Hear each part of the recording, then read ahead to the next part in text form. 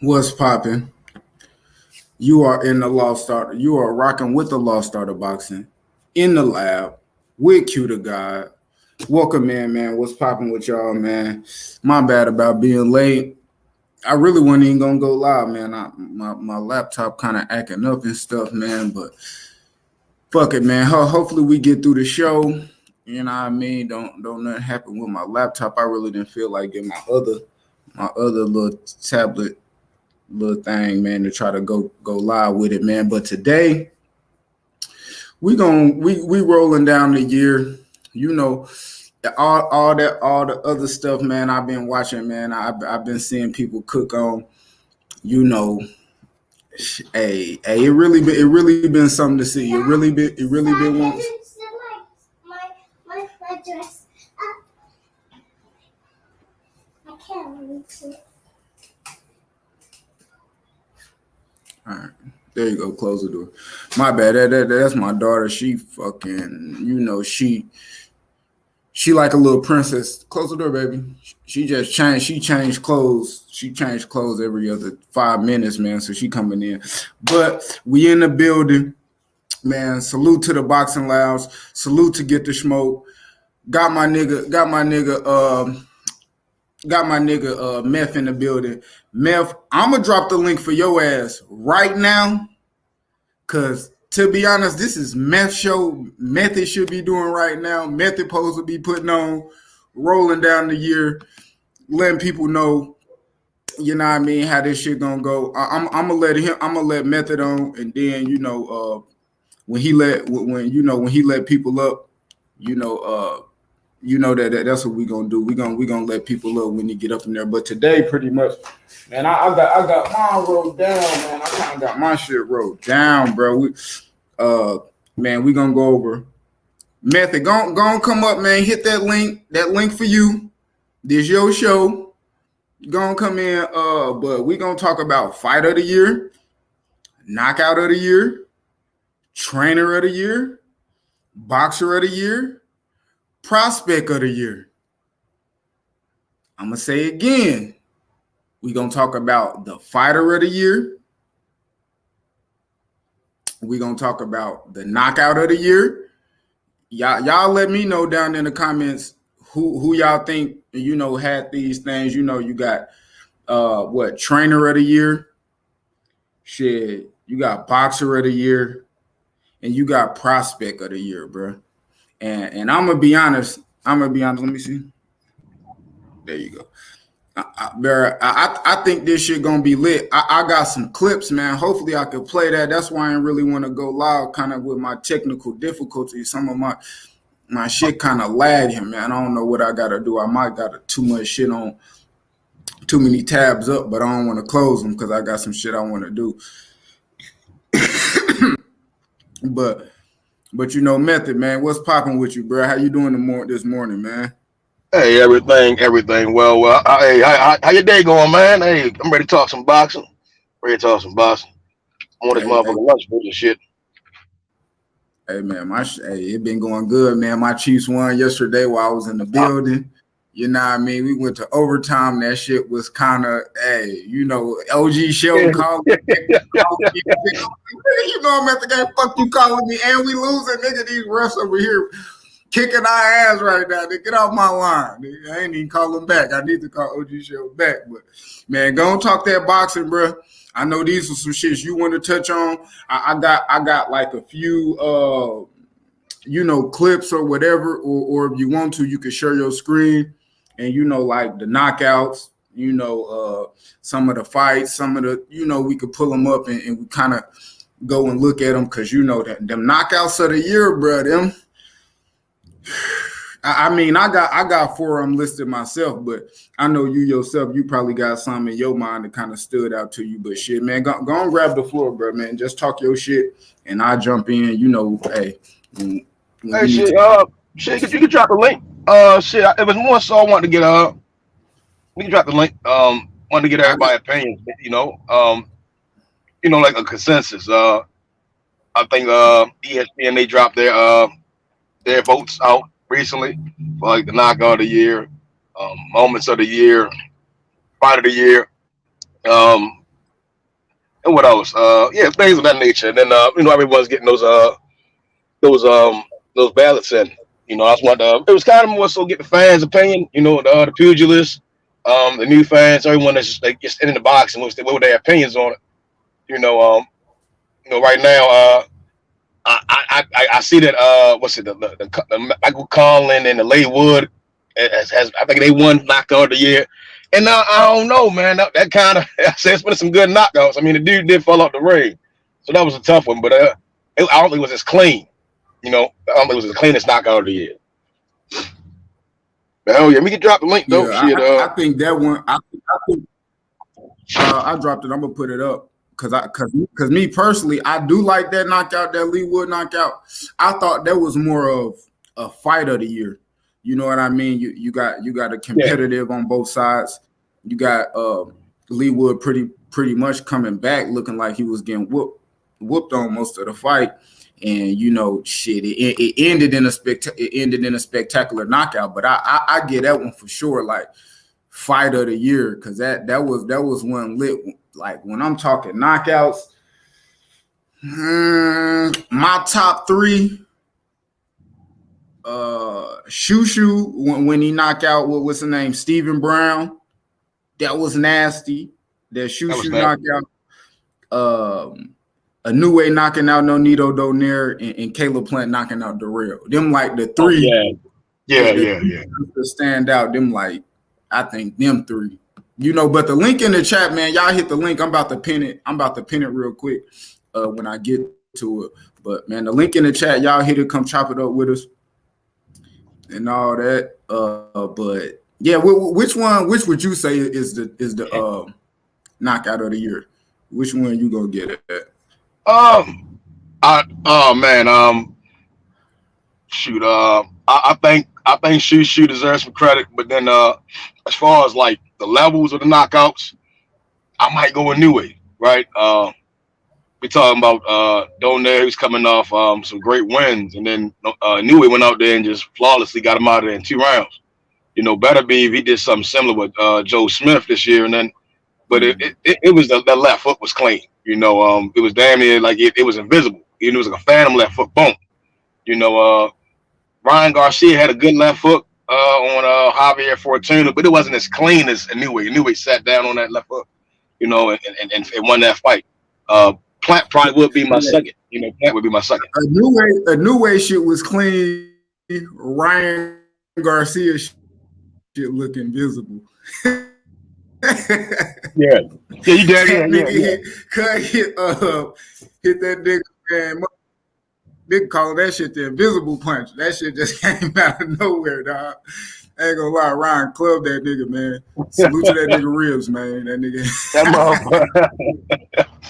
Hey, oh shit. Oh shit. I would have Tank fought Rolly this year, right? That might have been one of the moments of the year, in my opinion. Rolly talked so much shit. That might have been one of the moments of the year. And Rolly got slid down the ropes. He talked a lot of shit. Knockout for sure. I'm sticking with a new way right now.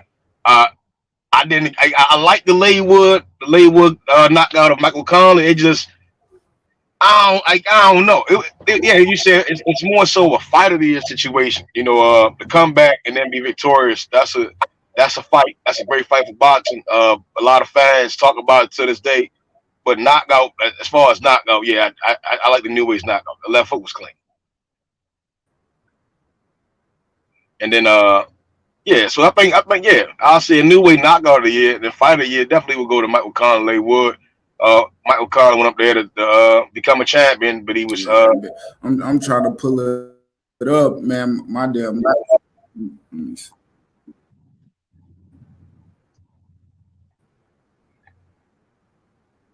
Andrew Charles. Plant. I don't know, cause Plant knockout was clean, and he threw the dirt on him. So I don't know. Plant might have a case. He might have a case. Nobody even talks about fight of the year situation. To come back and then be victorious. That's a fight. That's a great.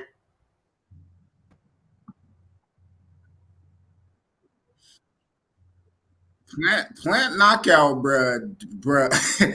Hey, Plant knockout was probably Plant had the most devastating knockout. You talking about one shot, put him out. The nigga was snoring on his knees to get up off the ground, nigga. Like, and then the icing on the cake method, it wasn't no hugs, no handshakes, my nigga. No hugs, no handshakes. Fuck that nigga. Hey, fuck him. He out of there. Hey, yo, that's nasty, dog. I knock you the fuck out. Nasty. Threw the dirt on you. And it ain't no hugs, no handshakes, nigga. Let me get up out of here and get my check. Hey, I ain't gonna lie. The savagery, that's boxing in its essence, bro. I mean, we all love the good sportsmanship. Give him a handshake. Oh, I hope he better and this and that. But you know, hey. Yo, I'm about to pull that shit up, dog. Oh yeah, probably you gotta play the clip. Yeah, he threw the dirt on that nigga. Hey, he went the left foot and threw the dirt on him. Hey, I'm about to pull that shit up. He knocked him the fuck out. And respectfully, I ain't gonna. Yeah, it's like a new way. Cause when we looking at both of them, we looking at. I mean, Nonito Donaire, he older, and Age Darrell, he older. Shit, a new way was Darrell old and Nonito old. You know, so shit. Nonito was champ though. Nonito 2-time champ. Coming back. Hey, yo. Yeah. Man, let me pull that shit up, dog. I know y'all want to see that shit, bro. That we gonna pull up. I'm gonna pull up the new one. I'm gonna pull up Caleb Plant shit, bro. Cause I think it might take me a second because I gotta come. I'm logging in my little Chromebook tablet shit. Let me see. Unique Dawn said Rolly is Gonzo from the Muppets. That's crazy. That's crazy. Hell yeah. Man, right there. I mean, I think those two are I didn't see Platt get any recognition. I mean, that was surprising. I mean, that knockout was clean.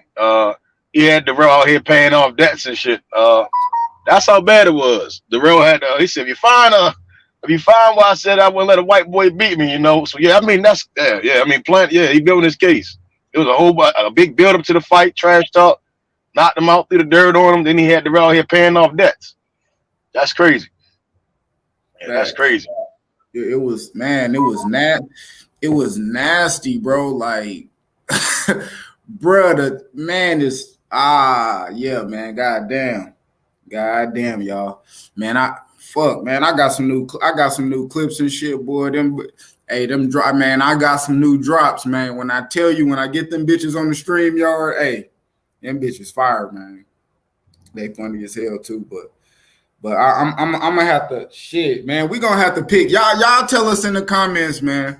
Who had the better knockout, man? Did a New Way had a better knockout, or did Caleb Plant had a better knockout? Like who had the better stoppage this year? Right? Oh yeah, you know, for me, right now I'm leaning with New Way right now. I got him up by like at least 18% as far as my vote. You know, shit. But I can see Plant. This Plant definitely did him dirty. Nigga, where you get 18% from? Hey, that's hey, shit. What do you got? What a New Way got like 18 knockouts, 20 knockouts? A New Way, shit. I think he knocked everybody out but like one person. He probably got like 21, 22 knockouts. Something like that. Shit. Hey, at least about 18%. But I definitely think Plant close though. That was ain't too many besides shoot left foot, because all of them won by left foot. You know, so yeah, I'd have it a New Way, Plant, shoot. You know, I think all three of them guys they use that left foot viciously. Shit, we about to pull that shit up right now. We about to pull it up right now. It's because I ain't gonna lie, it's close. It's close. I think we'll probably have to see them. I think we'll have to see it both side by side, man, to make that last that last little jump now. Hold up. Oh shit, hold up.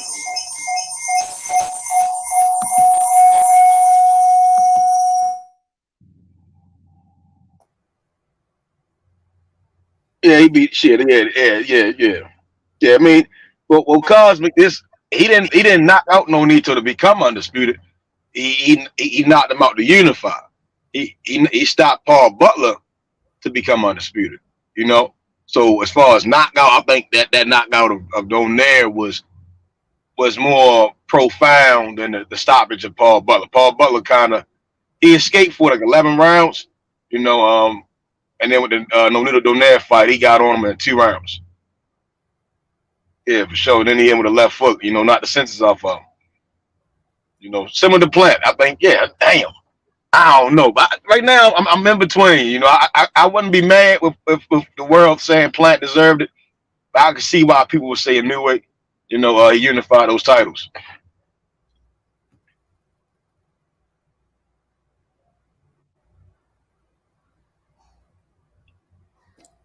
Yeah, but it was definitely some bad blood, and I think bad blood is great for boxing. When there's some bad blood in boxing, and then those two guys get in the ring, it makes for an electrifying fight. You know, and that's kind of I mean it started off slow for Plant, but then he definitely ended the show in a bang. You know, and he set the internet on fire. Definitely turned the round into a meme.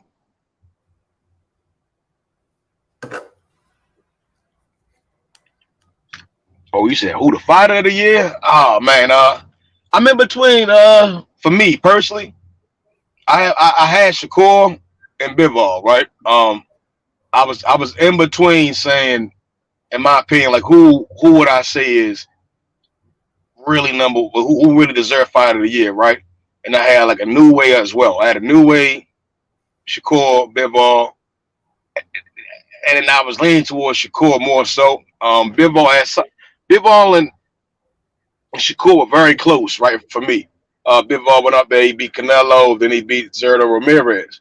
Shakur, he beat Oscar Valdez, and then he beat Casaccio, right? Similar, very similar. Uh, Valdez, he had came off a great run. Shakur went up there, beat him easily. I don't think Valdez won, but 1 or 2 rounds, right? 1 round, possibly, right? And Shakur became what unified champion. Then he went out there and beat the guy who people thought beat Valdez. You know, beat Kasich got into he basically beat Kasich got into submission. He put his hands in his pocket and Shakur whipped his ass. And for Bivol, he beat Canelo, similar. Between the early mid rounds, Bivol just turned the tide, started wailing on Canelo, beat him up from like 3 to 12. You know, wasn't even close. And then he went out there to beat Zerto Ramirez. Well, I think that was in Saudi, right? He went out there to beat Zerto Ramirez, who people thought was going to be a test, would be a tough fight for him. They thought he could beat him. And I thought those two guys kind of were like neck and neck, you know, and I think it all come down to how people view Valdez, how people view Canelo. You know, they share the camp, they share trainers.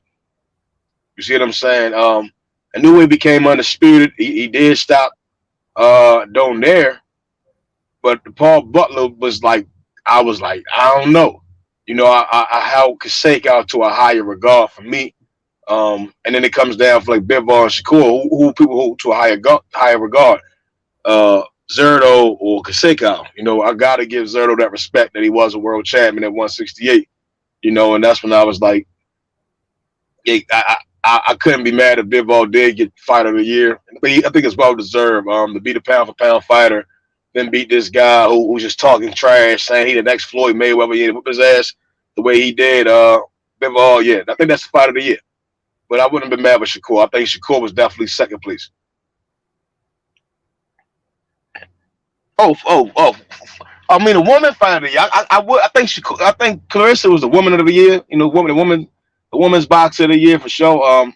I can't put the women in the men ranks. I think it's just levels to the shit. You get hit with different kinds of punches. Savannah is a power puncher for women, but to me, it's like I don't know. You know, our punches probably would feel like Navarrete's punches to a middleweight. You see what I'm saying? Like the men take punches differently. There's different rules to women's boxing. So yeah, I mean, yeah, as far as women's boxing, for sure, Clarissa Shields is woman of the year, woman boxer of the year. It wasn't even close. Katie Taylor did become undisputed, but people really believe, similar to the Metascience, that Savannah Marshall was just levels above Clarissa. They thought she was going to knock her out. You know, I think many people thought Katie. I think Katie Taylor was Katie Taylor's favorite. You know, so I mean, yeah, I had to get Clarissa no matter what. I think both had great fights. I think both put on for women's boxing. Just Clarissa Shields, she's just been reigning and reigning, and yeah, it's Katie Taylor and Chris were in the same division. Chris would beat ass. You know, yeah, I definitely think Chris is woman of the year for sure. Not even close. Yo, man, hold up. Let me get it. Let me get my shit back, man. Damn.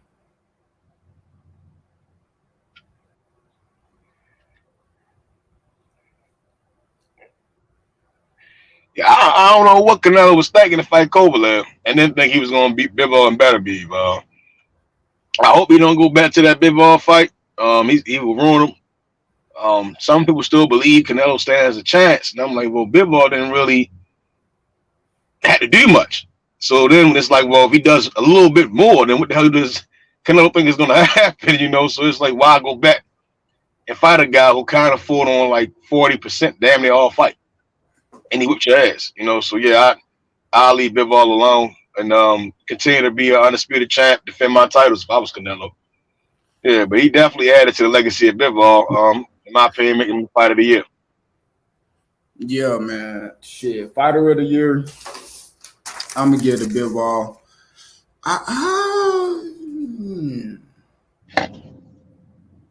It's tough, right? Because it's like a new way became undisputed. He cleared them dudes out.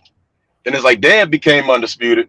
Shakur unified. Bivol didn't unify, but he did beat and fighter held to a high level. And Devin, to me, it's like out of Bivol, Bam, Devin, and shit. I say a new way, just because he sealed it off with the undisputed run. But you know, we got shit. Devin, he had undisputed rematch. Bam, we talking about moving up 2 weight classes. B knocking out Rungvisai. Good fight with Rogers. His last fight probably took him out. I might have to go. I might have to go B-ball.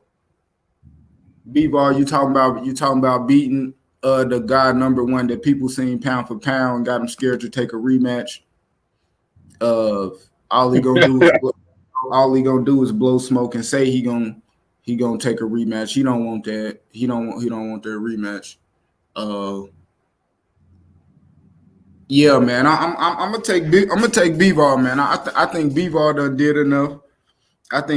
done did enough. Oh, Fulton Burley beat Roar was considered fight of the year. I mean, yeah.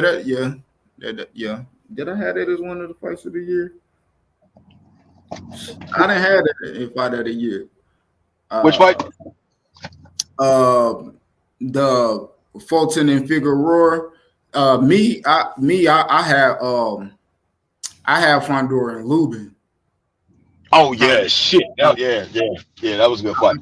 I probably do Fondor and Lubin, if not Lee Wood and Michael Collin. Yeah. It's out of them two. Fondor, I think, which I like the Fondor and Lubin shit, because the thing that was just more appealing than that is the fact that shit, Lubin was the favorite. I think he was like 3-1, 4-1 favorite type shit. Yeah. The Fondor came in and shit to me, round 1, round 2, just man, that shit was that was a good ass fight. That's a fight that's got crazy replay value. I can't wait till they drop. I can't wait till they drop that shit on their channel. Man, salute to Bruce Gas. Man, salute to OG Ryan, Modern Kings Boxing. Salute to Kazi. You see everybody I missed in this bitch, man. Salute to Al Money. What's popping with you, bro? Salute to Jeff, my guy. You know what I mean? Salute to the bull, man, for real. Salute to my boys. See who else in here? Unique Don, man. I seen you in there. I ain't say your name. Hey, forgive me, Queen. Salute to Unique Don in the motherfucking building, man. AC, Andrew Charles in the motherfucking building. And salute to the bull myth coming here, bringing that energy, putting it out here, letting y'all know, gonna bring y'all, man, what pretty much, man, the best of the best as far as the year go. And I think right now we on Fighter of the Year.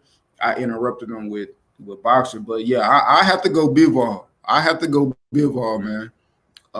I think Bivol did great things this year. I think he which even right now he's still kind of sort of overlooked. I think instead of recognition, which most people look for the recognition. Bivol, he didn't gain the recognition that you would figure most would gain after beating Canelo. But what he did gain is the respect, which I think is above the recognition. The fact that you looked at as one of the best in this division, when before people had it like, man, I got Beterbiev, and that's what it is. Beterbiev, I don't think nobody can give him a shot. Now, I sit back, I see a lot of people, which I heard some people saying before, like people that were saying Bivol was going to beat Canelo, man, around with Bivol to beat Beterbiev. And I think that's another reason why he should be considered that, is the fact that, the guy that kind of looked clear cut at the top, smashing Joe Smith, it's like, hey, I don't know, bro. I don't really know. That fight really 50-50. That fight really a clash of styles. When we looking at Bivol's style, we looking at Beterbiev's style.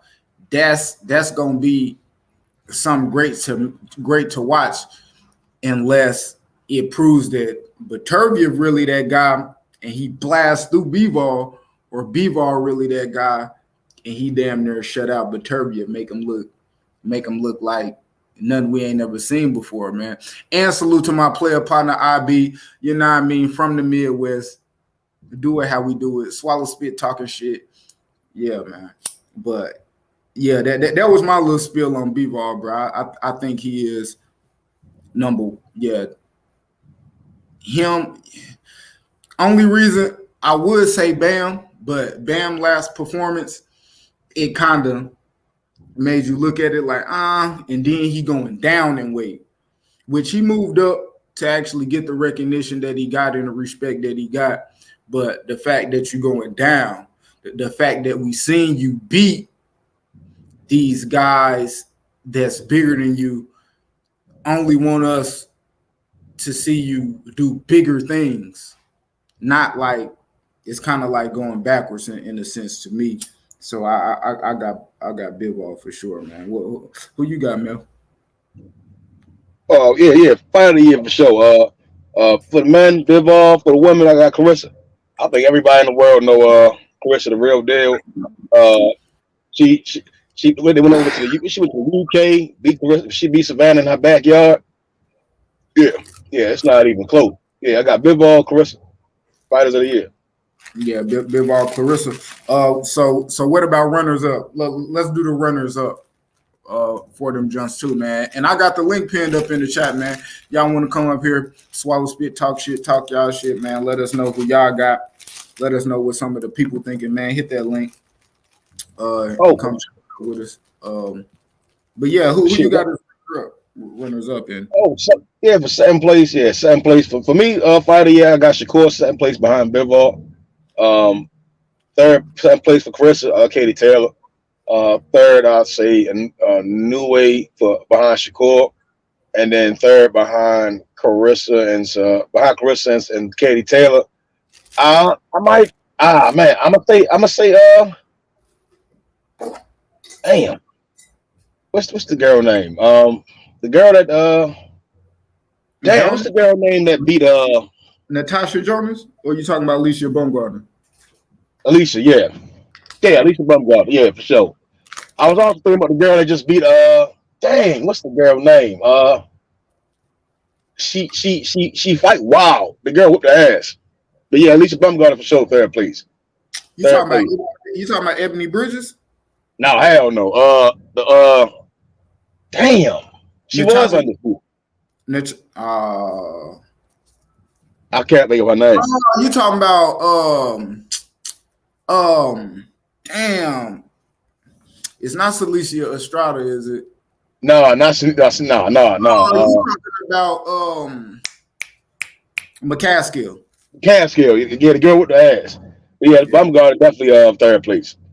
Bumgarner third place. Katie, yeah, Carissa, Katie, and Bumgarner. Those are the three best women boxers right now. For sure. Mm-hmm. Yeah. Oh, I don't know, bro. I have to say Franchon Cruz, bro.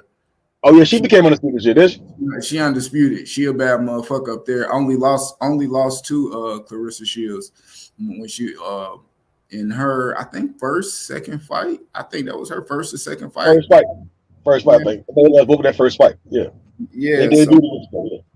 yeah, actually come back and actually be undisputed. And I seen she and this away from boxing, but I seen her actually. She sang the national anthem for a 70. It was not a 76er game, but a Wizards game. I seen her do that. I was like, damn, that was cool.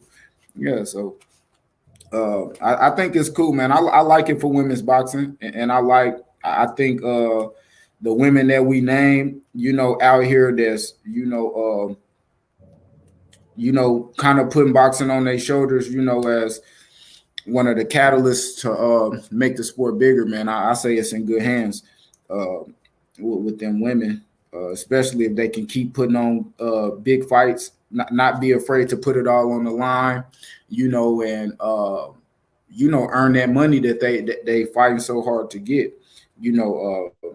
This year we actually seen all women's card, which was which was actually the talk of boxing for a long time, and kind of got, I ain't gonna say messed up, but they had that minor setback when Queen Elizabeth died. But man, that was their weekend. They was gonna do major numbers, and they still did real good in major numbers. Even when you look at, they actually fought on the same day as Devin Haney and Deontay Wilder, and they still came and did their thing, and shit. So much respect, man, to the women boxers, the Amanda Serrano's, Katie Taylor's, Cass Skills, uh, the Globe, all of them for putting on in boxing, man, and just doing a great job, man. All in all, bro. Shit, I think that shit great. Only thing I'm gonna say, and I'm probably still gonna keep saying, and give us 3 minutes. Give us 3 minutes around. Give us 3 minutes around, bro. That's all I want to see. What else, man? Did you do? You did. What you want to do next, Mel? You want to do trainer of the year, or Yeah, yeah. We prospect of jump the right into training of the year for sure. Then prospect. Yeah, training of the year. Then go straight to the prospects. Uh, I it's tough for me, right? Throughout this year, as far as like fighters, come out fighters, and I saw this guy in a lot of corners, Joel Diaz, right? And I was trying to bring light, the Joel Diaz shit, but when it came down to like success, like plenty mucho successful, excuse my bad Spanish, but a lot of success came from Derek James this year. Uh, Jamel Charlo, he became undisputed, and Earl Spence Jr. he unified his WBC IBF titles by beating won the IBF title by beating Odanis Ugas, and I think that's a grand feat for a trainer. And then we saw his former prospect, now title contender, Frank Martin go out there and make ease out of Michelle Rivera, the fake Ali. Whip his ass, 12 rounds clean, not no scrapes, no bruises. Back that boy up, sent his ass on home. Um, I think he might have shed some tears. But yeah, for sure. If I had to pick anyone to be recognized as the trainer of the year in boxing, I gotta say Derek James. And follow behind Derek James, I think Joel Diaz had a phenomenal year. I saw him in the corner with Bivol. I saw him in the corner with Jalalov. I saw him in the corner with Butayev. But he lost that fight. But they gave us definitely action-packed fight. He was in the corner for Jojo Diaz. Um, Mm-hmm. I mean, and I can't blame Joel for JoJo putting his hands in his pockets, but just being in the corner with these great fighters, I had to give him his recognition. So for me, I said, um, first and foremost, the winner would be Derek James, Joel Diaz, and my other honorable mention, I would definitely say Robert Garcia with Bam Rodriguez. Yeah, yeah, yeah. Can't forget about that. Shit, who I have right there? Man, yeah. I had to give him two, man, and even with just first off, the person I got winning is Derrick James, man. I do think Derrick James clear cut, just clear cut. It just show how honed your skill is. You know, Derrick James, he not a trainer that got multiple fighters as like, which he got a few fighters, but it's like he not overextending himself as far as like on that top level. You know, he trained the guys he trained. He got a gym. You know, he probably train the ones who come in this gym. But when we talking about that upper echelon level, the elite level, uh, with Charlo, undisputed, coming back making easy work of Castano compared to that first fight, just easy work with his ass, pillar to post, uh, making all the right adjustments to get it over there, man. Facts, IB, quality over quantity. You know what I mean? He trimmed all the fat, and that nigga got a marbled steak. You know what I mean? Wagyu type shit. Like that's Derrick James. Uh, he just got he got the top, those top guys, and they all, in divisions that are what people would say the hardest or the deepest or that has the most depth in boxing. When you look at 154, man, you could easily name fucking 6, 7 killers. You know what I mean? We talking about welterweight. You could easily, when you're looking at the top, you could easily just like, man, stop it. Them guys up there is they it. When you're looking at 135, man, that's another deep division, top heavy, as some would say. But bro, like some of the tough divisions to, actually come out successful in, and Derrick James, man, he got fighters either at the top or rising to the top of those weight divisions. When we looking at him and we looking at Charlo and we looking at Earl, you looking at the top of the weight division. When you looking at um, Frank Martin, you looking at somebody who kind of putting guys on notice. How we whooped Michelle Rivera, bro. It was nasty, bro. Like I don't think Michelle Rivera, man, need to get a mic put in his face again because the nigga was diarrhea at the mouth talking this shit that he couldn't back up and didn't have the skill to back up at all, bro. It was, I don't know, that shit was nasty, bro. He got his ass whipped. You know what I mean? Yeah, we do that. Uh, like it's so I'll get that to Derrick James, clear cut. Number two, oh yeah, I think that's where it get because I had the other nominees that I was kind of thinking. I'm looking at Joel Diaz, Bob Santos, Ishmael Salas, Robert Garcia. Uh, I think all them guys did excellent. They did well with the fighters that they had um, in moving them. So number two, damn, bro.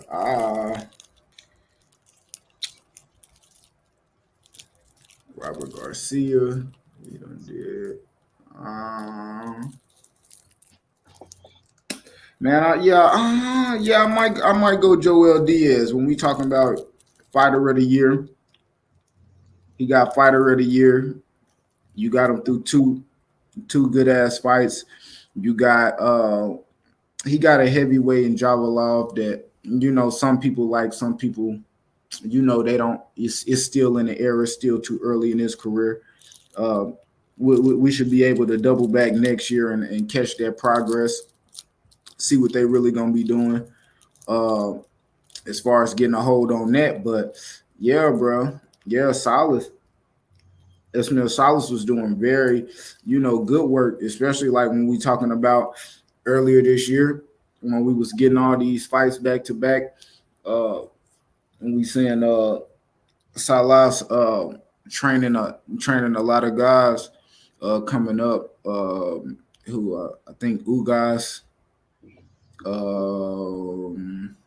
Who else? Ishmael Salas. Does he train?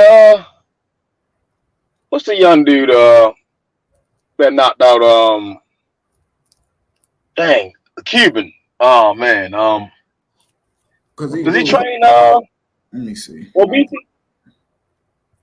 Does he train Robisi? Let me see. I'm gonna go look. Man.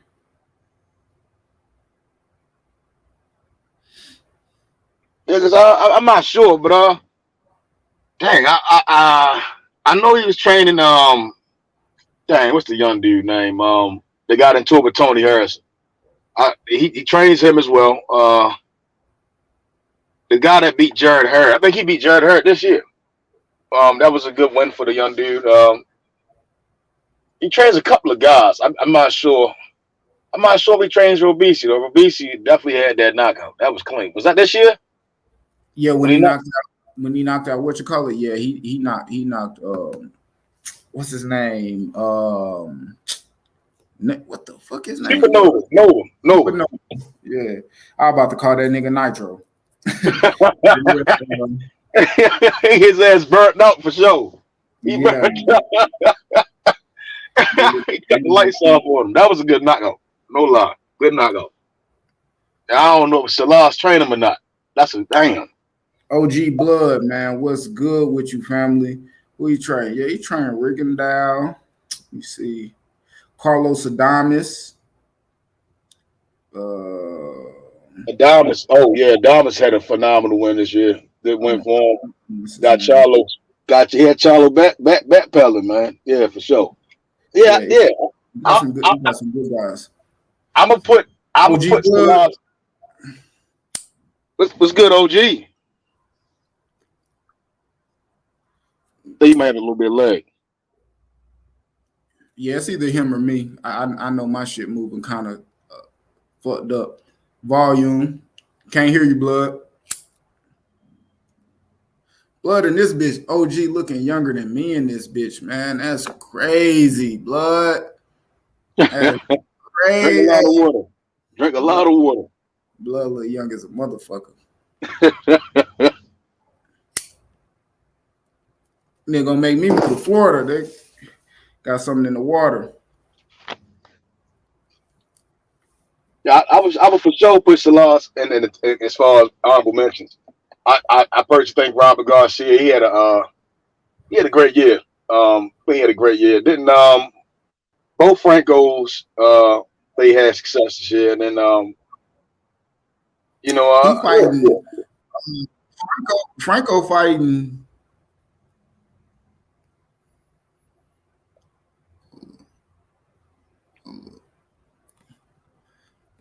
Oh, it said device not connected. Is that me, Meth? You can hear? Yeah, I can hear. I All right, think he was having let me some see. lag on my screen. Yeah, it had a little lag, but it said my shit was unresponsive. So let me see. What I'm gonna do. You keep going, man. If I'm gonna refresh mine and come back in. All right, cool. Shit, yeah, yeah, for sure. Hey, cause you kind of inspired me, man. After we gonna kick on the prospects, we get into the trainers.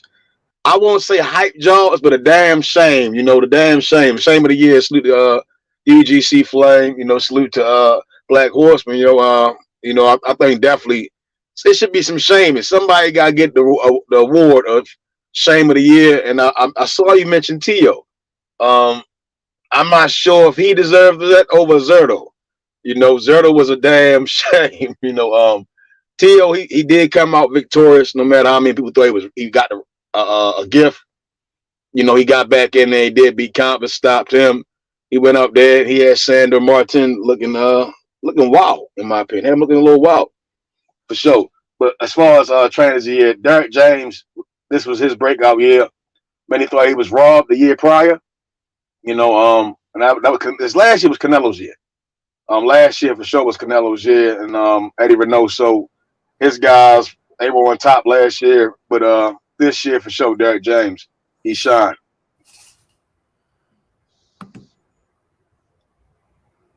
Yeah, for sure he shined. And now, shit, we can get straight to the prospects. For sure when Blood Boxing when he connects, shit, we can probably go back over all of them. You know, Shit. you see, damn, there I go. You see, Kazi, he said, what he got worst trainer of the year goes to T.O. Senior. That bullshit. You bullshit. Hell yeah, I thought that's a good idea. I said, I know UGC, he always do the flame of shame. And I said, shit, why not give somebody that award, shame of the year, Shit, somebody deserve it. Somebody stuck up boxing this year. Yeah, he did. What else he say? What else you put up there, Kazi? I can't find it. You had trainer of the year and you had something else of the year. Upset of the year or hype job of the year. Man, all that shit. Salute to Lisa Bell's coming in. Salute to OG Blood, man. See if you come back and connect. I want to hear what you have to say on that too. But yeah, go ahead, go Method. Yeah, shit. Yeah, shit. We can get straight to the prospects now for sure. I'm gonna probably start with the honorable mentions first. List them. List the prospects you got, and then tell us which one you picking. Oh shit. Yeah, shit. First and foremost, Delonte Tiger Johnson. 147. What he 140? 147. 135. 135. Tiger Johnson 35. It's spooky. Oh shit. It's spooky. Hey, Tiger Johnson. Hey, prospect. He's one of the prospects this year. Shot. His last performance was, in my opinion, the best performance of this year for him. Tiger Johnson. Clean knockout. The young man got power in both hands. Got good height for him. Good reach. Hey, like they say, in my opinion, he's the Olympian. He remind me a little bit of that Ray Leonard stuff, man. Hands fast as hell. He ain't scared of shit. Out here getting around. He learned the sport. He just wants to be great. For sure, that's one of the guys, in my opinion. Underrated defense. I say he got underrated defense. For sure. I think that's a nominee for sure. I would have put Jared Anderson in there, but that Jerry Forrest shit was contender like, man. I think that's what got him there. I say that like he won prospect of the year. Was it last year? I think so. Yeah, I think he won prospect of the year last year, but that like above all, it's like to me, what make a prospect of the year is every guy you put in there with him is just complete work. You know what I mean? It's just he's just showing like, okay, you stepping me up, okay, boom, he out of there. You doing it again, okay, boom, he out of there. It's like it's like, God damn, it's like he literally turned himself into that contender off his last fight So because would you consider for this year, you would still say Jared Anderson would fall for a prospect? when he fought, when walking into his last fight, he was a prospect still. Right. Getting out of the ring, he wasn't. Getting That's out of facts. the ring, he wasn't. That's facts. That's But facts. walking in the ring, he was a prospect. You know, For sure. High Rod, what's good with you, bro? What's good? Top of the morning. Man, top of the morning. I know you got one rolled, halfway through one, or already got one in you. I know you be in there. So before we get into prospects, I'm gonna let you catch up with us, and let us know like who you have for like fight of the year. What fight you think was the best? Who you think had like fight of the year this year? Fight of the year. Yeah, Um, you got it like has to be. It's. I still think it's Amanda Serrano and Katie Taylor. That's tough. that was one of them ones. It was one of them ones. You think I can throw in. I can throw in Charlo Castano. I love that fight too. That was a great ass fight in my opinion. what about Lubin and Fondora? Yeah, Lubin and Fandora was great, but it was more on the line with Taylor and Serrano and Charlo and Castano. It was more brighter lights, more on the line. You right. You So I right think, that. Yeah, I think all that plays into it, like we think yeah, Boots and yeah. all these dudes, just gonna come to the bright lights and put on the show. What if they lay an egg because they not ready for the bright lights? They not ready to fight in front of 20,000 plus fans and then have millions of people watching on television. Like, maybe they not ready for that. We got to all think about that. Like that's a big part, and it's all mental. You know what I'm Shit. saying? And I wanna. That's what I actually want to see. Like, man, I want to see. Like, I think, especially when we talking about rising star, this and all of that. He gonna be that, bro. The promoters got to do their job and put them out there to be seen. Now, I do think it's good, maybe more better for their pockets than their career to put them on pay-per-view, which is cool. Boxers need to get paid. But when we talking about building a fan base for people to actually see you, bruh, man, bro, you got to get at least. I got to see you headline, and I got to see that viewership, bro. You got to be getting 1, 2, 1.5, 2 million people viewing you. You know what I mean? If I'm a promoter, I got to see at least that many people viewing you before I even put you on a pay-per-view card. Whether that's undercard, any of that shit, I gotta know when I put you out there to be seen, people see you.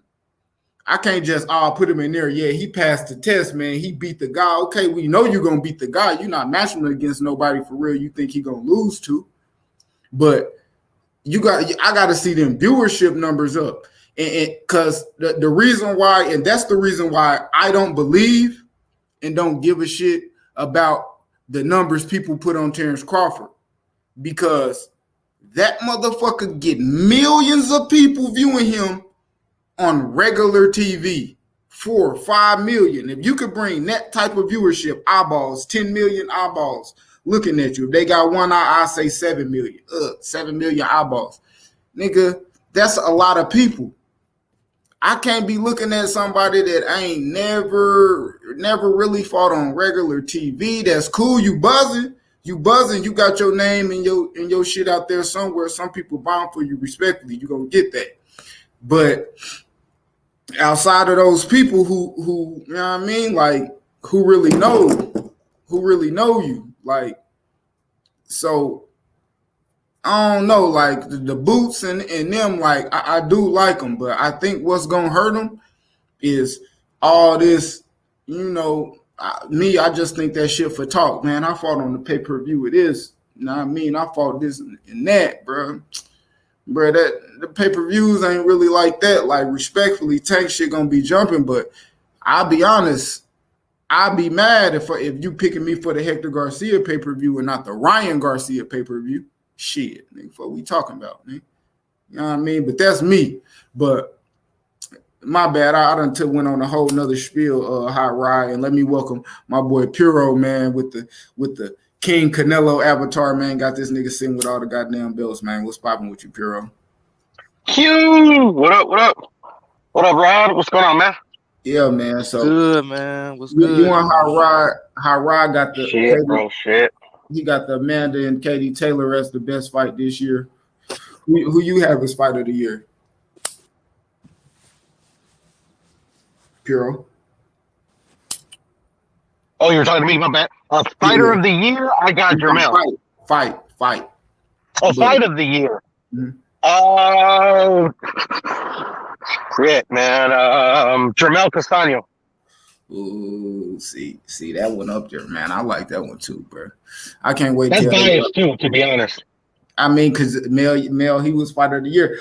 Only reason, bro, like, I ain't gonna lie, if he would have fought one more time this year, I would have put him up there. I think he could have fought Tim Tszyu this year, bro. But man, they held it off till next year, and it's, man, once a year. Man, not to cut you off, big bro. Like, go. What was up with that? Like, you go from fighting Castano to you're not gonna fight again until January of next year. Like, why we couldn't get Tim Tszyu around this time or in November? I didn't understand that. Man, January? I ain't like it. Them the people that's handling it, because like they announce, and that's the bad part about it. You announce that fight like in fucking June, July, like, bruh, 6 months, like. And the bad thing about it, no promo, no promo. You ain't promote that shit none until like last week when y'all two had y'all first press, like.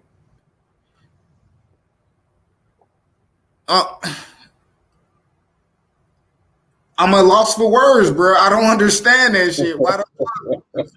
Why in the fuck I announced this fight out here? I'm not promoting that motherfucker, not nothing, until like 30 days before the fight, but you announced it 6 months ago.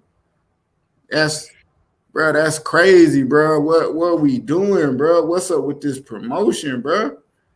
What they don't tell you, bro, is that Al Heyman's competing to see who can fuck up the career the most, Mel, Malls, or fucking Arrows. Man. Well, I mean, in my humble opinion, though, like Mel and Arrow are probably the last legs for the PBC pastime fighters that came from over there from Golden Boy, and they the last wave. Then they got the new generation coming. You know, I wouldn't understand why in the hell Mel fought once. He was on a great momentum. They should have kept that momentum going. He should have at least got one more fight in, at least a voluntary, right? He should have fought on Saturday, and Frank and them should have been on his undercard. So what? That would have been nice. So I think Earl should have did, Mr. Promoter. That's cool, because to me it's crazy. I'm gonna say another reason why that's kind of crazy. How the fuck Frank Martin get a goddamn main event before Boots, and we all know Boots more popping than Frank? I think that's all. I think that's all Earl, big bro. I ain't gonna lie. I think that's all Earl, bro. They should have put Mel as a main event. Put him under there. We talking about budget. Earl paying for the fight, so I mean, I guess I'm gonna assume. I don't know.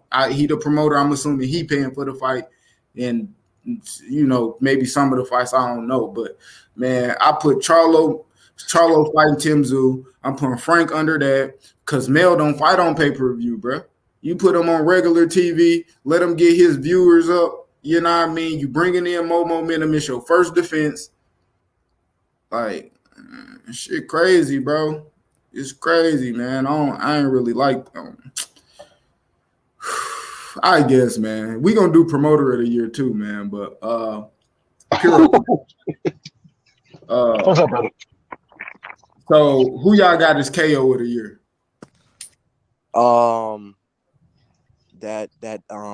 What's the dude name? Lee Woods when he knocked him out the ring. That was nasty. That was a nasty KO. That one, and I'm gonna stick to it, man. That Charlo, man, bro, the way Castano's just trembled to the carriage, bro. Hey, Come on, man. Y'all, Charlo got to be in there too, man. KO of the year, bro. Come on, man. You think Charlo KO was better than New Way KO? You said who meant it? You think Charlo knockout was better than New Way's knockout? When he knocked out Butler? no, Nah, Oh, you talking about Donaire? Yeah, he hit him. He flew sideways. See, the only reason I'm at to give it to Charlo Meth because the opponent and the resistance that Castano gave Charlo. You know, like Donaire didn't give no New Way no resistance. You know, he beat his ass in 3 rounds. I got pushback, man. I got pushback. They both a New Way and Mel were fighting rematches, right? yeah. Different. And New Way got his eye broken, his orbital bone broken by Donaire in that first fight. Went to a decision, right? But a New Way won comfortably. Second, Mel and Castano first fights, you know, everyone thought it was a draw, or Castano possibly won. You know, Q thought Mel won. You know, second fights come, and New Way flushes him. Second fight for Mel boxed beautifully early on, then he got the KO. You see what I'm saying? That's tough. Yeah, man. I can't go wrong, Method. If you say a New Way got knockout of the year, I can't be mad at you. But for me, I think it's out of Lee Woods and Charlo. That's me. Caleb Plant. Think about Caleb Plant over in Darrell. Yeah, there's a lot of good candidates, man. You said what? I was just saying there's some good candidates, bro. Like me personally, I wanna say Mauricio Lara, TKO and Emilio Sanchez, but I do like the Caleb Plant, Deontay Wilder, Mel. There's a lot of them, bro. Conlon. I'm gonna have to go Conlon and Wood. Colin and Wood. Yeah. It is. I ain't gonna lie, because that was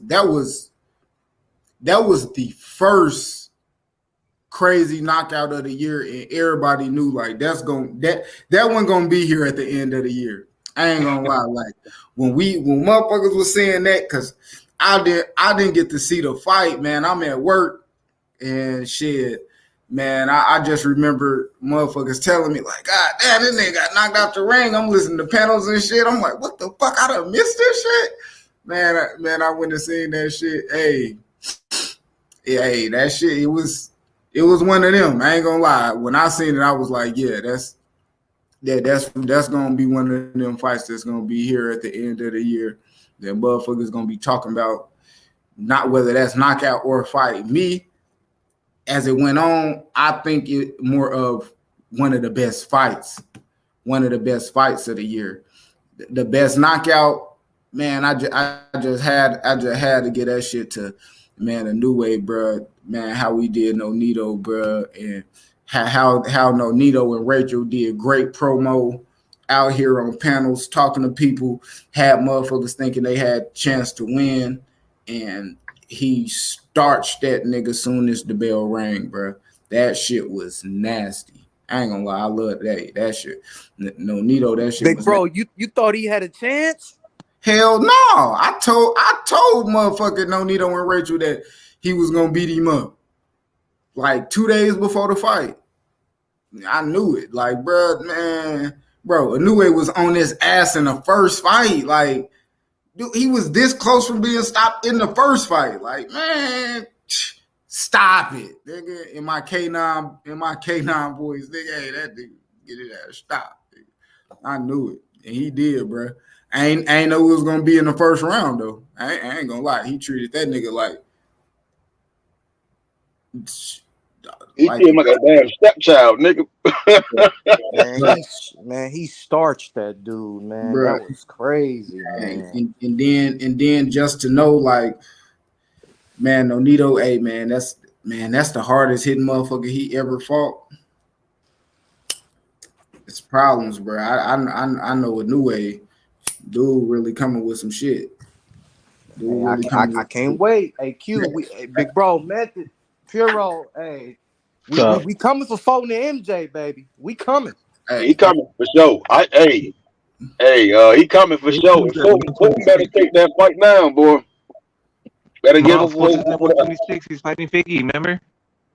Figgy. yeah, he Figgy struggled with might. Figgy, bro. Anyways, a little bit better, like boxing wise than Figgy. So it's gonna be hard, bro. It's gonna be tough. Figgy gonna be stronger this time.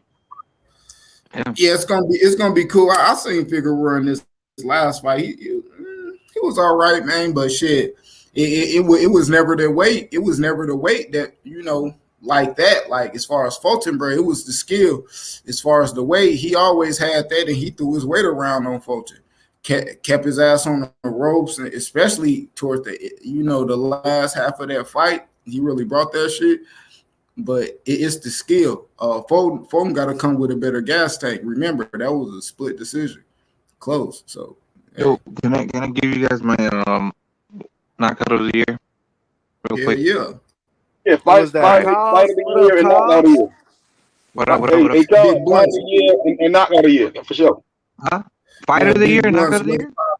Okay. Real quick, I would say Jamel would be knockout of the year for the simple fact that it was more okay. You had a prime fighter in Castaño. You know what I'm saying? He wasn't like older. You know what I'm saying? Like okay, so if you included Plant versus Darrell and then Inui versus what they call it Donaire, they're a little bit older. You know what I'm saying? Like we didn't know that potentially Jamel could knock out Castaño. We knew that it was going to be a good fight, but when he knocked him out, it was great, and it was at a prime Castaño. You know what I'm saying? And it was also for undisputed. You know what I'm saying? So he didn't knock out somebody that people could say it was over the hill or he wasn't the same. Jamel knocked out a prime Castaño for undisputed. You know what I'm saying? So that's what I add to it. You know what I mean? Yeah, put the extra umph on that shit. Yeah, But I just exactly. wanted but to add, I knew but, Jermel was gonna knock him out. I even picked the correct round. My bad. Yeah, no, it's fine, Ooh. but like not everybody, like some people said Castano could beat him based on what happened the last fight. You know what I'm saying? So, When Castano you going for was in there, Castaño, or was you going huh? for Mill? Was you going for No, I Castaño? said me. I said Jermel would beat him. I thought the fight was a draw, and we scored it. Remember? Was it with Mm-hmm. you, Q? Yeah, We scored it not so long ago, Yeah, and yeah, we was I on had it YB channel when we 6-6. watched it. yeah. It Yeah, was me, yeah, I had it 6-6. you, Yeah, IB. I think Meth was in that bitch. Like, man, we yeah. gonna do that shit again, man. I ain't gonna lie. This last week, the fight that I really want to do, I want to do Andre Ward Kovalev 1. I want to rescore that fight. I want to have that panel with some nice I little want to boxing. do I want to do Tank versus Isaac Cruz for some reason. Eastside Cruz. Yeah, I want to do that like a score like see because We like can do some that. people really thought that. They We really can do thought that. that. We Bro, can Yeah, I I do already gotta did that show one you by how to do myself it like a though. month ago. Well, that's a good fight. I gotta show you how to do it though. What to call it? Q.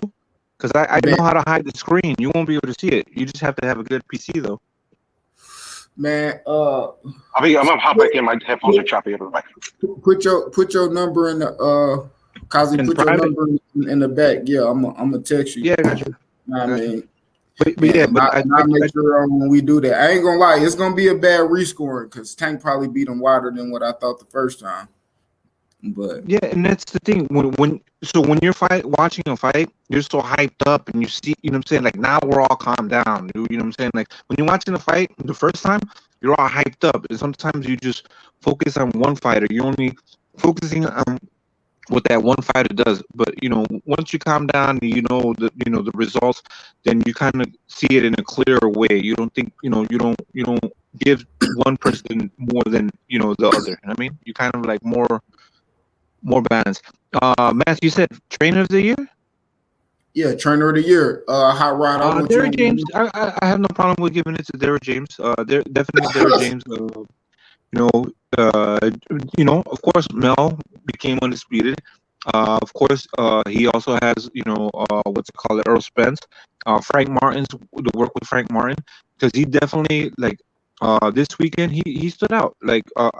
I thought I wasn't going for Rivera. I thought Rivera could beat Martin because I didn't think that Martin looked good in his last fight. But fights, every fight's different. This suited for Martin. That southpaw, very sharp. That 1-2, that left that Martin had was beautiful. You know what I'm saying? And Rivera just didn't seem like he knew what was going on. Like he just kept getting tagged with that left hand. Beautiful. You know what I'm saying? Straight down the middle. It Boom, seemed boom, like boom. Rivera didn't have no game plan. He kept walking Yeah. right into the damn punch and didn't make no And adjustments. Martin looked like a very sharp southpaw. He was doing southpaw things. So I'm not gonna lie. Y'all may see something in Martin, but I got to see another fight because I didn't see anything. Motherfucking Michelle Rivera didn't have no game plan, and he was walking into Martin punches. Yeah, it just seemed like he just wasn't there. I thought that he was like a guy that could could fight multiple I'm about to send you different types of the styles. email and the code so you can log in. My shit running slow, so I can't pull up comments and shit like that. Yo, Meth, what you thought about that fight, Meth? Or you You at see work? what I'm talking about, Meth, or you saw something different? You in the truck? All right.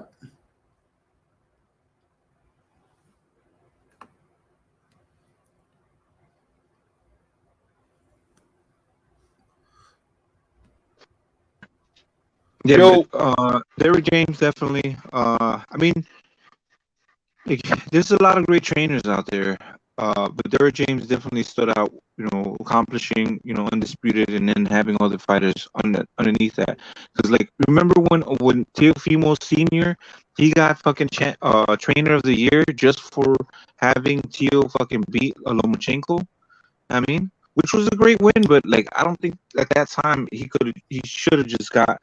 Just having one fighter, training one fighter, and I'm not saying it was a fluke, but having that one fighter beating Lomachenko, and then you become, trainer of the year.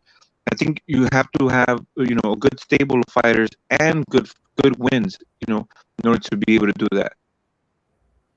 Sure, I think Derrick James. You hear me? Yeah. Loud and clear, loud and clear. I think Derrick James, because respectfully, Derrick James could have won it. Shit, was it last year or the year before? I think, was it 2000? When did Eddie Reynoso win it last year, right? Yeah. Did he? Reynoso won last year. Yeah. He did. Oscar Valdez. Yeah. Yeah, I could say and Ruiz, Canelo. What's his name? Frank Sanchez. Ryan Garcia. Was that year? The year before that, it was like Ben Davison or was it? Yeah, Teofimo Senior. And where's Ben Davison now? Why are they giving these guys this fucking? Because of Josh Taylor. Yes, because of Josh Taylor, and it's when I look at it, Derrick James literally could have won it damn near in the last 3 years. I think this year, rightfully so, especially when you're looking at the longevity of it all, even being contending 1-2 in 2020, 1-2 in 2021, and then now, you know what I mean. You got to give it to him. Give him his flowers. His guys still out there coming back winning, and now he bringing a young prospect up. So yeah, on every level, I think he deserved it, man. Yeah. Well, combat was popping. Hey, Hot Rod, you was about to say something. He went on mute. Shit. Damn. Hey, so what y'all think about fighter of the year? Who would y'all have as fighter of the year for 2022? I have three, and it doesn't have to necessarily be in any particular order. Definitely, I would say Devin Haney, Bivol, and Inouye. Those are my three. They can go in whatever direction, but Devin Haney, becoming undisputed and then defending his crown. You know what I'm saying? Like, like what everybody says. The hardest thing is once you become a champion is to hold on to those belts. You know what I'm saying? And we've seen that streak of fighters. They get the belts, they become undisputed, then they lose them. So that's one thing, right? Bivol, he beat Canelo. He did have a good fight with Sordo. Then we have Inouye becoming undisputed. He's potentially had the knockout of the year and became undisputed in the same year. So it depends on what you like and how you feel. So, but those are the three.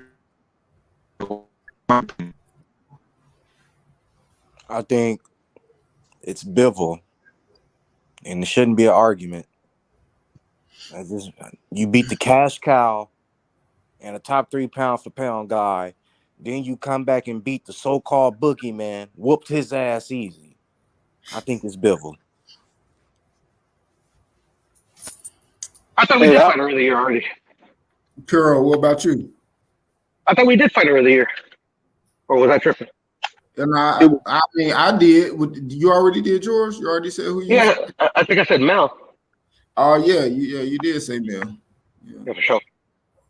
Damn, so you got Mel with the KO of the year. What about the fight of the year? Who had the best fight? Chocolatito and Gallo. Oh, yeah, he beat Estrada and Gonzalez. Shit. That was a cool fight. I don't think that motherfucker was that exciting. I ain't like shit. Nah. We talking about some thumpers, man. It been some crazy shit, man. That was a cool fight though. Honorable mention for the Jermel Castano though. My bad.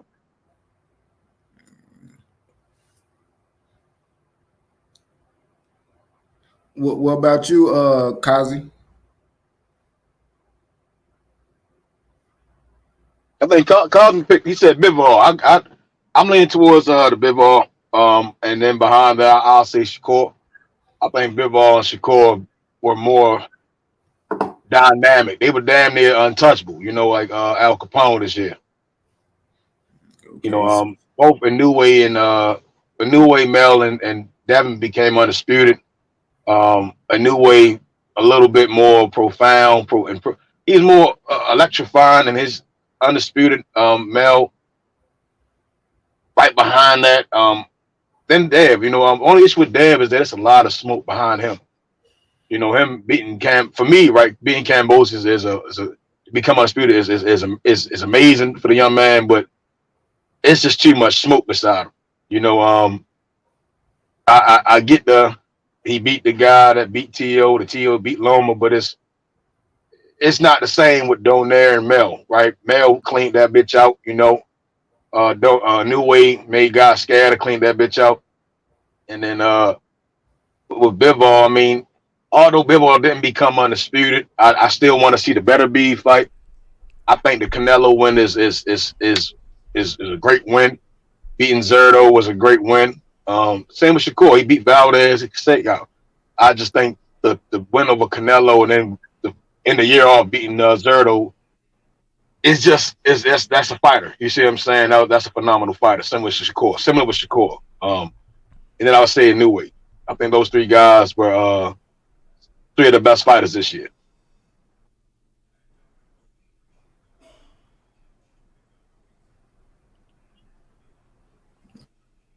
Okay, shit. Let's get into them. Look, man. We got World Combat, man. World Combat. What's popping with you, bro? What's good, Q? How you feeling? Panel, salute. Salute to you. Peace. What's good? What's good, man? Salute, bro. So we talking about fight of the year, train of the year. Yes, sir. But man, Yeah. Well, yeah. Knockout of the year, fighter of the year, fight of the year. For fighter of the year, we're doing men and women. I think for women it's unanimous. Carissa Shields, many. Prospect, trainer, bust of the year, comeback of the year, shit, and shame of the year. Somebody was a damn shame this year. I gotta throw Bam Rodriguez in there, man, for his accomplishments, moving up 2 weight classes, beating the guy for Who the you damn got? title, and defending it. Robert Garcia trained Bam Rodriguez, right? Hell yeah. So definitely, his accomplishments moving up 2 weight classes was something amazing. And then, of course, they said Shakur Stevenson. I thought with Shakur Stevenson moving the way he did and was able to go up there and clean house and do it smoothly, you know what I'm saying? I got to give him his props. And but ultimately, Dimitri Bivol, in my opinion, the way he looked, how good he is as a boxer, the way he beat Canelo, how he did it, and then beating Zerto, who was freaking undefeated at super middleweight as a WBO champion, and then to come up there and finally get his shot with Bivol, and Bivol just made him look like he shouldn't be there. We got to give Bivol his love, man. Like, absolutely. Bivol, in my opinion, he did the damn thing. Bivol did that shit. He looked good doing it too. You know what I'm saying? He made it look easy with Canelo. I agree 1,000%. I think. I don't. Oh, my bad. You wasn't. Yeah, I don't devalue what Inoue did, but man, it's just so much hype for a fighter who fights over there, in Japan.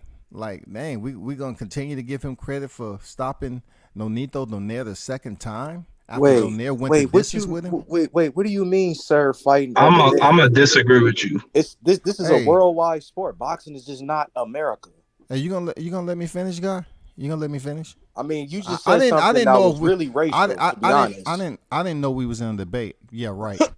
Yeah, right. Like, I've been all over the world. I was in Japan for 7 years. Like, know if you the wanna, language, I can, know the language and everything. Hey, I can do the same thing So- with the American fighters. If you Hey, bro, just allow me to finish though. Just allow me to finish. I'm a move. I said the same thing about Anthony Joshua. I said the same thing about Anthony Joshua. Is that racist? Because he was having a lot of fights over there in the UK across the pond. So how the fuck is that racist, nigga? I can say the same thing about Deontay Wilder. And what happened? Got his ass whooped when he fought Fury. Man, Deontay don't have nothing to do with this conversation. We talking about Inoue fighting in Japan. No, but you making the point that Inoue is fighting in his home country. He's only good over there. And you're saying that Wilder's only good and you're saying that should be. And I don't know what your point is by that, but it sounds like you're saying that you're devaluing him as a fighter because he's fighting over there. But I'm gonna let you clarify that. We say that about every fighter that fights over there, just like we said it about Joshua. I kept the same energy. Joshua having all these fights across the pond. What's his name that just fought? He's a Spaniard fighter. He had all his fights in Spain, and he haven't had no fights in the U.S. Well, Sandor Martin? I don't. Yeah, Sandor Martin.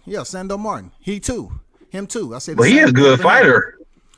He been coming over here. He ain't the topic. He ain't the topic of discussion. I'm just using him. No. But I said the same thing about Sandor Martin too. I said the same thing about Sandor Martin. Said the same thing about Anthony Joshua. I say the same thing about Inoue. And all this racist shit. How y'all so quick to talk about races? And this is a topic. This is a general common theme when we talk about how good a boxer is in this sport. Where has he fought? Has he came over here to the U.S. yet? No. Yeah, he's fought 3 times in the U.S. No. I'm talking about on a regular, consistent basis in the big fights, bro. In the big fights. Fighters don't need to come to the U.S. to succeed, to be honest. Yo, Piro. I mean, but Piro. 118. But hold on, World Combat. I'm gonna disagree with you on this. I just want to make this point. At 118 pounds and under, where are most of the champions from? No. But I'm just saying, you making the point that because he's fighting in Japan, that we need to question his resume. But most of the niggas that's at 118 pounds and under, that's killing shit, is from Japan. They fight over there. Yeah, the lower weight class. So I'm gonna disagree with that.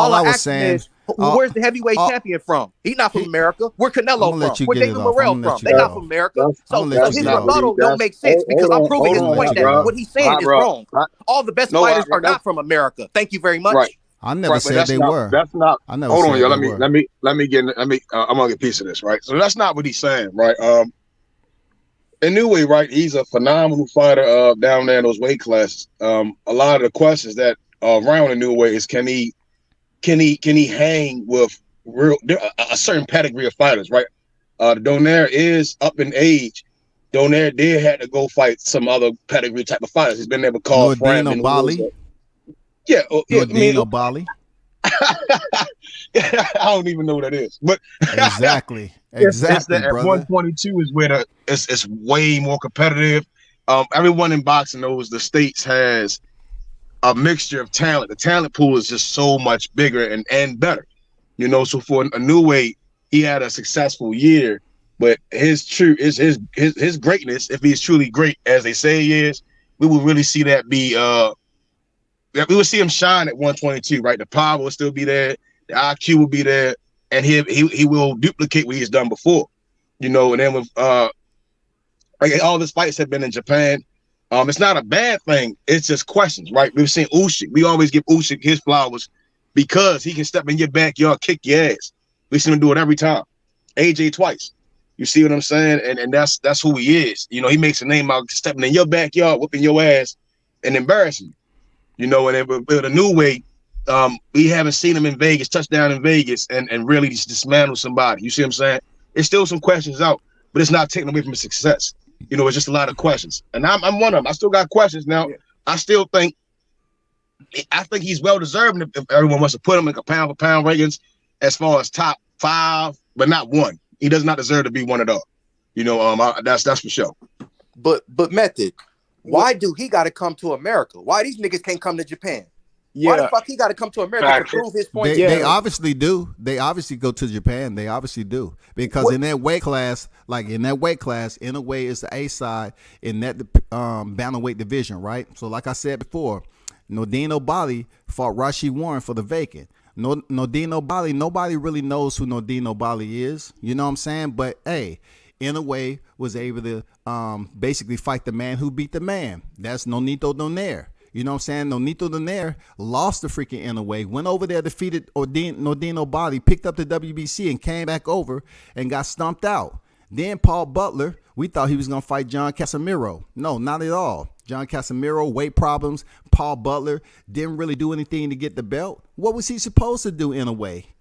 Cancel him, get him up out of there. He did it. So is his undisputed any more different? Like, real talk, is it any more different, him picking up undisputed like that? Did he fight some world beaters out there for us to praise in a way with that? No, hell no. No, not at all. I will, but even to combat that, and that's why this can get funny, because we bring another undisputed champion, Devin. And I was just about to I'm gonna let you talk, big bro, because I was just about to bring his name up. And we ain't gonna take nothing away from Devin, but just like Paul Butler got elevated, Devin got elevated.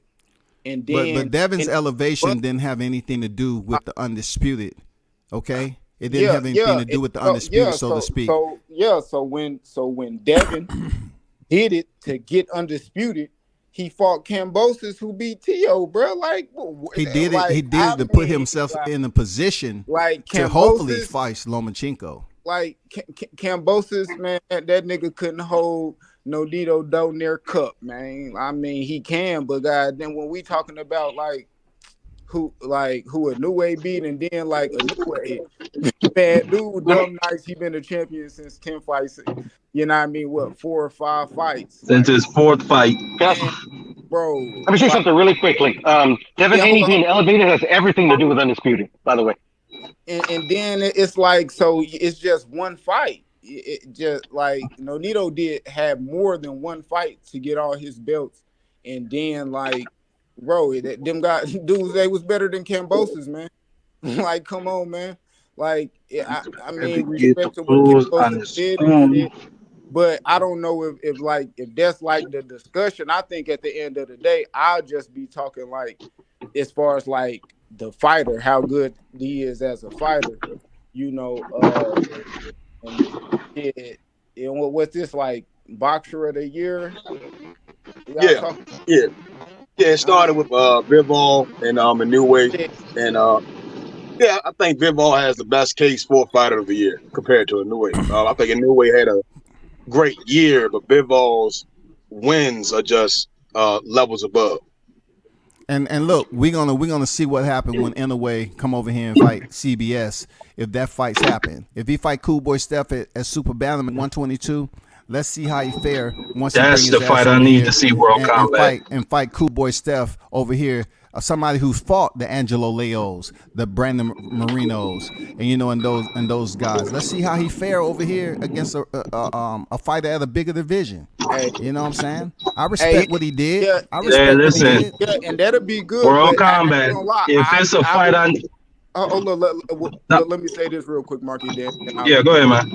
I do say this. Like, if a new way fights Stephen Fulton, I look at that fight kind of in like the dynamic of Earl Spence and Bud. Like a new way, dude been champion few weight classes, undisputed, and he coming up. To be honest, bro, if Fulton beat a new way, like it'll make me think way Is more of somebody playing Fulton. slot machines in the background? Yeah, I don't know who that is, Marky. If Somebody that, playing slot That machines. might be me because I'm driving.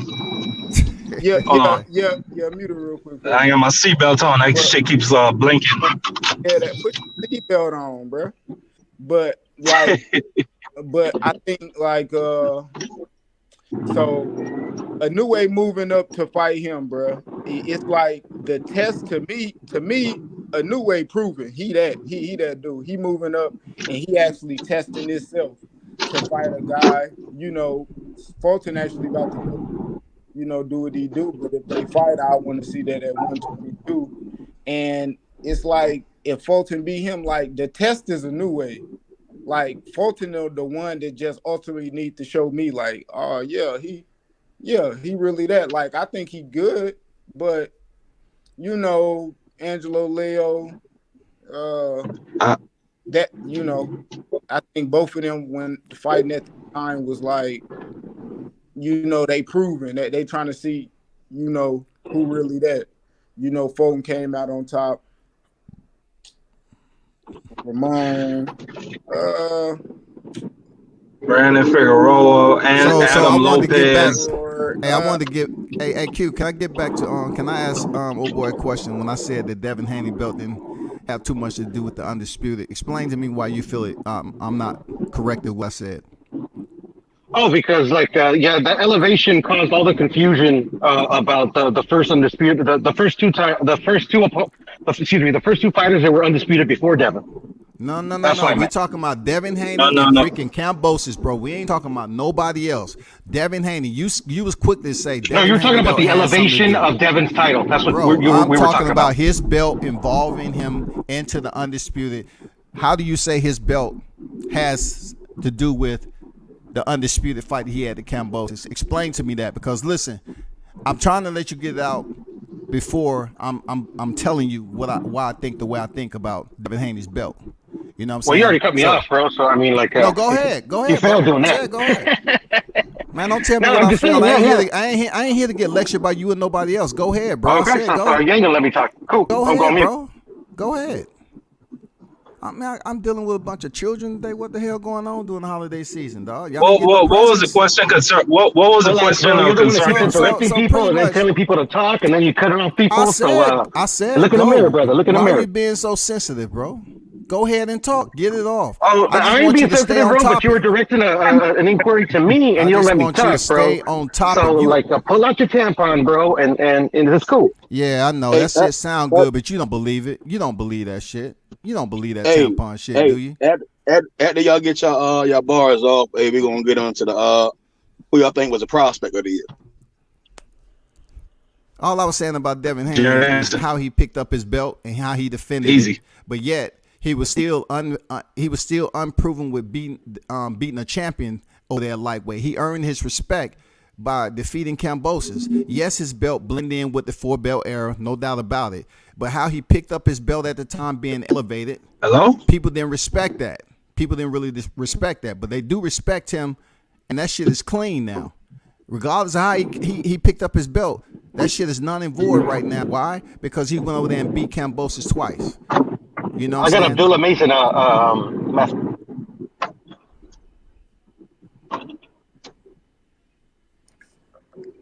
Yeah, for sure.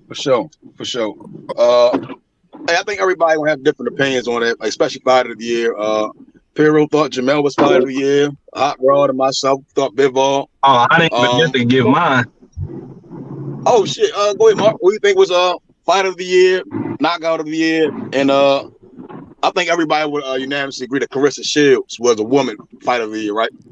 I wasn't even able to get to that because Hot Rod wanted to goddamn get in his feelings. I didn't even get off the fighter with the accomplishments. I was just stuck on Bivol and freaking Inouye.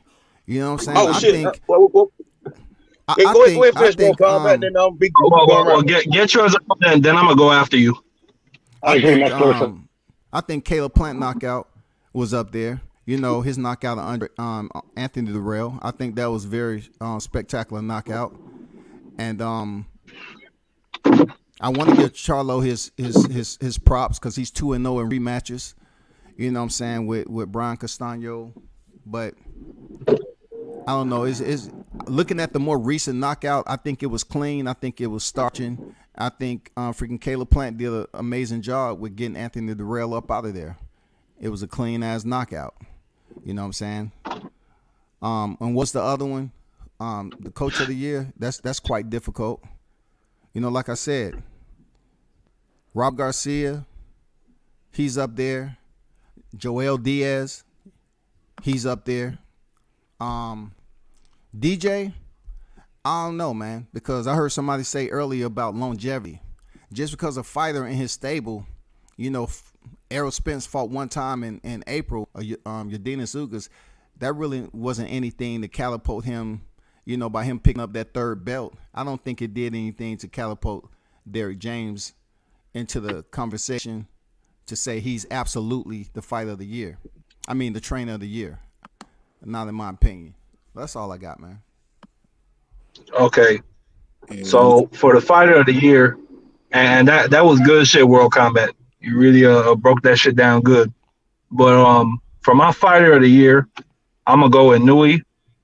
You know, I think him knocking out Donaire in Japan, you know, avenging that first fight where you know, a lot of people thought he would take out Donaire early, you know, picking up a third belt.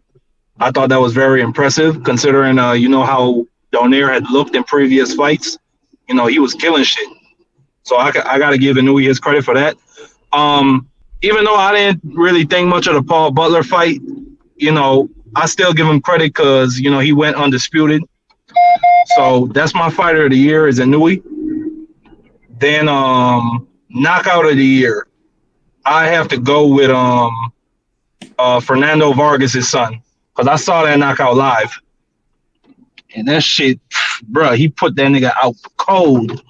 It was on shit, I can't even remember the undercard it was on. I think it was on the Lomachenko undercard.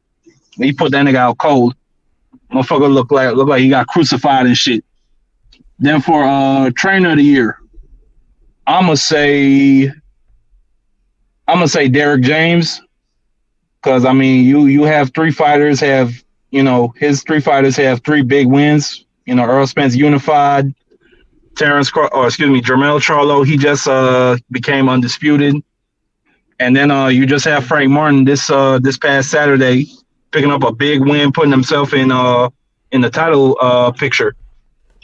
So I put Derrick James as my trainer of the year. Prospect of the year, I gotta go with Jared Anderson. I think you could put Jared Anderson in with them dudes right now. And I don't know if he'd win, but shit, it wouldn't be an easy fight for Fury, for Usyk, none of them. And shit, I think if I'm not gonna say that, but I think Jared Anderson is my prospect of the year. And woman fighter of the year, I already said Clarissa. Method, what other awards it got? that we giving out? Hey, What other awards shit, again? I don't think everybody else gave their prospect of the year. So we just gonna go around with the prospect of the year. Then hey, we can do comeback of the year, and the bust of the year.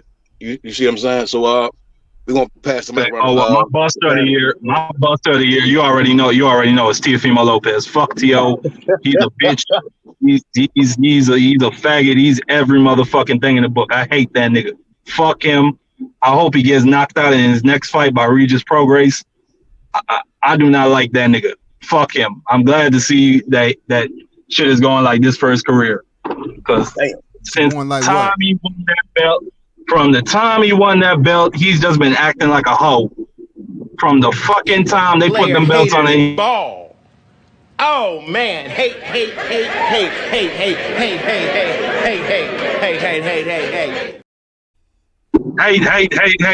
Fuck Teofimo Lopez. That's my buster of the year.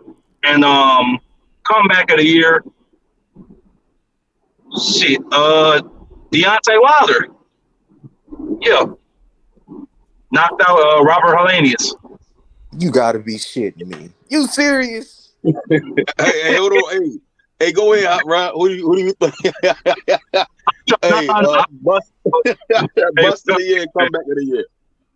Who do you think was the bust of the year, and who do you think was the comeback fighter of the year? Bust of the year. Maybe because I have high expectations. But the bust was Ryan Garcia, man. That was the bust for me, man.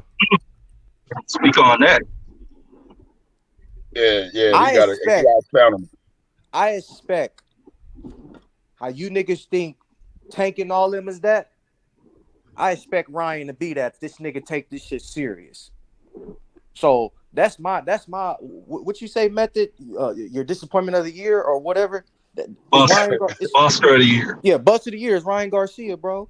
Only one fight. Motherfucking what's the nigga name? At a catch weight, we couldn't get nobody else. And then you tell your tune up you're not gonna take the tune up. It's bullshit, man. It's horse shit. It's horse shit, bro. And maybe because I have the expectations, and maybe y'all don't think Ryan is that. Maybe I think Ryan could be that. That's just me. I think the bust was Ryan, bro. Of course, everybody. What else? I'm not gonna say T.O. because that's a general answer. To me, it's Ryan Garcia, bro. On that bullshit. To me, it's Ryan. Sorry to cut in, Ryan, but he fought twice. I got two fucking tune-ups, Pierrot. 2 tune-ups, man. What else? And we're looking for a soft-ass Javier Fortuna, right? A Javier Fortuna, soft-ass Javier Fortuna. Exactly, Dub C. Nah, that ain't good enough, bro. That's not cutting it. I'm gonna say bust, man. Wait, hold on. I got a quick question, Q.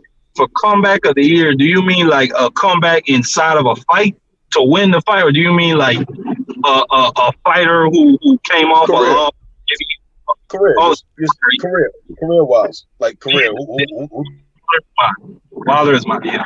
Go ahead. Man, if that's your answer, then my answer is Caleb Plant. Then fuck it. Caleb Plant. Mine's Caleb Plant. Then if this nigga said Wilder off that bullshit, I'm gonna say Caleb Plant after knocking out Anthony Durrell. Fuck it. What you mean, Anthony Durrell and motherfucking Robert Helenius? They essentially the same. Caleb Plant takes him out with one shot. Wilder, Helenius and motherfucking and Andre Durrell, they essentially the same thing. They both. Oh yeah, Helenius was a champion before. Was Helenius a champion? As a matter of fact, Helenius was on a little win streak. Was Durrell on a fucking win streak? I don't think he would have fighting. Shit, I don't know. Yeah. Mark, remember Marcus coming off knocking out that dude off an uppercut. Remember? Man, did you at least pinch the bitch? Who next? Else I'll go. Yeah, man. Okay, so comeback of the year, Deontay Wilder. Obviously, it doesn't really have a lot to do with Robert Helenius' knockout in the first round. I'm just talking about the amount of punishment he endured in the trilogy with Tyson Fury to return back to the square and remind us who he is. He the Bronze Bomber. You know what I'm saying? And he went in there and closed out Hellenius the way he's supposed to close him out in dominant fashion. You know what I'm saying? That's the comeback of the year. The bust of the motherfucking year, Sandor Martin. All that fucking experience, and you ran the whole time against my boy Tio. You know what I'm saying? If you're gonna goddamn talk all that shit and last minute replacement and you blessed to be in the ring with him, at least fight him.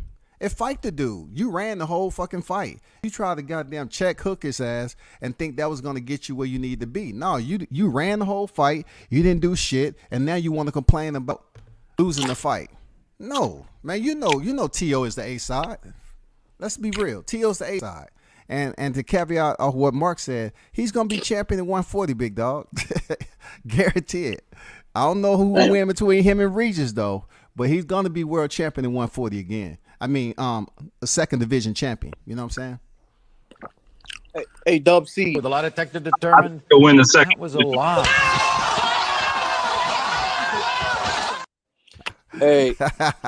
Hey, Dub C. Do you think Wilder took more punishment than Plant did against Canelo? Who is Dub C? My name's WCS. WCS, nigga. Get it right, nigga. Get it right, nigga. Read, goddammit. Hot rod. Hashtag. Hey, I disagree with all y'all, man. I think wait, hold on, Method. Let me answer. Let me quick. Go ahead, bro.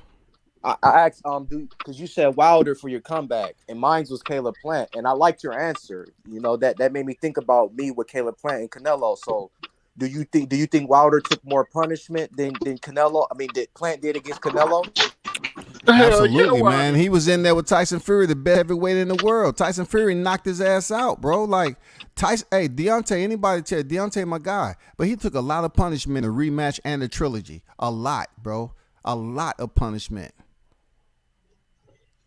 For him to come back and just get back in the ring when they thought he was gonna be retired, man, Tyson Fury flatlined him like face first, man. Knocked him down, knocked him out, bro. For him to come back, yeah, he got to get comeback of the year, man. I don't know, man. That's a good pick. I think y'all got some good picks. I disagree though. Hey, for sure, bust of the year, Kambosos. Got beat in his backyard twice. First time, lost all the belts. Second time, he just took a shit in the ring. For sure, bust of the year, in my opinion, should be Kambosos. Comeback fight of the year, I gotta say Regis, man. Regis finally got his world title shot again. It's been a long time coming, and he went out there and he knocked out Jose Zepeda, man. And they did it in Carson, California. Puro was out there, and shit. Everybody, Regis went back up there. He put the world on notice. Those are my two guys. But Regis, man, he always been like on top, man. Like he ain't never faltered since the Josh Taylor fight. He always been active. Like, I mean, he made Robin Redcast quit. You know what I'm saying? He's been a dog, man. I don't find the comeback in that. That's what Regis supposed to do. Go in there and get that guy up out of there, and he did that shit. But he regained the title. When we say that for Wilder, though, I mean, Elaine is. I don't think. I think probably like 0.33% thought Helenius had a shot at beating Wilder. Hell no, bro. That's 33 people. 33% need a damn cup and urine. Goddamn it. Right. You see what I'm saying? So they need to take a piss test, dog. At least 40% of the world in boxing public probably thought Zepeda had a shot. They definitely showed out for Zepeda. And he gave a valiant fight. It was a winnable fight. Regis just took over. You see what I'm saying? But I can understand Wilder. I can understand Wilder for sure. Wilder yeah, for my buster, my bad. Go ahead. Go ahead, bro. Go ahead. For my buster of the year is Triple G, and my comeback of the year, I'm gonna go with Method Man Regis. Explain Triple G. Just we wasted, in my opinion, everybody's fucking time. Everybody's what? Time. Man, bust of the year, I'm gonna have to go with. I'm gonna have to this one bad, but I'm gonna have to say Conor Ben and Jamal Charlo, man. I mean Jamal Charlo, bro. They out here bullshit. Marl ain't so we can have more than one there, Q. We can have more than one because I would have gave you 5. Hey man, throw a couple in, throw some fucking No, you need to put that, and that was a lie for yourself. Put that shit back up, bro. Conor Ben was bullshit and put what back up? That was a lie by Mark Povich, man. Oh, that was me. Oh, okay. What was it? Mark went in on Tio. He said Tio gonna be a champ again. I'm like, I don't know about that, man. Subaru Matias, Regis Prograde. That boy got some problems coming. He got some problems coming this week. Hey, so why do y'all feel like y'all don't know? Like, is it T.O.? Is it his team? Like, what can T.O. do for y'all to like have some confidence in him? Man, T.O. my guy. Be a man. T.O. my guy. In my opinion, he still act like a child, right? He around my age. I'm 29. All them other guys is world champions, and they around my age, right? I got a little brother around that age, and they it could be this boxing. You know, they just don't live in the real world. You know, Tio, to me, he just act childish sometimes. You know, sometimes he on, sometimes he not. The first time at that Triller conference when he said, "I'm gonna put my foot on your some dumb shit," right? It's just like he don't know how to deal with life. And that's how I seen sometimes. He don't know how to tell people no, maybe. But that shit gonna translate in the ring every time. After the Sandor Martin fight, went straight to the weight room. Like, that's gonna make your skills better. You know, I don't question if you're a strong young man, a tough young man, or any of those things, right? I'm just questioning your boxing skills. I want to see you win. I don't want to see you out there and then you had to fight a Subaru Matias and it like you getting jumped by somebody. You know, he like an octopus and he with all the types of shit. You see what I'm saying? And he just worried about the wrong shit. You see what I'm saying? It's how he deal with his corner, how he deal with the fans, and he think everything is hate. And sometimes it's hate. You know, I can say that the Haney Brigade sometimes do just sit there and hone in on him because he's a dog that's down in a sense, right? And I don't believe in kicking a dog when he's down, you know, but he don't add any. It's hard to get behind him when he's not moving a little bit better. He was the guy that beat Loma, but he just ain't really harnessing how to walk in that positivity. You get what I'm saying? Like, he hasn't fully figured out how to hone in that. You see what I'm saying? Like, I am able to beat guys, but he just living that like a self-doubt world, in my opinion. You see what I'm saying? Like, after the Sandor Martin fight, you're blaming him instead of just being like, I fucked up. Terrible performance. I'm gonna come back again, and you see what I'm saying? Like, how a man's supposed to move, but again, he's still young. You know, he might still be getting baby fired somehow. I don't know the young man. I'm just going based off what he present as a former world champion. And if he wants to be a 2-division world champion, he gotta tighten up. You see what I'm saying? Hey, Matt, did I hear you correctly? Did you say he was around your age? Yeah, Tio like 24, 25. Nah, Tio's like 23, bro. Yeah, it's around my age, motherfucker. I'm in my 20s still. You said you were 29. That's close to my age. Okay. And anyways, I'll end on this. I agree with World Combat Sports. It's not if Tio's going to become a champion again, it's when. Who he going to beat? No, hold up. Can I respond right quick to what the gentleman said? So with Teofimo, right, if you have issues with the way he acted, and a lot of people feel like he's a prima donna since he picked the straps, well, we got to talk about Jermell Charlo. We got to talk about the words they've been on record as saying about treating their fans, talking about we broke. You know what I'm saying? The way they look at the fans as being inferior to him. He ain't did no role model type shit since he's been freaking champion. You know what I'm saying? He ain't did nothing but talk down to his fans. I think he's been more so a worse representation of what a champion supposed to be out of majority of the champions in the sport. Nobody can relate to Charlo. Nobody can connect to this dude. You know, Mel Charlo. Mel, yeah, I agree. Mel Charlo's an asshole, bro. Hold up. Mel Charlo's an asshole, Q. He's an asshole, bro. The same niggas Bud was talking to. It be niggas that hate that nigga just because they want to hate that nigga. I'm scared. Nah, but I agree with what World Combat is saying, because Mel will threaten. Well, I'm not gonna speak on everything he's done, but he will cuss out his fans at fights. he'll talk all this shit, man. I don't like that shit. bro, man. If a nigga asks you for a picture, man, just like I ain't saying you gotta take it, but you ain't gotta be an asshole about it. Hey, He called this dude a hoe in front of his wife, all because the dude wanted to get a picture with him. You know, he called the dude a hoe in front of his wife. You know what I'm It's saying? like, man, fuck you. I'm not gonna spend another dime on your honest, bro. fights. I'm gonna be honest. Hey, and this what it is. Hey, this just how it is for me. Everybody ain't like that. You know, as far as want to take a picture. Yeah, they a boxer. Yeah, you famous. Woo woo. Yeah, I understand that. Hey, but man, yeah, he probably ain't saying it, but he thinking it. My Michael niggas ain't calling Michael Jordan out here, man. He don't, man. I done seen Michael Jordan heard stories about that nigga not taking pictures, turning niggas down. Nah, I ain't giving your bitch ass no autograph, shit like this, But So I was talking about more so Q, the way he addressed people, bro. He's disrespectful as hell, and so people want to talk about how T.O.'s acting. Yeah, T.O. got some shit going on, but I've been around him enough to know that he's a very smart guy. You know, if people pay attention to when the cameras rolled over his way in the ring post fight, he waited damn near till the camera got right up on there. Do I still have it? Dude, he's playing with y'all. This dude is very much in control of what he's doing and how to draw the fans in. But they don't give him respect because he always had those crazy looks on his face, man. He always had these crazy looks on his face, so you can't read him. But he's going to be champion. It's all about when he's going to be champion.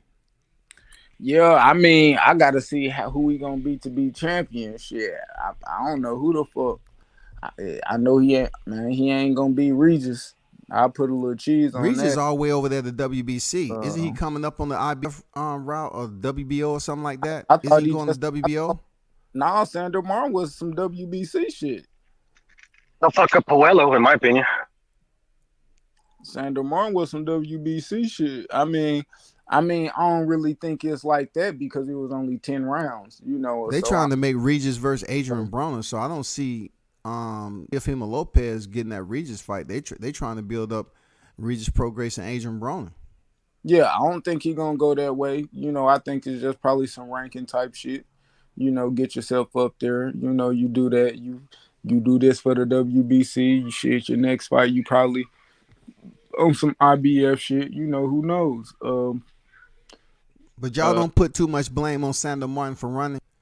I mean, how much work T.O. has to put in when the guy was in there running all night long? I put all the blame on Sandro Martin, to be honest. And I got to go, Q, because my phone's about to die. Thanks for having me. Peace, fellas. All right. Appreciate it, Puro. Man, shit. I mean, it is shit. It's 50-50. Just as much as this motherfucker know how to use his feet, you got to know how to cut his ass off. So, shit. I mean, yeah. I think it is what it is. Like, he should have just cut the ring off better. It was times where he was just lacking. And when I'm talking about skill, you fighting the southpaw, you giving them the outside edge on the footwork, man. You lunging in on top of that.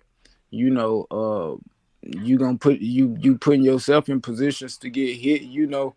I mean, I ain't really gonna blame him, man. The fight is what it is. Yeah, I don't think it was just a good performance, but Q, what's good with it, man? Peace to you and Method. Peace to the panel, bro. Peace. What's good? I just look. What's good with it, Big Scotty? What's good with it, bro? I'm good with how you doing there, devil dog? I'm doing good, bro. I'm doing good, man. Salute to you. Hoorah. You already know what it is. But I disagree with the Mel thing. Like, I'm not here to talk about his personality issues. I think he's a crybaby ass nigga. I think both of them crybaby ass niggas. And outside of the boxing ring, I don't think really no fan shit, you know what I'm saying, be looking to. I mean, it's cool to ask for a picture. I don't think that's a problem. But to be honest, like, if you already know the dude character, you already know dude's snapping. In my opinion, I wouldn't fuck with him for that. But on the boxing side, I think easy, Mel top 3, easy. Ever since he came back, beat Tony Harrison, stopped Bananas with a fucking body shot. Came back, cleaned up his work against old boy from Argentina. Now, I've been had bro in the top 5, bro. He arguably top 3. You know what I'm saying, as far as his work and his accomplishments, and if he continues to go on a run, and in my opinion, fuck Arrow, bro. Not in a disrespectful way, but you want to come up to 154, nigga? Shit, it's gonna be what it's gonna be. And I would love to see how that shit break down because you know Derek gonna have to pick a box, and I already know he going with Arrow. So you know I would assume, pardon me, that he go with Arrow. So in my opinion, man, Wild Shot had to fucking move up, bro. You know my blood, brother. I don't care how cool he is. Either we get this bag and I'll beat your ass. Ain't no motherfucking way you coming up to my division taking my shit. So that's how I feel. And the same thing with Bud. You know what I'm saying? I got Bud beating Charlo, but I think it'd be a hell of a fight. I've been saying this shit since 2 years ago. Nigga was like, rap, that shit never happened. What you talking about? And shit, Bud is on a motherfucking mission. All right. I don't know about this old glove gate shit. You know what I'm saying? It's been kind of ringing in my ear here and there, but I don't even want to discuss that shit because I think it's some crybaby ass niggas that just mad that they couldn't get the fight this year because PBC business is all out of fucking order. All right. Al Heyman is out of order. All right. The whole PBC is out of order. All right. That shit that Errol Spence got on his head is out of order. Okay. What the fuck is that, my nigga? Get your shit together, bro. Get your shit together. The nigga. I don't know, man. Earl been in a car accident just recently. He just had that shit with his girl. I don't know what's going on with Earl, man. His mental not there, bro. You know what I'm saying? Jokes aside, his mental not there, fam. Like I was watching his demeanor. When I don't know the word, but it's like it starts with a D. When you can see it in their face. It's not demeanor, but disposition. When you look at his disposition, he look high. Like Big Charlo. I can see it in Jamal. Like it's something wrong with it. It's some shit going on in his personal life. I ain't gonna get too much into it, but you can see it that he's real fucked up in his head. Cause I see him out getting drunk. Yeah, I'm talking about Jamal. Yeah, Big Charlo. Well, look, think about it, bro. And then, go ahead. Pardon. No, I was just gonna add to it by saying I be seeing him out drinking and shit, and then with his family. But yeah, I hear what you saying. Go ahead. I'm gonna say this about Maul, bro. The old these niggas from my town. I'm from Lafayette. These niggas, I guess this family's supposed to be I don't know. You know what I'm saying? Allegedly from Lafayette. Anyway, I fucked with Damn, it's hard as shit to hear you, bro. Oh, you can't hear me? It's better now. It's better now. A little bit. Yeah, man. It's raining. I gotta get my Wi-Fi. Can you hear me now? Yeah, we can hear you. Yeah, but it sounds like you got your hand over your mic. No. Hey, hold on, bro. Hold on. Hey, give me a second. Put my little headphones on. Hey, I saw Real Rap try to slide me in the com. Hey, Real Rap, you like you 40 going on 80, nigga. Hey, I claim that, nigga. I've been having gray hair since 27. I claim it. Shit, but you got an old spirit, though. You got an old spirit, my nigga. You look just like James Evans, my nigga. Y'all niggas crazy. Hey, Q, I don't think you gave the comeback fight of the year. Who you think was the bust of the year, man? Yeah, man. Like I said, Conor Ben. Oh shit, you did. Oh, yeah. Conor Ben and Maul, man. Hey, I forgot all about that cheating ass nigga, bro. And then I'm gonna have to go with comeback. Man, I do like that Regis. I do like that Regis comeback. You know, Regis, lost his title. In one of the toughest, competitive divisions, and was able to come back and become 2-time champion against, Zepeda, who was having a nice little run. Runner up, maybe in comeback of the year. Let me see. I'm gonna say Bud. Man. hating at his sabotage his career and shit. You know what I mean? They trying to hold off his fights. You know what I mean? I just heard my man's EJ say out his mouth, man, he ain't about to fight. He what to make he what let him think he gonna fight? He gonna fight Mayweather. Like, you know what I mean? Yeah, you ain't so ain't shit popping that way, man. So you know, Hey, so fam. Yo, mute your mic, bro. Who got that Yeah, stuff? that's somebody else. that's I'm Marky working on a Dan. fucking car or something. Yeah, Marky, he driving in Mark the over wind. there filing papers. you know, Driving in the wind. That nigga delivering mail right now. That nigga on his post route. Hey, but look, hey man, is my Motherfucking mic good now? crazy, nigga. yeah, you good. Are we good now? Yeah, All you right, so good. look, all right, so this is what I was gonna say about Maul, and this is what I'll say about Spence. What I was saying is, Maul knows, bruh. You ain't never did shit in your career, bruh. Don't nobody give a fuck about that little WBC strap. You know what I'm saying? You had all kind of opportunities, you know what I'm saying, to either move up and challenge yourself, you know, or fight, stay at 160. You could have fought, but man, it's a lot of niggas he could have fought. Allegedly, this nigga could have fought Canelo, Boo Boo. I don't know about the Man, cat from what's the little cat? you, Is it Mungia? Yeah, yeah, Yeah, yeah. yeah. yeah. Like Hey, but I no, don't. no, that wasn't his fault though. That wasn't That's his cool. fault though. I'm not Yeah, blaming him on like that's cool. I ain't gonna blame that's him his on that. team But fault. that's cool. That's cool. That's cool. But what I will say is, bro, in my opinion, you the older one, but you got the little bro complex. You know what I'm saying? Like you Mm-hmm. make Yo, it seem Mark, mute your mic, bro. That Marky just Dan. just mute his mic. Marky Dan. I can all right. Marky Dan, mute your mic real quick while you ain't talking. So what I was saying is he tried to make it seem like his little brother got the issue, but you got the little bro complex. You know what I'm saying? Because at the end of the day, your little brother is undisputed. And he's gonna retain that motherfucking undisputed. I told Blood Boxing months ago, bro. I was like, man, it's time for a nigga to go on an undisputed run. I don't see Jermell Charlo complaining about weight issues and you know what I'm saying, all this other shit. I see him making weight, looking great, and knocking niggas out before 8. God damn it. Now, with this, Ooh. yeah, got bars, niggas, real rap. Get the Now, smelly sauce ready. when it come to Spence don't want this motherfucking fight. Where these Spence fanboys at? I ain't trying to do this Spence Crawford shit, but where these Spence fanboys at when you need them? Cause I don't These see niggas real deep riders, they're cheerleaders. I don't see none of them. I don't see none of them talking that big shit like how they was talking about a month and a half ago, bro. Look at your mans. Look at him. And I fucks with Arrow, but look at him. The man don't want this shit. The man is looking to cash out, man.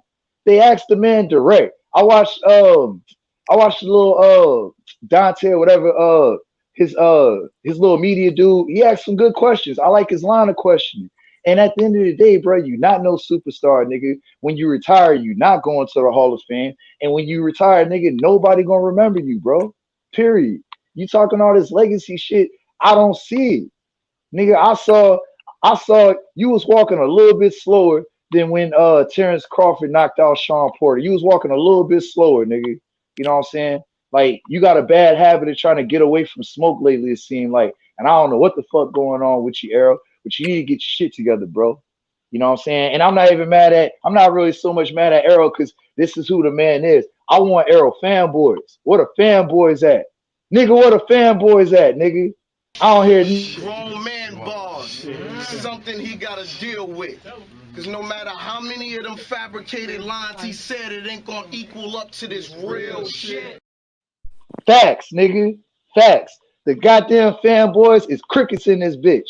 I don't hear shit. I don't hear them little dick boxing community niggas talking no shit. You know what I'm saying? I don't see best friends forever talking no shit. I don't see that milk dud head. You know what I'm saying? Loving lesbians ass nigga. Well, she not a lesbian. She a transgender. But I don't see none of them niggas talking no shit. Where them niggas at? Where them God niggas at, damn. man? Shit ain't shit to be said, man. Ain't shit to be said with them niggas, bro. You know, at the end of the day, shit, I got Bud as comeback fighter of the year, man, because I ain't think he was gonna come back. You know what I mean? I was like, damn, BLK Prime.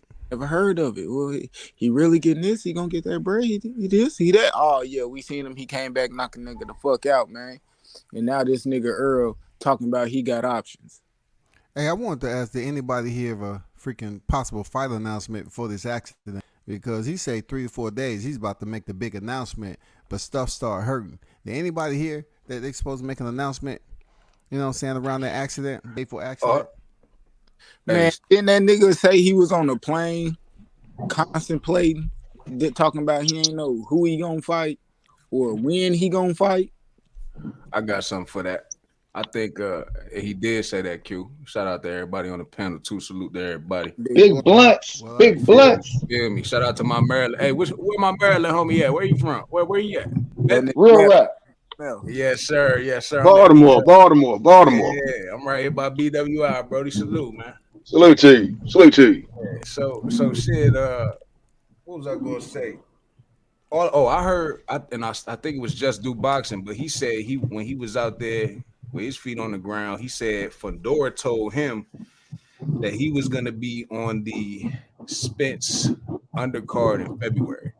So that's all I heard pertaining to, and not so much an announcement, but to Spence having something coming up. This is recently, probably about a week or two ago, where I heard him on the panel saying that he spoke to Fundora and he was supposed to be on the undercard of Spence's fight in February. So that made me think the keep shit was happening. But again, I heard last night that I heard the night of the fight or what he said, and it sounded to me like it's just it seems too coincidental. He get into an accident the night of the fight or whatever the case may be, and suddenly, hey, fresh off the press, new shirts and shit. He got the red version.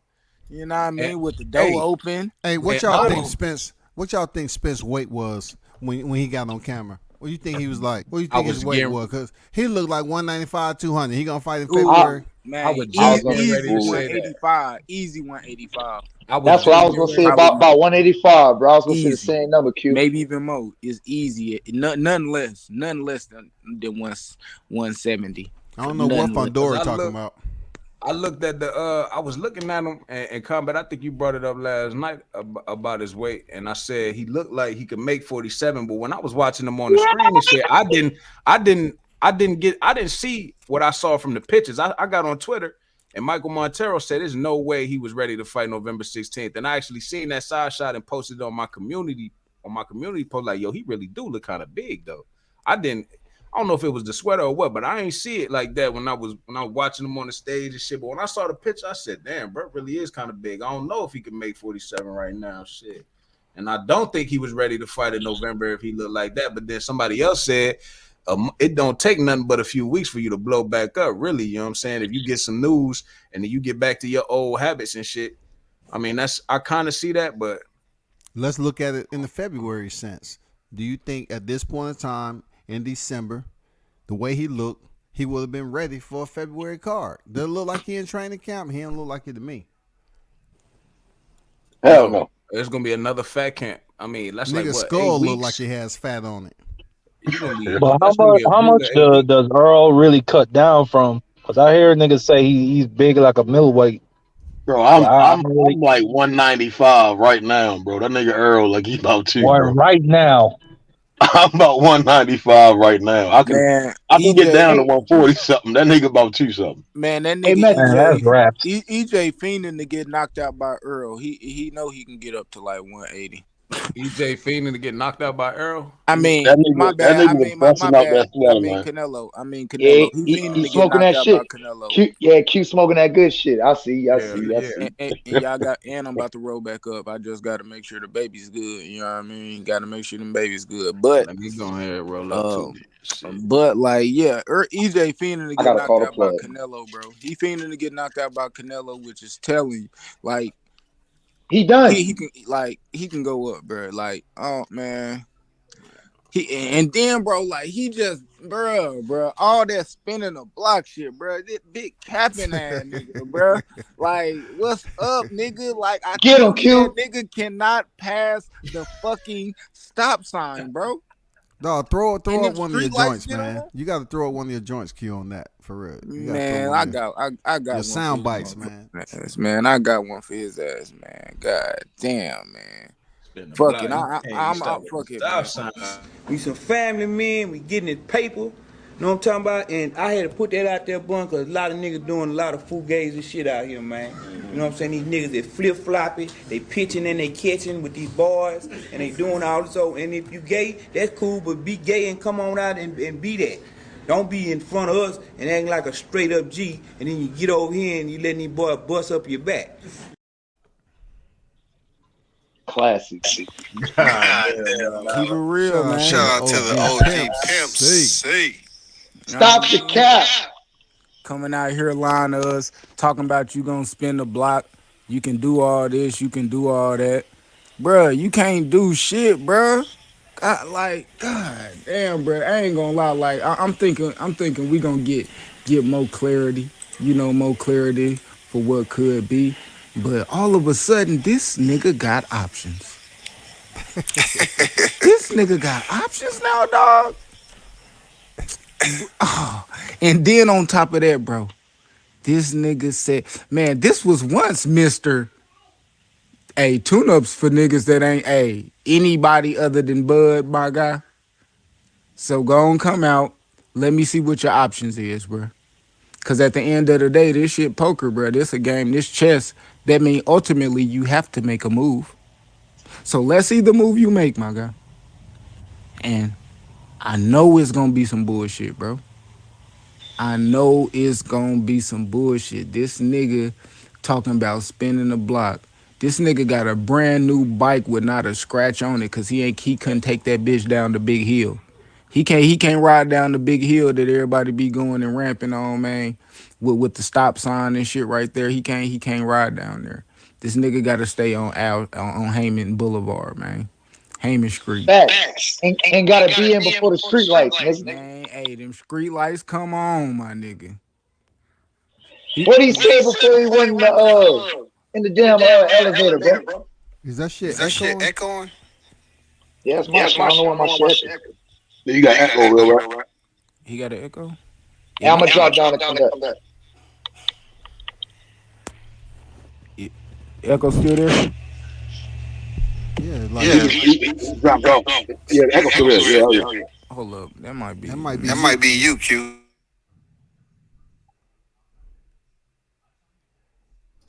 Hey, RB, why the fuck Bud now, man? And Spence, what's going on, RB? What's going on, man? Why fuck Bud and Spence now? Damn, RB. Because it's called the realization. You know what I'm saying? It's called the realization. It's like when you a dope head and you ain't got no bags to shoot. You know what I'm saying? What you gonna do? You gonna look to steal from the first grandma you can, bruh. These niggas out here scratching their arms, scratching their necks. That's how these Spence fanboys doing. Yeah, it's hard out here for a pimp. Yeah.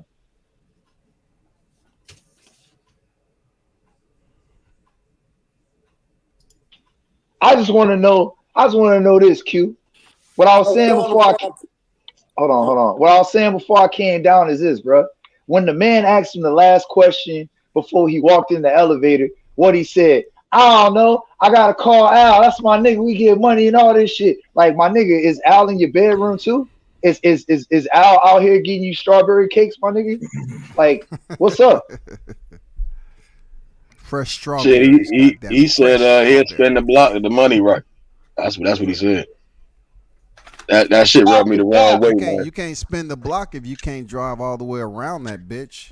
I mean, goddamn, you got to get around the whole block first. 14-year-olds seeking him out at night. Hey, what threw me off about it, I'm like, well, so you saying the money wasn't right the first time? You see what I'm saying? That's how I took it. You see what I'm saying? That's how I took it. You know, if you saying it was like, you gotta listen to that shit. He said it was either it was the same dude that asked him about the new age shit. He said, You still gonna spend the block? You still gonna spend the block? He said the money, right? You know, and I'm like, well, wasn't y'all supposed Wasn't Showtime and Al was supposed to have the money right the first time. So I took like you saying basically that money was never right. You get what I'm saying? And I'm It like, was what the never fuck? right, man. This nigga's scared. He want to keep Facts. on talking about like he want to fight, but he want to make it about money and shit. Man. Like you A want to method. fight or what, nigga? That's a fact, Scotty. A method. Like you know what You I know, hate, bro? big Method. bitches. Yeah. I mean, I'll fuck a fat bitch here and there, but on a serious note, I hate the fact that this nigga made you look like a genius, dog. You been saying this shit the whole time. Now you look like the motherfucking oracle and shit. It ain't supposed to happen like that, nigga. Hey. I'm batting like .895 most of the time. When it's this arrow shit, that nigga lie too much, man. That nigga be lying, man. That nigga be lying. But method, let me ask you I this, can't bro. lie though. Meth been calling out some real. He called that Conor Ben shit months before. I gotta give Meth some credit, That's some man. real shit. That's some real shit. That's why I Mystic say, bro. Method. That's what, man. I'm gonna have to start calling this nigga Method the Oracle. You know how I dear. You know how I dear. Shit. Oh shit. I mean, we supposed to hold the man. They boxers, right? But they still mad at the end of the day. We supposed to hold them niggas to their word and shit. You know, and again, the nigga, it took Earl a long ass time to come out in the public. And when he came out in the public, that nigga turned to Sonic. You know, that nigga was speed racing through the hallway. You know, and his whole team different. You know, that's why with the Earl sexuals, the Earl sexuals, the motherfucking they go by many names. You see what I'm saying? It's like them niggas just holding on to a string at this point. You see what I'm saying? They hear the same shit we hear. You know, they Earl don't really fuck with them niggas like that. You see what I'm saying? Them niggas just be making up shit from the top of their head, you know, and the lies, you know, that shit came to an end a long time ago. I don't even know how these niggas still wake up in the morning. I mean, actuality, them niggas, they don't even talk about Earl no more. It's just about Bud, you know, just defame It's Bud as much as quiet. possible. You see Facts. what I'm saying? All day long. I got two questions. Hey, Q, let me ask you something, bro. What's good? You remember that meme back in the day with that fat football playing nigga? He be wearing basketball shorts and suit tops and shit with no shirt, Mm-hmm. looking from around the tree and shit. Wondering if grandma came out. That's Spence energy right now, man. This nigga, look, bro. I don't like his yes man. I don't like him. That nigga got yes man energy. Now I'm gonna ask y'all, and whoever want to break it down, where's the lie, nigga? You got yes man energy, bro. Anyway, You no pack of Newport having, let me borrow a cig ass. I got 3 baby mamas, but I only got 2 kids, ass. hey, look, can y'all catch me up on this bullshit ass loaded glove bullshit, bro? Because last time I Man, checked, no, I ain't talked about it at all. But I did see that Everlast backed up Bud. So where's the narrative coming from? You ain't got to break down the I whole don't issue. think big I boy. don't think that shit should be on Bud. That shit is on the commission. They should have stopped that shit and got the replacement gloves if it was a problem. You know what I'm saying? So I don't put none of that shit on Bud. That Like nigga what? Bud hit that nigga with all knuckle, man. I'm not saying like no glove gate shit. That nigga hit that nigga with the part you supposed to Yeah, punch a nigga with. They acting like that nigga hit that nigga with the sides. The bitch man, is busting open from the sides. You see what I'm saying? bro, That's all on Mm-hmm. Everlast. bro. They And acting like the he was gloves ain't the gloves ain't Exactly, but first that's down. It not means on you can go Bud to sleep. method. That ain't on Bud though. bro. They act like he was thumbing the nigga in the eye and shit like that. Like, get the fuck out of here, bro. Like, man, that shit happened. Yeah, the gloves. You know what I mean? They should have had them bitches. You know what I mean? As they finished the fight, it should have been another pair over there getting unwrapped and shit like that. You know, it's cool. You know, they let it go on. He got knocked out in 6. They changed the gloves. He get knocked out in 8. You know what I mean? Who gives? Yeah, what it Yeah, is. that's my thing Like, as well. Like, Q, that's my thing as well. I feel like it's a non-issue because I mean he was gonna get knocked out either way. I mean, what was he gonna do? Like with a bit more padding, was he gonna suddenly outslick Bud Crawford at long range? Like, come on, like, it's a non-issue, you know. but It's hey, a if non-issue. if he would have made it to 8, don't that affect how the money work? If people bet on certain rounds he was gonna get knocked out in, you know what I'm saying? And then again, I understand. I heard the argument where if you knock somebody out with defective gloves, I mean, I would understand how Davis' team would have an appeal on their hands because you got knocked out with defective gloves. As simple as that. Whether you was, I get he was gonna get knocked out regardless. Whatever changed the gloves. I seen him bring the second pair up and all that shit. It is what it is. I don't think anything would have changed. But again, I understand. You know what I'm saying? He did get knocked out. It Like wasn't on if an the even rules playing field. is you Hey, gotta have. who playing that in the background? My bad, Big Bless. Who is that? My bad. That's my nephew. I go on mute. Yeah. Just go on mute when you ain't talking.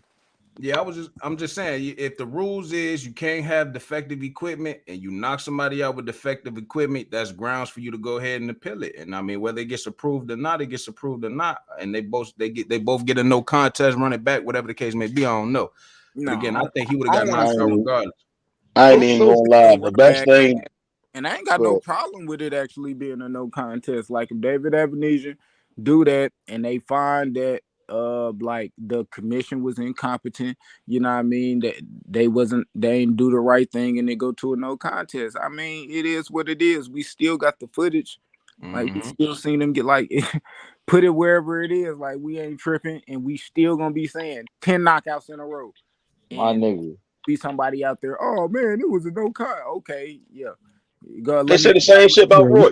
you could wipe that shit so off of Abenezian's record. That motherfucker still got knocked out. yeah, He Yeah, so still got to live. He's still gonna live with that shit. yeah, It is he what it still is, bro. got whiplash and PTSD. Like, so I mean, it is what it is with like that. Like, that's like, man, Look, Q and Method. How many years have we heard, bro, that the patent is not for the opponent? It's to protect the boxer's hands, bro. How many times niggas gotta go through this shit, bro? and that shit still that shit still ain't guaranteed. Niggas still break their hands. Shit, you can still fuck your shit And up. The gloves and don't really mean shit for real. For real. and Fuck your shit all the way up. that's my Fact, whole fact. point, man. I think David Avenesian, if anything, they might as well get that nigga a Blair Cobbs fight, man. Let him go ahead and fight Blair Cobbs, man. If he, yeah, man, let him get that. Let him at least get back to top 5. Give him a Blair Cobbs fight. You know, that's some shit I want to see. I'm not. Man, I think Blue Blood David just is tough. reported that Crawford might be resigning with BLK Prime for another fight. I mean, Okay. if he doesn't get the Errol fight, then I mean, what else is Crawford gonna do? He's been man, waiting for Errol for 5 But years. that mean Can't the stretch Spence on. ain't that. But Jimmy, that mean the Spence fight ain't happening at all. bro. Why So, wouldn't it? That mean Why he's wouldn't it? dead. Why wouldn't it? Earl is on promoter. if Earl I mean, really he Cause he not with his own. He Showtime. got his own promotional company. He promote Frank Martin. He could easily go over there to BLK Prime, get 25 M's. You know, But get he his with face in the Showtime and Al BLK. Heyman.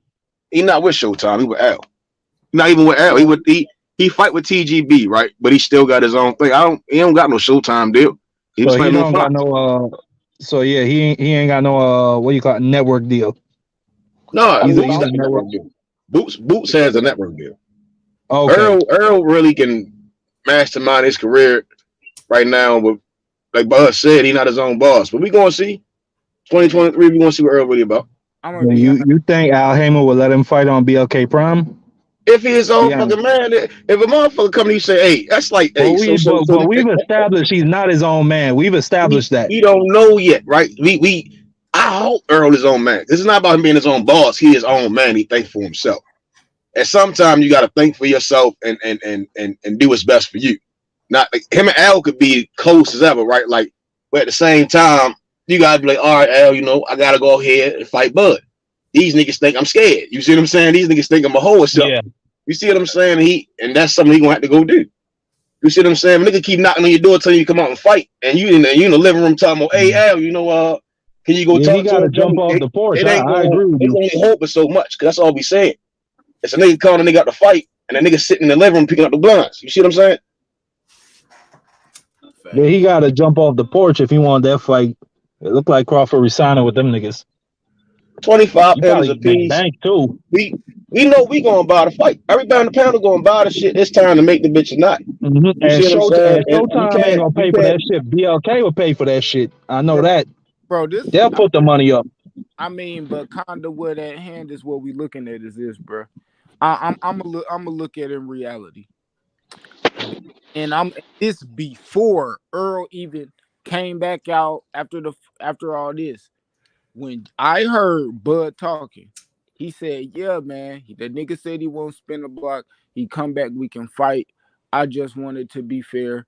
If I'm open to having a fight with them, you know what I mean. If they call me, you know we could get it in. But I'm not gonna sit around and wait for them to just drag me along." First thing I hear this nigga over here talking about, you know what I mean, is oh man, I was gonna have my announcement, man. They pushed me, I got in that accident, I start aching and shit, you know what I mean, and I push it back, you was going out for 5 days. Okay. Now you got options. All this shit. You fighting in March, April, May, June, some shit like that. Sound like you trying to drag this nigga along. Bruh, I damn near bet.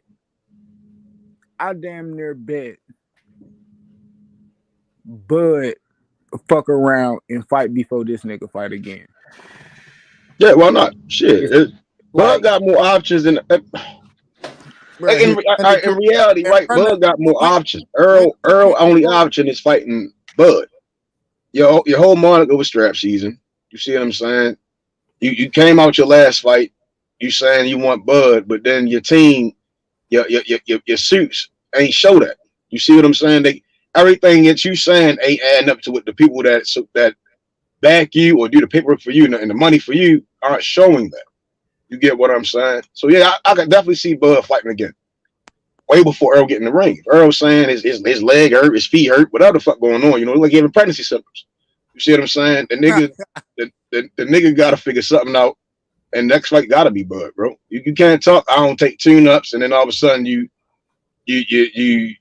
now I'm something with Bud. It's like you get what I'm saying? Because it go back to the Danny fight. You see what I'm saying? I don't take tune-ups, but you fought Danny, but now when it's Bud, I knew you was gonna say it. I I ain't had to say it. got You a got it. question for y'all. Is he unsure of himself now? Absolutely. Why wouldn't he be? Yeah, I mean, facts. I mean, it's Bud really like the big a big brother to that nigga at the end of the day. You see what I'm saying? Bud been in the sport of boxing. And the more I sit on the shit, I'm like, Bud have been in boxing for years, right? Earl at the same, and you can just tell. You see what I'm saying? Earl, it's like the young nigga. He step on the scene, he puffing his chest out, but at the end of the day, he still know Bud the baddest nigga on the planet. You get what I'm saying? He know that shit, but it's like real rap saying it's the Earls, the Earl sexuals. You see what I'm saying? Them niggas doing that shit. They the one that kind of fucked it up for that nigga. You see what I'm saying? Because they making the ass for worse. The longer they prolong that shit, the longer the niggas bullshit, it's gonna get worse. Hey, IB, this right here for you, man. You ain't got the answers, man. You ain't got the answers. You ain't got the answers. You ain't got the answers, Sway. Kanye. I've been doing this more than you. Doing what you more ain't than got me? Come on. You bullshit, man. See, this is my thing with like the Spence fans. Like, what mega fights has Spence had? For me, Danny Garcia and Sean Porter, bro, they're not mega fights. Mikey Garcia is not a mega fight. So when they keep telling me like, "Oh, Spence was having all the big fights," and like, bro, no one gave a fuck about Danny Garcia or Sean Porter. Okay, they were good fights, but there weren't no super mega fights like a Mayweather or a Pacquiao or a Bud or a Thurman was undefeated and had 2 belts. Those are what you call like mega fights. Danny Garcia, dude, that is a gatekeeper at best at welterweight. Sean Porter, a guy whenever he steps up to elite level, gets fucked up or whatever. These aren't mega fights. Mikey Garcia, a guy fucking blown up lightweight. What mega fights, bro? That's not even really Well, the hit. I could consider the Mikey Garcia. I ain't gonna say a mega fight, but that was a pretty big fight. But and you see and go ahead, bro. And you see because no, I was just gonna say you seen lightweights in the past move up to fight welterweights is usually you know what I'm saying, usually the people fuck with it a lot. Those are considered like big historical fights like De La Hoya and Mosley and Duran and Leonard and shit like that. But anyways, go ahead. I'm just saying that was a pretty big fight. And look, to the point, Marky, Dan. And look, real quick, to the point. That was a thing for Texas. You know what I'm saying? That was because of the Texas situation. You know what I'm saying? And like the Mexicans came out, like, and and it's all love. It's because I agree with your point. I just want to add to it. The Mexicans came out in support. The Negroes came out in support, and that was just a Texas thing. But I agree with what Jimmy was saying too. In my opinion, I'll land my plane on this. In my opinion, his best performance up to date is the Kell Brook. I don't see a better performance than that. I was at the Danny fight. I literally fell asleep, no lie. I was smoking weed and I fell asleep. Boredom. I'll land That's that. hey, because the hit really is though, Jimmy. Right? It's no way, right? Because this is boxing. You see what I'm saying? It's no way a nigga can explain Earl chasing the Porter or Danny and Ugas while you have the pound for pound best fighter in your division, bro, and he undefeated with a belt, and that's Yep. the entire hit. You get what I'm saying? You know, Ugas, he get past Pacquiao, he got something you want. With Porter, uh, that's the easy route. You see what I'm saying? Danny, I don't take tune-ups. You see what I'm saying? So it's legitimately if niggas really just being real, it's like you can't explain that. You got the pound for pound best fighter in your division. But everybody else, all of a sudden, these niggas bad or something. You see what I'm saying? It's not to take away from the niggas. It's the fact that the nigga like it's doubt. It just shows that the nigga got doubt. You know, like it's like I gotta fight. I gotta fight them guys because it's like the fanboys, they try to push them niggas to make them seem like they better than Bud. You see what I'm saying? Whereas though when Bud did fight these other niggas always try to say it's Bud resume, right? Or some other weird shit. No, a nigga just want to fight you, nigga, and that's anybody with common sense can see the shit. You see what I'm saying? So the hit is it's like they tried to push everyone in front of Earl instead of trying to push Earl to fight Bud. And now Real that's where shit. niggas at. That's not to take away from Real shit. Porter, Danny, bro, any of them niggas. It's just that all of a sudden them niggas became world beaters when Bud was the only one that was that guy. You see what I'm saying? That shit don't ever, it never add up. It would never add up. Yeah, plus no one would ever pick Mikey Garcia or Danny to beat Bud Crawford, would they? So it's crazy, man. Any Check of them this niggas. out. Any of them. Check this Yeah. out, bro. Nah, they get smoked. Man, man, look, bro. Check this out. So it's clear, bro, at this point. And look, salute to the homie from Dallas, man. I see you in the chat, bro. Salute to you, 86. He one of the only ones, in my opinion, that kept it neutral the whole time on his Bud Arrow shit. That's why I got respect for the homie from Dallas. But check this out, bro. Like the whole narrative has always been, all right, I'm my own boss. All right. But it's always, I got Daddy Al in the back pocket. Then it was the whole side of the street issue. All right. And I ain't gotta break all that down. Y'all already know that shit still. But the thing is like, bruh, how can niggas not see this shit, bro? Like what Jimmy and Methu was saying. You know what I'm saying? Like, what big fight has this man had? You know what I'm saying? That's why I say the Mikey thing was a Texas deal. You know what I'm saying? Texas gonna show up for him. Like whenever I went to that Danny fight, it was during the middle of COVID. They had a lot of this shit cordoned off, but the seating that was available, the shit was still packed. Like they came out to support dude, but that's irrelevant. You know what I'm saying? Nobody's gonna remember that in his legacy. But what they will remember, and this is the point I wanted to make, I personally think like cats like Kellerman and all the so-called reporters and shit, bro, they gonna turn it up on this dude, man. He has no idea. He talking all this legacy shit. We clearly saw Bud at the Hall of Fame, so we already know, he's Hall of Fame bound. And at the end of the day, bro, you don't want it. And just say it. You don't want it. This nigga contemplating if you're gonna go to 154. I would love to see that motherfucking Charlo and Arrow fight, but I know it ain't gonna happen because I'm not saying Arrow is a hoe, but you move like one, bro. Man, with Earl and how we moving, bro. I got a question for Q and the panel. If Spence moved up and he fought Charlo, would y'all give him the same respect as if that were a Crawford fight, or would No, y'all be satisfied with that? Because me personally, No. I still would want to see that Crawford fight, and I don't think his legacy would be closed without a Crawford fight, no matter who he fight. I'd have to Nigga give can him his move up, respect. beat Canelo. I wouldn't give a fuck. He still got to fight Bud Crawford. I'd I have mean, to that's his look, and natural route. Nah, I ain't gonna do that. go ahead. I'm gonna fuck with that. I'm I gonna fuck fuck. with it too. I'm gonna fuck with it because shit. I fuck with it because if Bud do it shit. I'm saying that right now. Fuck. I don't give a fuck if man. Like if Earl out here don't want to fight, bro. Fuck it. Go on. Fight Boots, my nigga. fight Virgil, fight whatever mandatory fall on your table in whatever month, June or whatever. Shit. Or like, bro, I wanted him to fight Charlo, but I just seen, Earl, like, man, if that nigga don't fight me, he ain't fight no goddamn Charlo, bro. And be real, he's not. He's not. He ain't fighting. The nigga not fighting no goddamn boots. I like it. Don't like. Man, it's on Showtime, bro. Like, come Just on, man. retired him. Y'all Huge. talking about this nigga Boots, bro. If he got a fucking Showtime deal, why the fuck Boot, man? I'll fight him in his living room, bro. That's what I want you to do, bro. Go fight that nigga. Go fight that nigga. If he come up and he trying to make a fight, I want you to say like, hell yeah, man. I emailed him. Then I sent his people this about the fight. Man, we got in touch. I had Showtime get in touch with BLK Prime, so we could go ahead and do that, nigga. Make that this, nigga. If it don't, I don't give a fuck about none of that shit, bro. I like all that capping, using this nigga name and shit like that, bro. Whatever, bro. But if Boots want to fight him, bro, do fight that nigga. On me, I want to see that shit, bro. I want to see. Let me ask you this real quick. If Arrow was getting, bro, like today's only what, the 19th? It's like December 19th. Wasn't this nigga just training to fight regardless in November? How you blow up this fast, bro? If you was already in training camp. The nigga was on vacation. The nigga never training, man. That's why it's like the eyes don't lie. The words of Tio. The eyes don't lie, man. Hey, I see a nigga that's like kind of on the overweight, obese side, nigga. That nigga obviously wasn't training, nigga. That nigga, that the fight was never gonna happen. It may not never happen.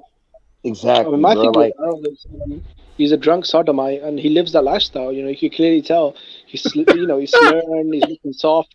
The only thing he's missing is a pink dress, bro. Stop it.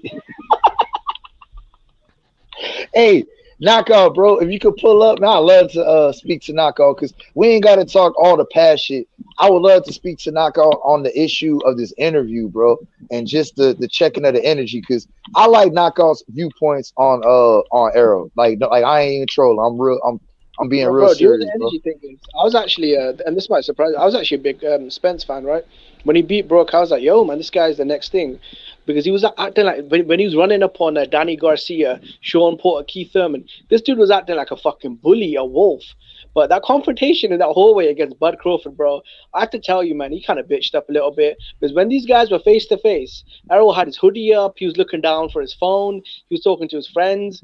Like, it was crazy, bro. Like, Bud Crawford, man, he was clearly the alpha dog in that situation. That's facts, and I was surprised, bro. I was surprised because I was like, come on, EJ, like, are you going to, boss up on him? Like, you running up on Danny, you running up on Sean Porter, acting like a tough guy, a bully. But when Broad Crawford moves into your division, suddenly it's like, you're talking about get a bell. I'm like, what the fuck am I listening to? The easy route? Yeah, I mean, you looking like, it was crazy, bro. Like, Bud Crawford brought the bitch out of it, bro. He said Al Heyman. He said Al Heyman didn't mention his name. You know what I'm saying? Al Heyman didn't mention his name. Hey, hold on. He can't do anything without Al Heyman. You know what I'm saying? Al Heyman didn't mention Bud's names, and he couldn't talk to him. That's a fact, Scotty. Hold on, I'm still crying. They wouldn't even mention Bud on the during the fights. They wouldn't even mention him as a champion. Hey, bro. Hey, when it was in that conversation, and he was talking to Terrence. He was like, "Tell your nigga be quiet. Tell your nigga be quiet." But like, no, you talking to me.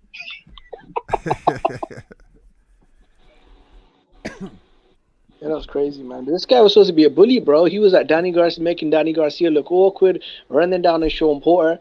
And I thought he was going to try and, boss up on Bud, the smaller guy moving up. But in that situation, bro, Bud looked like the bully, bro. It was crazy. Yeah, Earl. Yeah, I don't know. Earl, man, that nigga might be retired, man. The nigga busting out the sweater. The nigga stay injured. And we don't know. It's always what if. He might be the guy that was what if. What if he did fight Bud? What if? That's what he's starting to look like. It's like his fans holding on to a string, man. And it seemed like he wanted them to let him go. Like he done with boxing. He a promoter now. He sure as hell don't want to pass a Bud. I got knockout up here, man. What's good with the knockout, Peace to man? the king. He coming up here to I'm chilling, bro. What's good with it? What's good with it, Q? What's poppin'? Somebody asked me to come up here, so I shit, I'm did, here. man. What's up?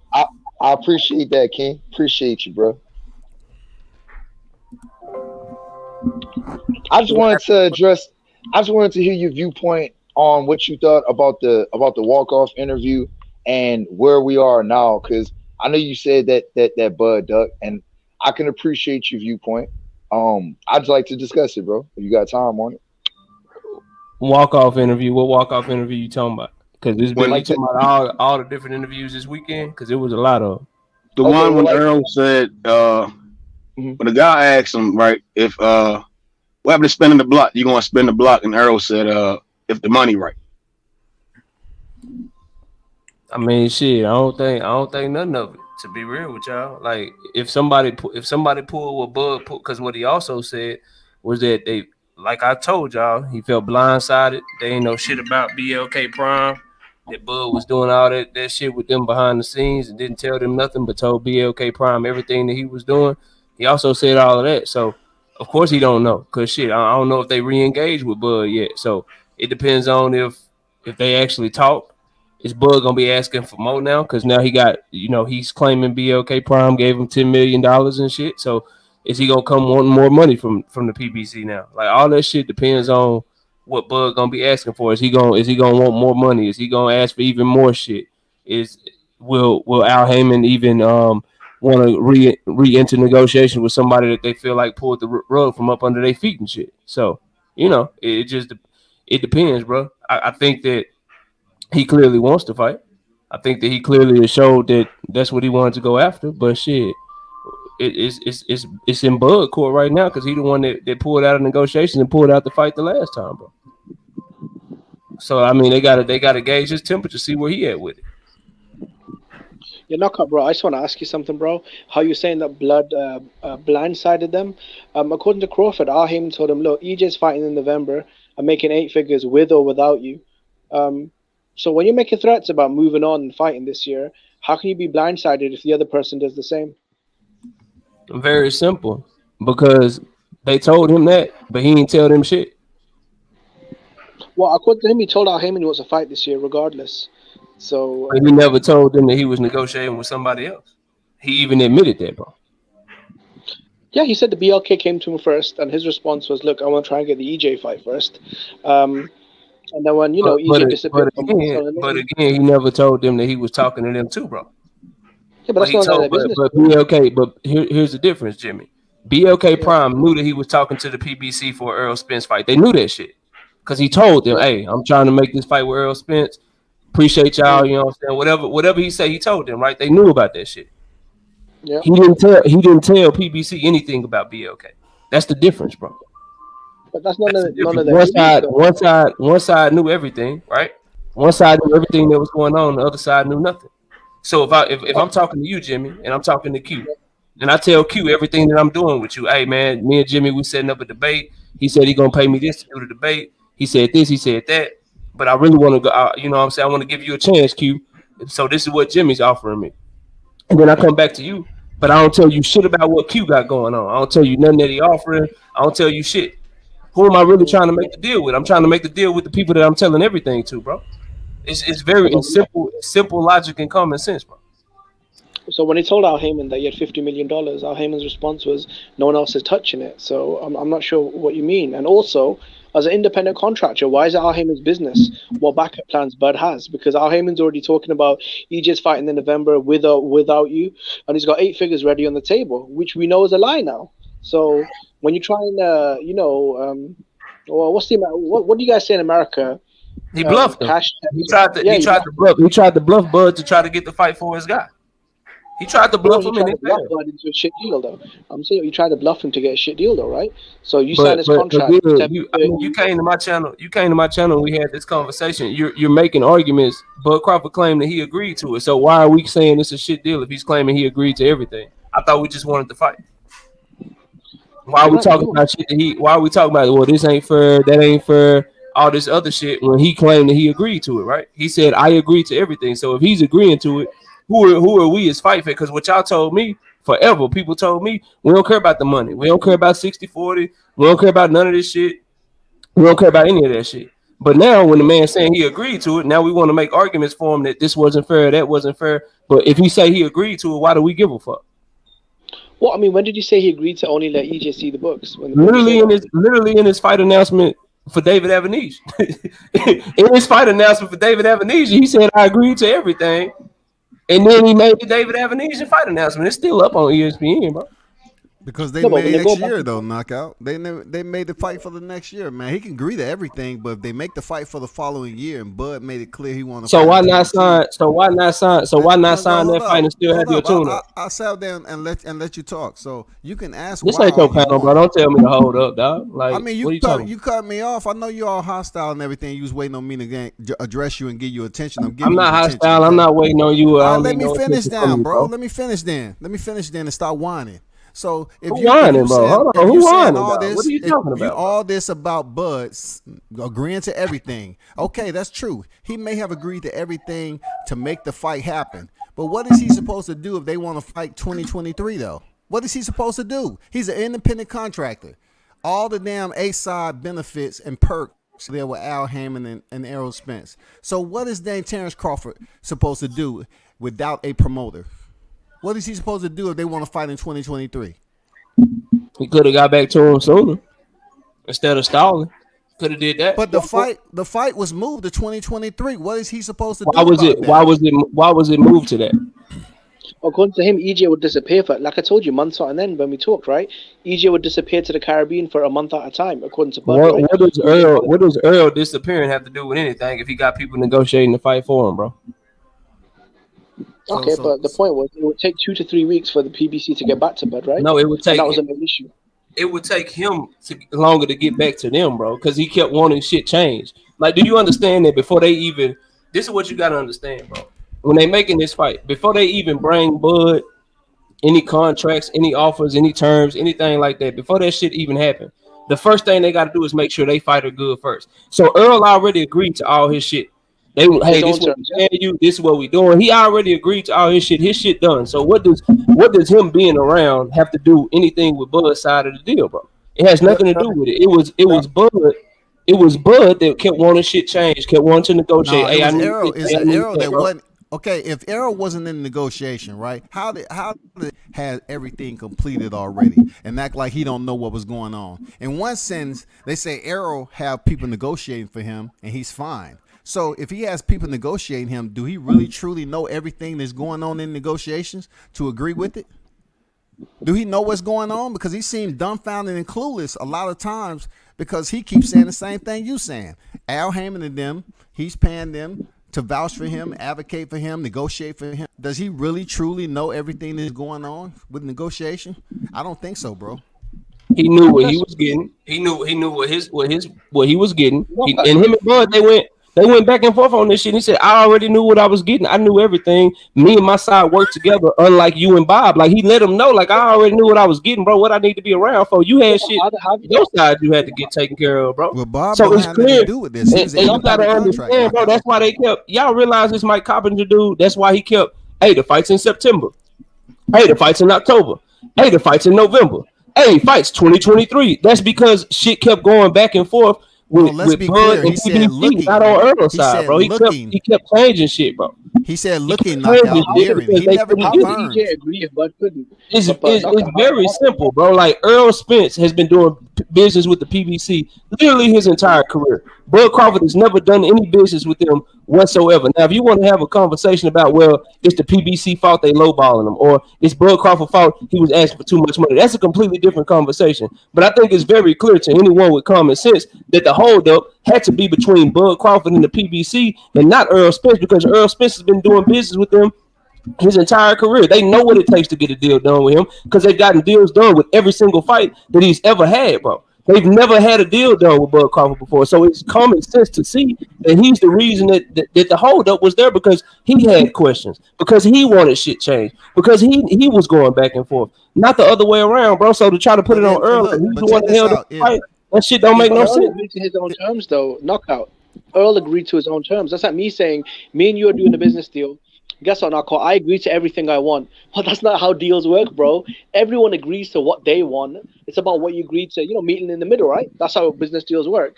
If you call me up and Every say, time, look, Jimmy, I've agreed to all my terms. It's easy for you to agree to what you want. It's not about what you want. It's about both sides sitting together and coming to a mutual agreement. That's how business contracts work. So when fans say, oh, EJ cleared up his side of this stuff, yeah, bro, it's easy to say, hey, Al, give me everything I want. Al's response is, don't worry, bro, I got you covered. That's not a business deal, bro. It's a business. Do you understand? Al, just like Bob Arum, right now we got the Navarrete and Oscar Valdez fight that's about to happen. Bob Arum has to go to Navarrete and his people. Hey, you good with this? You good with that? Blah blah blah blah blah, whatever, and then make sure they good. He got to do the same shit for Oscar Valdez and his people. Make sure they good. Whatever Oscar Valdez is making, that's of no consequence to Navarrete and vice versa. It's the same shit. It's the same thing in this scenario. Al Heyman, who is the middleman that's making this deal happen, he got to go to Earl Spence. Hey, blah blah blah. This is what you getting. This is where the fight at. This is where we trying to fight. You cool with that? You sign. Blah blah blah. Whatever. Per Earl and per people in the situation, Earl was like, "Yeah, I'm good. Shit, I'm signing. I'm done." When he went to Bud, that is where all the negotiations and stuff comes back. So it's not Bud's job to worry about Earl or vice versa, bro. Like they don't need to talk. The people that Bud was negotiating with was PBC, bro, not Earl. nah, but Earl gonna have to get right? back to him. Hold up, but Earl gonna have to get back to him every time Bud make a change that they actually have to change. Facts. Because in that conversation that we seen they was having, like you said, yeah, you and Al don't work together, and then Bud reply with, yeah, I do got a good team, and that's why I know they was what y'all was saying when I was saying the shit that I want to change, and EJ responded in, yeah, you do, because every time Bud make a change and they actually go through with the change, they gotta tell Earl, and Earl gotta be like, yeah, no, I do that for sure. You know what I mean? Because they can't, Bud just can't be like, no, change this. They make the changes, and Earl don't know shit about the changes. It's like, oh yeah, no, he gotta be like, yeah, hell nah, yeah, that's cool, because you know what I mean? Like it ain't just Earl tell him, yeah, they go, and then Bud making all these changes, and Earl just like, yeah, like, nah, you got 100% facts, because Earl is the boss. They got to bring it back to him. But per his messages to Bud Crawford, which we can all still see, he let us know and he let him know, bro, I agree. We agreed to everything you was talking about, bro. All of it. We agreed to it. All right, and Bud even admitted that they agreed to it when he accidentally said, yeah, but when did y'all agree to it? So this is what we have, bro. Like I hear what everybody trying to say. This is what we have, bro. We got two fighters. We got Earl Spence and we got Bud Crawford. At the end of the day, they was negotiating, and Bud Crawford had an opportunity. He could have put pen to paper, and he could have signed to fight Earl Spence, or he could have put pen to paper, and he could have signed to fight David Avenesian, bro. He could, as a matter of fact, if what y'all is telling me is true, if the fight went until 2023, he could have put pen to paper and signed to fight both of them. He could have took the Earl Spence fight and said, yeah, I'm taking this fight in between. But instead, he acted like it was an either or situation. And he signed to fight Avenesian, bro. Like we all know, like everybody up here, y'all can say what y'all want. You don't have to keep it real if you don't want to keep it real. But y'all know goddamn well, bro, if this shit was flipped, if we was in the same situation, and we got news that Earl Spence signed to fight David Avenesian, or he signed to fight Cody Crowley or some other subpar opponent that's not on Bud level, everybody up here, myself included, we all call him a duck, bro. We all call him a duck. But for some reason, y'all don't want to say that shit about him. Man, we all passed the duck talk, because we know Bud Crawford ain't ducking nobody. He ducking. He already ducking. Hopefully he don't. Hey, knockout. It don't even make any sense. It makes no sense at all for him to be an independent contractor and sign two fights. One with BOK and then the one with freaking PBC. When we don't know, look, we don't know the entire arrangements on how much money he's gonna make off this fight. Davis just did it. Look, just like you just said, like you just said, Bud Crawford may revisit this and ask for more money, right? So why would he sit up here and say, okay, I'm gonna sign on for this fight, this amount of money we're gonna make and all that? No, he's gonna wait. He's gonna wait and revisit. And if he asks for more money with the performance that he just had at BLK Prime, he's gonna wait with BLK Prime. Look, he's gonna wait for BLK It don't matter what the performance assessment from the naysayers, because y'all don't have anything to do with his money and his checks. It's not gonna do anything for you. If he chooses to revisit, well, guess what? There's no way we can even talk about a knockout, because Errol Spence just say he was gonna make a fight announcement, but he ain't fighting in April, May, or June. So that's out of the question. Yeah, we ain't getting it. And dude didn't even look like he was in fight camp. He didn't even look like he was in fight camp, bro. Oh, y'all talking about that? You talking about that fake ass picture? He look fat as shit. I would just tell everyone, bro. Twinkies and ding dongs and ho-hos. I would tell everyone, just go look at the Fight Hub interviews. Go look at the Fight Hub interviews and go ask, and then you make an assessment for yourself whether or not them pictures is real, bro. Like y'all, nigga not in shape, bro. I mean, looking at his face, fat as shit. His face, Earl face is fat. He not in fighting shit. I'll say that. But all I know is his physique in the interviews on Fight Hype and Fight Hub look a lot different from the picture that y'all got servicing around here. Do y'all, bro? Do you think? Yeah, do you think, my nigga? Like I don't really know nothing about that picture and shit. Like, I ain't gonna lie, that don't matter. This is what matters to me, bruh. You said bro, you gonna spin the block. It's all this. You know what I mean? You gonna spin the block. You gonna make it happen. Right now, to me, and what people saying, bro, it sound like motherfuckers taking business personal. Bud made a business decision, and I want to make a fight this year instead of next year. Y'all all mad and taking shit personal. Oh man, I don't want to talk to this nigga no more to make this fight because he did this. Like, no, you do more business, bro. You don't sit back and not make no more money or not try to make a big fight with the dude that you're invested in because you taking some personal. Like, bro, you go back in and do business. You don't come out here like talking about you got options and this and that when we just heard some leak shit where you said, like, really, this really what it is. This the money fight, bro. Ain't no other shit. Like, it ain't nothing really popping. Like, with whoever the fuck you fight in April, whatever, you know what I mean? It's cool, go and do it. But if Bud come out and fight it and then shit get moved, like, I don't really care for that. What I really care for is why they didn't go back and negotiate hitting this nigga line goddamn motherfucking December 12th. Like, let's make this fight, because right now it don't look like no mandatory is really getting pressed. That Keith Thurman shit, man, bro. If I'm unifying for Undisputed, who give a fuck about a Keith Thurman, bro?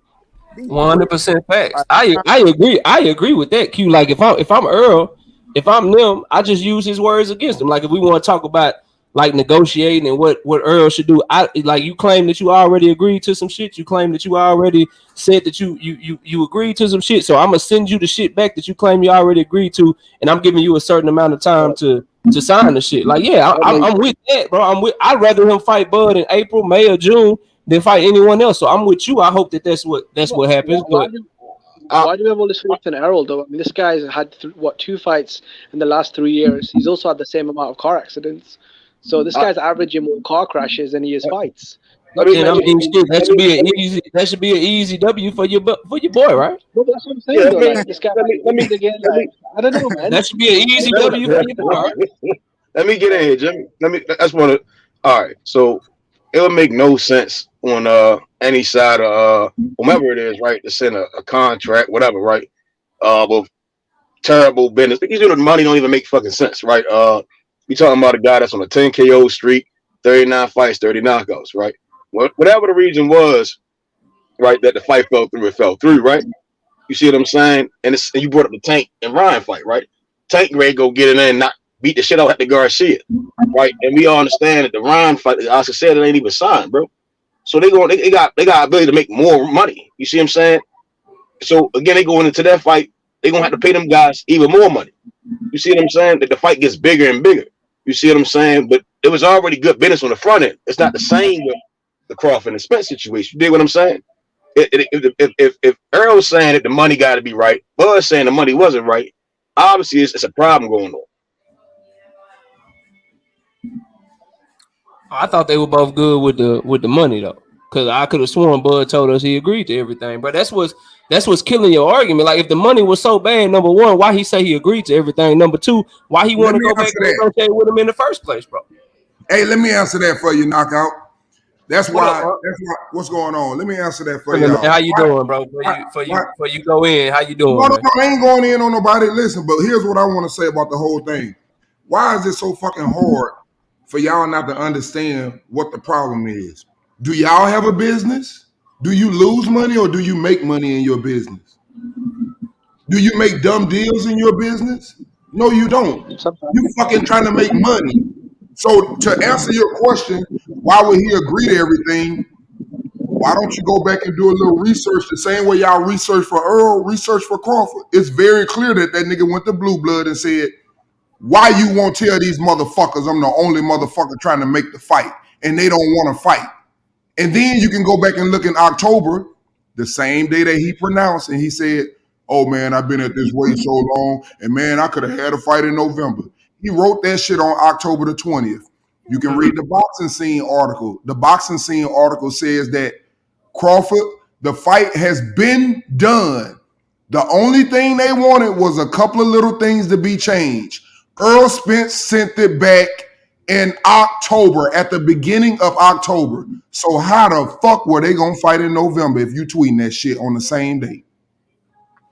Well, he tweeted that shit, and then a day later, that's when Bud announced that he was fighting. No. He announced the same day. And if you don't believe that, I would money guess, because I already took one nigga money for that. We won't pay. I would guess that means that Earl found out before you and I did that Bud had signed to fight somebody else, and that's why he was right. You're right, but why would you print the boxing scene article that says that we sent back the contract? Now we waiting on Bud to respond on the same day. You don't see nothing fishy with that though, huh? Nah, I don't. Okay.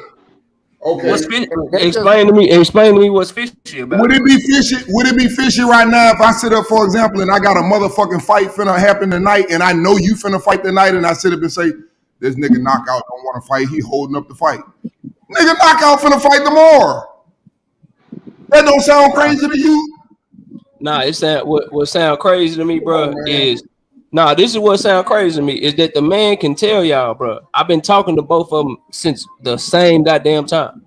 I've been talking to him at exactly the same time. I started talking to Earl and them about a fight in May. I started talking to BLK around the same goddamn time.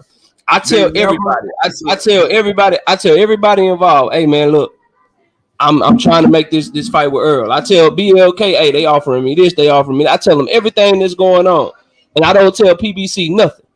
And y'all still believe that he was trying to make the fight with PBC, bro? He wasn't trying to make that fight. I don't come to your house. Listen, I don't come to your house, for example, and do some work for you, and then I go to fucking goddamn Q house and sit up and say, yeah, Q paid me fucking goddamn $5. That's all, and I had to do all that shit. Well, guess what? You gonna want $5 for me to do all your shit too. I don't mix my business with somebody else with the other person business. Why would I do that? Nah, but what you do, what you would do is if I was trying to build a deck for you, and Q was trying to build a deck for you in your house, and I'm telling you, I'm telling you, I could build a deck for 10,000. Q telling you he can do it for 8,000. You gonna give me you ain't gonna just take Q deal. Maybe you'll come back to me and be like, hey man, he said he could do it for 8. Can you beat that? Like you gonna use it to leverage each other because you truly just want the best deal. He didn't do that because he didn't truly want the best deal. He wanted a way out of the fight because he could have used that shit as leverage, bro. He could be like, look,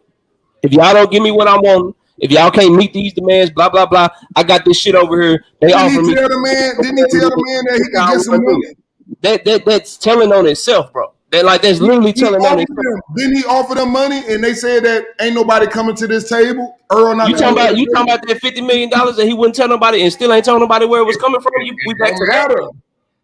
It don't matter, but will you be interested in talking about it though? If I tell you right now, won't you tell me where it's coming from? I don't give a fuck what it's on. If me and you right now, bro, you too real.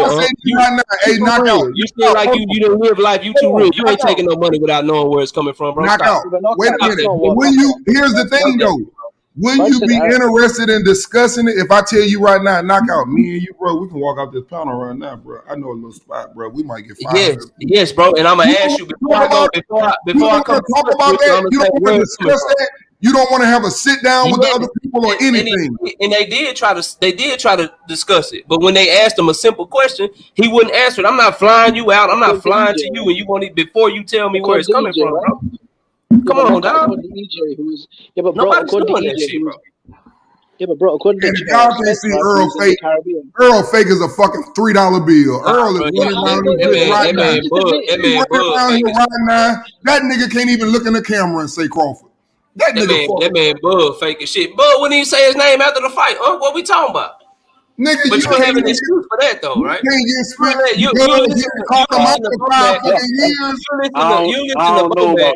to Bowman come out. You listen to Bowman come out. He for 5 years. What you want him to keep saying his name? I got you, bro. Y'all listen to Bowman though when he come out at the post-fight press conference and say ain't nobody calling out Bud Crawford when you know for a fact there's 2 people calling him out. But y'all won't check him on that, bro. Y'all won't check him on that. Y'all let this shit ride, bro.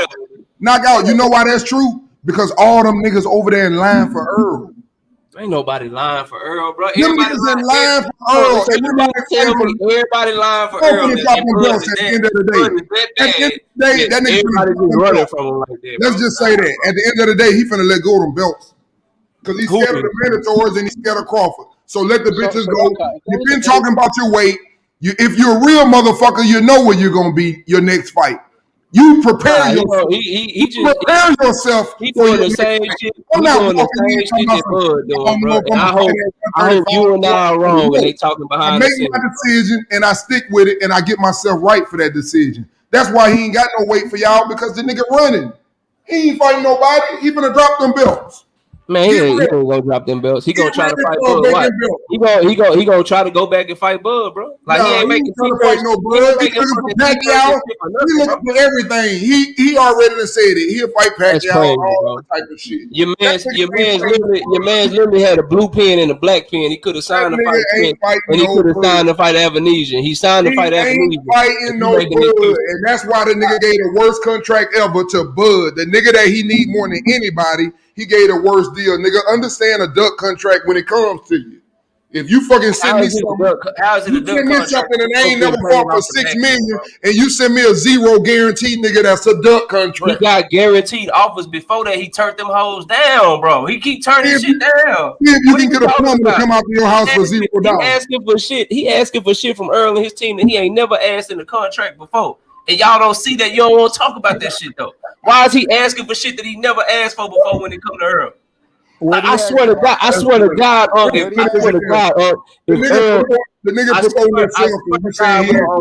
on my life, bro. If Earl had done this shit, bro, I'd be calling that man all kinds of ducks because it'd be true, bro. Y'all don't want to admit that shit. That man ducked out on the fight, bro. So is Earl ducking Thurman because he ain't fight him in November? Is Earl? No, he ain't ducking Keith Thurman because he was trying to fight Bud. Just like Bud, just like if they try to order Bud versus Boots right now, but Bud go into negotiation with Earl and he make the Earl fight. I'm not gonna come on some bullshit and be like, yo, Bud Crawford ducked Jerron Boots in this because he's trying to fight Earl, bro. You cannot duck Keith Thurman because you're trying to make a fight with Bud Crawford, bro. That shit don't make no sense. All right, I choose Oscar Valdez, Navarrete, right? The fight fell through, right? Oscar Valdez, Navarrete, they're not fighting, right? So they went on, and now Navarrete's fighting someone else. You see what I'm saying? So in October, the whole world figured out the business went south with Crawford and Spence. Crawford went on, fought. Earl said he could have been fought. He had enough time to make the Keith Thurman fight, right? Why didn't they just make the fight then? I mean, when it was Manny Pacquiao, they threw Ugas in there. With Canelo, he had the whatever happened with him and Canelo and Plant. Remember that shit? You see what I'm saying? Canelo wanted to get paid more. In my opinion, Plant didn't even show up. In my opinion, method, and I believe him when he say this, I don't think Earl want to fight Keith, bro. He doesn't want to fight him, bro. He wants to fight Bud and then move up, bro. He don't want to fight Keith. He made it very clear. Okay. Because if you look at what the PBC been doing, they put Keith Thurman on pay-per-view with Mario Barrios, trying to do what? Trying to build the Earl Spence fight. But Earl made it clear to them, look, bro, I don't want to fight him. I want to fight Bud Crawford. He made the announcement after the goddamn Ugas fight. He did what all them niggas over there doing. Hold on. So that's what I'm saying. The only way That's he will kind of fight boiling Keith, down to everything I'm saying, right? Is that the only way he they will have fight their Keith is own if the WBC ulterior order that motives. shit and You say get that what they I'm gonna saying? strip him if he So don't if fight. they Hey, have their Keith, own ulterior hey, motives, right? Keith fight That's bullshit fights, Tank hold fight on, D. bullshit fights, Hold on, and D. all the niggas over there, That's but Earl that's don't.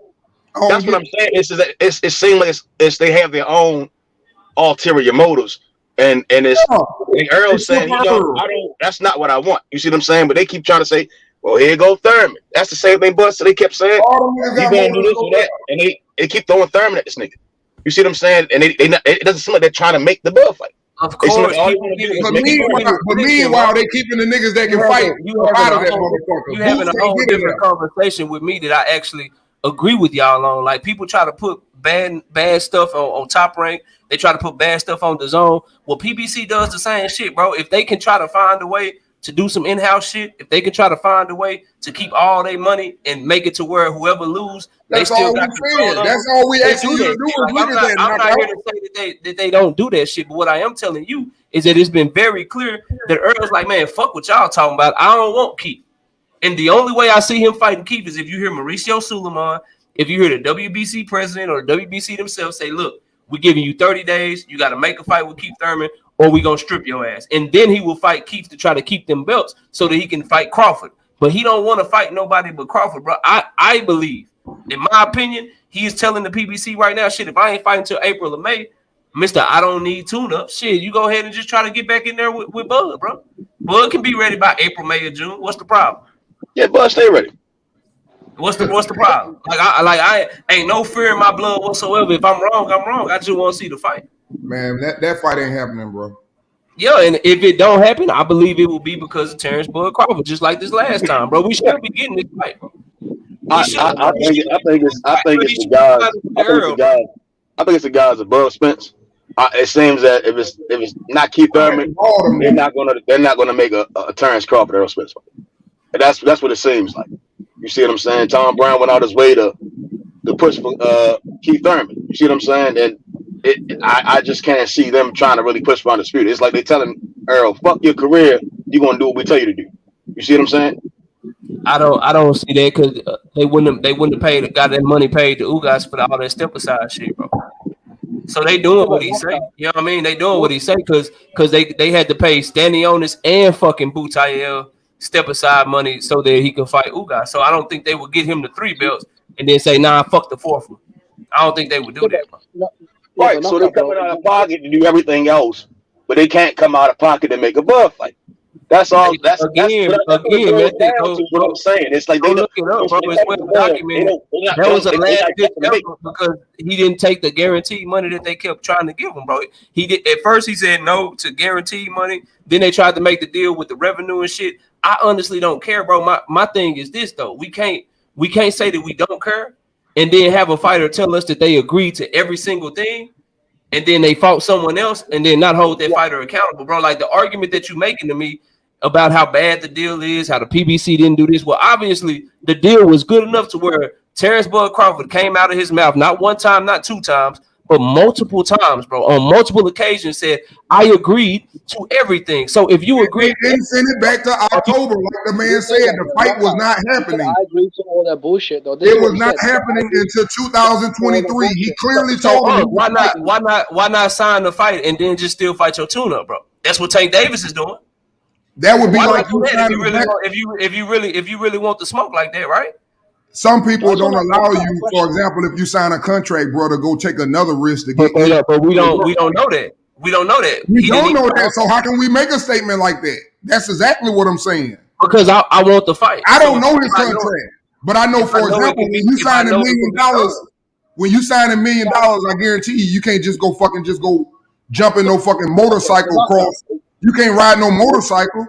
It's certain things you can't do when you sign a contract. They want to make sure that fight happens. They're not gonna let you sit up and say, "I signed a contract," but I'm gonna fight you. You don't know that, bro. You don't know what they would have did. He didn't even try to. That's my point, bro. You don't know what they would have tried. He didn't even try to. You said earlier that Tank did it. You said earlier that Tank did it. Okay, let's see if, for example, all of the evidence of everything that he signed for how much he gonna get, and all of that. Let's see if that comes out Yeah, but Floyd before this Mayweather fight. said the fight wasn't happening, though. He's an executive in PBC, right? Floyd Mayweather came out and said, "Look, I'm a partner with the PBC. Don't believe Mike Coppinger. Like, I'm in the deep end of this shit, right? The fight's not happening. This is way before Bud moved on to Ivan Neeson or You really? or So like, you believe that? You believe Floyd? well, yeah, I do believe Floyd. Nah, we He's a believe partner with you. the PBC. All We right. believe So everything you say. clearly What you about Tim don't. Smith That's why then? you No, arguing with me, what huh? about Tim Smith? Tim Smith No, said I'm the just fight wasn't saying, happening. y'all always saying that. Do you believe Bob? Do you believe But let me Al? Do let you me let me believe tell you Earl? Do why. you believe Pump? Let me tell you why, Uncle. You tell But, me if but this we makes believe each other more tell, than we believe them no, niggas. I you don't tell me understand I that. believe him because tell what me you if said this came makes sense true to though last y'all, time. bro. Tell me if this makes sense to y'all. So Floyd Okay. said all that, right? What did Al Yeah. Heyman and the PBC just do to Floyd? His only cash cow, the only person that's bringing him in money, that's not named Floyd Mayweather when he fighting exhibitions. Al Heyman, Showtime, Steven Espinoza, they just took Tank Davis from his ass. Tank Davis is now on his own, and he's got Al Heyman as his manager and Showtime. So let me ask you this: if you Floyd Mayweather and you know Al Heyman just took Tank from you, and Tank is doing his own thing now. Tank about to have these big fights or whatever. If you Florida, you gonna say anything positive about Al Heyman? Are you really like? Are you really gonna have his best interest at heart, bro? And if you are a partner with the PBC, y'all notice how don't none of his exhibitions ever be on the PBC platform, bro? Like, No, man, because they've got no money, bro. believe in the bullshit, bro. Bro, they've got. Believe in the Outside of bullshit, man. paying And pay Canelo, attention. bro. Unless it comes to paying Canelo, the PBC will not open up their checkbook, bro. They've got a history of doing this. Unless it's Tyson Fury or Saul Alvarez, they will not open up the checkbook.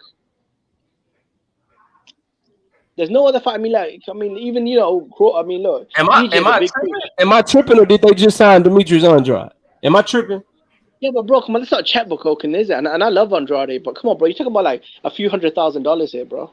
Like you're not talking about no like in EJ's word, no big fish money. That's not big fish status, bro. Like I must be tripping because maybe I missed that. I don't know.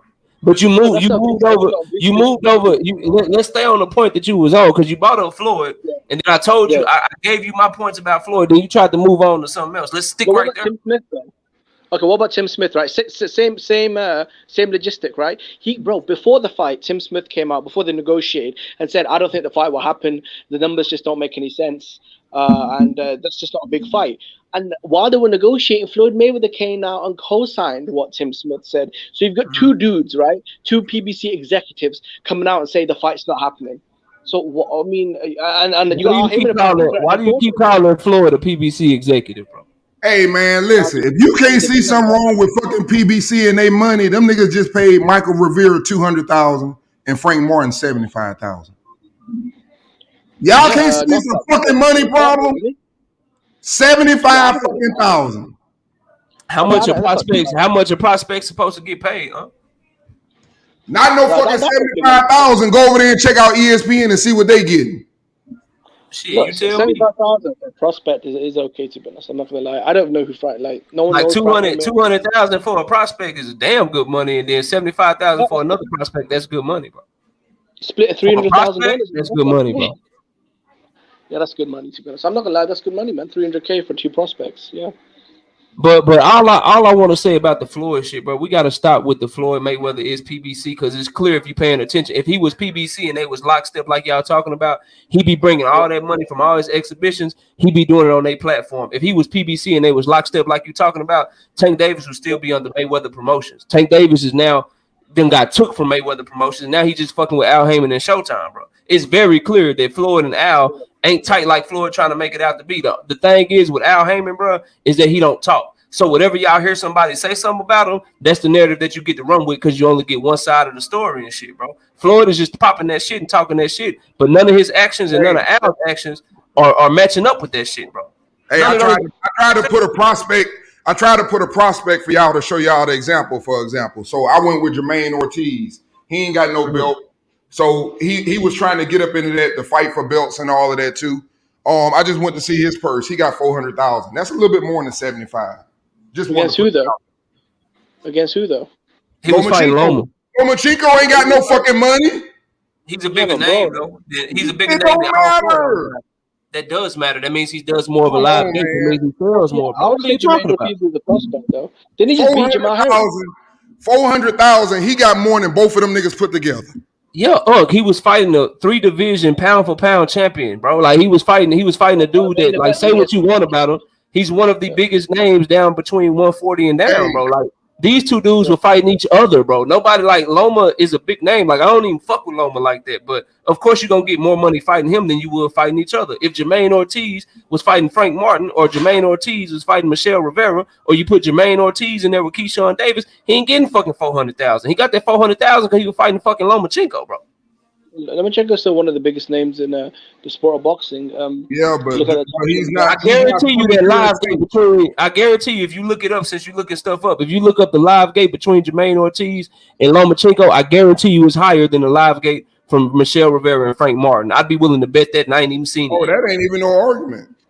Yeah, so then that's why they get more money, bro. That's because they put on a better fucking fight.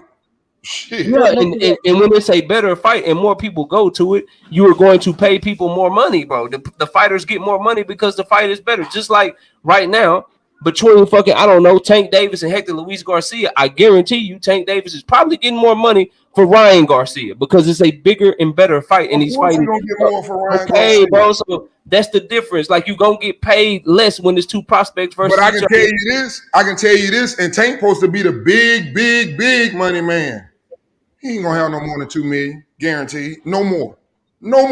Yeah, he getting this shit off back end. He a pay-per-view fighter, bro. Okay. No, Ryan Garcia, maybe. Okay, but y'all count money that you can't see. I don't do that. I ain't counting. I just know. I ain't counting no back end money. I ain't sitting up counting talking about some. I mean, that's why bosses get paid some overtime. See, you the niggas that buy cars and get them repossessed. Y'all count y'all overtime money, and then they cut your shit back. I don't count overtime. Come on, don't do that. Don't do that, bro. I'm telling you because that's the truth. Nah, don't do that, bro. I'm good over here. Don't do that, bro. Don't do that. I ain't talking about you in general. I ain't talking about you in general, bro. I'm talking about y'all, bro. Count money. I don't count money that I don't fucking have, bro. I don't do that. I don't know, bro. PBC nor do I. If we're talking about our finances, nor do I. If I ain't got it, I ain't got it. So exactly. But don't sit up and say, for example, hey, man, I know I can get $1,000 overtime. Shit, I can go get that Lamborghini. Who's saying that? Please. Your contract is what you're going to get. Anything else is a plus. But that's who's saying that, though? That's what you're getting, bro. Bro, that pay-per-view shit. That pay-per-view shit is where the real money is. Okay. If why do you think every single fighter wants to fight on pay-per-view? Money is, why do we have to wait so long for these fights? See, why do we have Tank Davis, Demetrius Andrade, who else on that fucking card? Jerron Boutinez. Come on, why all of them? Because I'm gonna tell you like this: how many pay-per-views you think y'all gonna do on that? Who is y'all, bro? I don't like. Well, not y'all, but PBC. Let's say that. How many pay-per-views? Like you realize I cover all the boxing, bro. Like, yeah. But let's just say how many numbers you think. I ain't tripping on that. After y'all get y'all bars off, I gotta get y'all knockout of the year, fight of the year, you know, all the good stuff. You know, so y'all get y'all ask me the bars. I got here where y'all had deserving of those awards. I ain't got nothing for it yet because I gotta look that shit up and do that shit on my show, but I don't know yet, bro. Fighter of the year, I think I got an idea who I would give it to, but the other shit I don't know. But to answer your question, shit, probably taking Hector Luis Garcia with all them people on the card, that shit probably do somewhere between 250, 300,000. Wow, bro. See, now and that's a good number. Hey, let me say this. That's a good number what you throw out there, knockout. That's a good number, more or less. It could be more or less, but at the same time, what I'm saying to you is, do you think that's going to be enough to pay all them niggas? Bro, the people in that fight, hell yeah. Hell yeah, Tank gonna be getting a big bag off of that shit. Yeah, and the second part to that question, they don't want to open up the books, bro. Bomax exposed this. He said this is why PBC don't want to open up the books in front of Crawford. Because half of the numbers ain't real.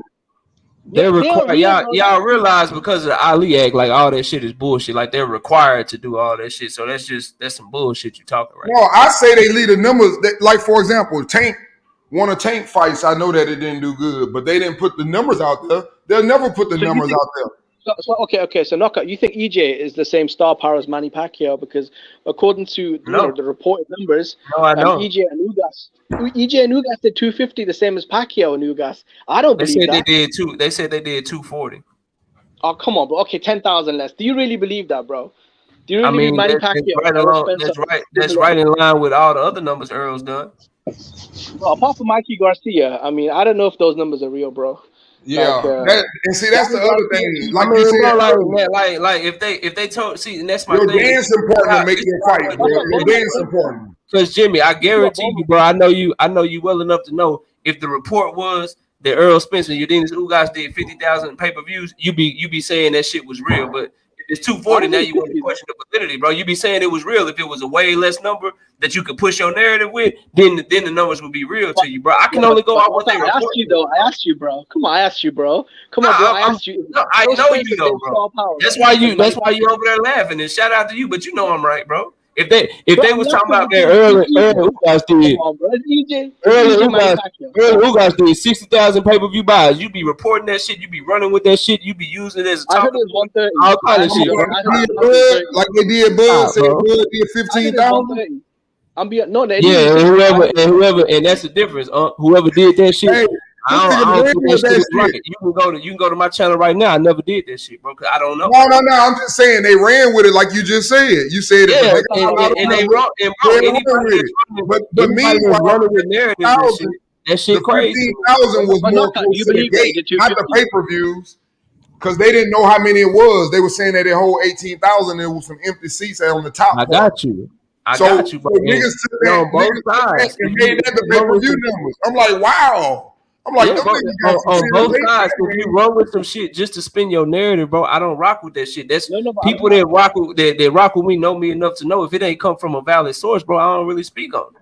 Hey, make sure y'all. I'm enjoying the debate. Hey, make sure y'all subscribe to Knockout. Knockout Box 86 TV. Every week they have a debates and shit. Y'all motherfuckers can cook for years. But I gotta get everybody's thoughts on who they had prospect of the year, trainer of the year. Knockout said he still got to do his content for that. So who you had Jimmy for knockout of the year and fighter of the year? To be honest, bro, it's been tough for fighter of the year. I think we've all had a good year. But for me, I'd say Inui. He had 2 unifications, right? He knocked out Nonito Donaire, future Hall of Famer, and then he became undisputed against my fellow countryman Paul Butler, who didn't do the UK any favors, but still. I thought that's when you destroy 2 reigning champions, and you have 2 unifications, and you become fully undisputed. I think that's a cool year, bro. Knockout of the year, I'd say probably Crawford over Avaneson. I mean, that was a destructive fight. Horrible. Yeah, that was horrible, bro. You saw EJ looking shook, bro. Again. So yeah, bro, those are my 2 knockout and fighter of the year.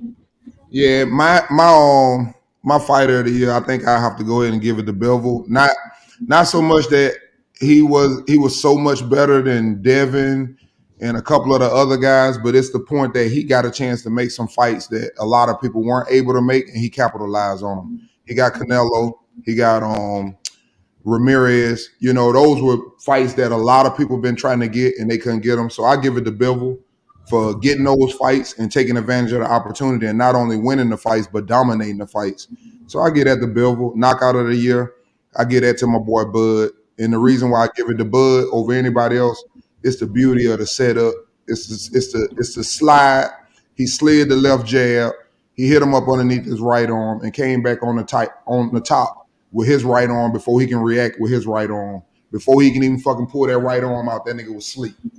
So that's the knockout of the year for me. Fighter of the year, prospect of the year. I'm gonna be honest. I don't know a lot about the dude, but I did know a little bit about Rivera. Even though I found out Rivera was young, that's why you don't throw young fighters in there with some of these lions. Not always the names. Sometimes it's niggas that got heart.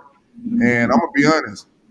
I like Frank Martin for the little bit that I seen him. I never seen a full fight. I watched it, but he still is a prospect to me. He's still not ready for the main guys, but he is my prospect of the year because of what he did, taking on a young, good fighter like that. And the only reason why I say he's not ready for the top guys he gonna have to find a couple of more tools in his toolbox. That 1-2 and left down the middle, that ain't gonna work with some of them dudes up there. Hey, and I kept seeing drop the intro for Shelton, man. Drop the intro for Shelton, man. You gotta hit the intro for Shelton. What up, OG? What's going on, look, bro. The winner of the 9th annual Player Haters Ball. The winner of the 9th annual Player Hater of the Year award is. What's good, Shelton? Look, I ain't got the actual pick yet, but off the top of my head, Fighter of the Year, top 5, you'd have to have Jamel Charlo, you have to have Devin Haney, you have to have Monster Inouye, you have to have Jesse Bam Rodriguez, and you have to have Dimitri Bivol, and then you have to decide, from 5 down to 1 between those 5. Knockout of the Year, I thought Bud was a good knockout. The knockout that Lee Wood had over Michael Conlon, where he knocked his ass out the ring, that's one. Christian and Billy knocked somebody out. That shit was nasty. I forgot the dude's name. I got to go back and look at the dude's name. So those would be knockout of the years. Prospect of the year, man, there's so many. Keyshawn Davis had a good year. Frank Martin had the best win, but he only had 2 fights in 2022. You got guys like Xander Zayas. You got Jared Big Baby Anderson, who had a great 2022. So it'd be between guys like that. But for Fighter of the Year, those 5 right there, Jamel Charlo, Devin Haney, Monster Inouye, Dimitri Bivol, and Jesse Bam Rodriguez. I think you got to be one of those 5. If you don't have them, it's kind of the 5. I don't kind of know what you're looking at. So that's what I would say about it right now, bro. What y'all talking about? All the year-ending awards? Yes, sir. Okay. Well, one Fighter of the Year, it's a toss-up between 2 guys. It's either going to be Haney or it's going to be Mel. Undisputed. Enough said. Knockout of the Year, Bud is my guy, man. That's my cat. But that Lee Wood versus Michael Conlon, man, you need a knockout in the 12th, down on the cards, and you get it, and you knock the motherfucker out, and you knock him out the ring. It's gonna be hard to top that. Out the ring, OG. Knocked his ass all the way out the ring, bro. Yeah, it's gonna be hard to top that. It's hard to top that. That might be Fight of the Year. That could be Fight of the Year. Prospect of the Year. Shit. You got Abdullah Mason. You got Zayas. You got Anderson. Keyshawn had a good year, but I got to go with Big Baby, man. He's on the quickest trajectory to me to get into a title shot. So I'm going to go with Big Baby on that. Shit. What's the other one? I think everybody would agree that Derrick James was Trainer of the Year, right? Yeah, you got it. Especially after that performance. Yeah, we'll give him that. He had an undefeated listen to me, a unified champion and an undisputed champion. I mean, that's going to be hard to top. Then he just had the prospect, what I just gave a prospect of the year, which I don't think he's the best prospect, but I do think he's prospect of the year. I made my choices basically on opportunity. Some of these guys, they got in there with what they needed to prove themselves. So that's what I base mine on. The same thing with Billboard. They got the opportunity.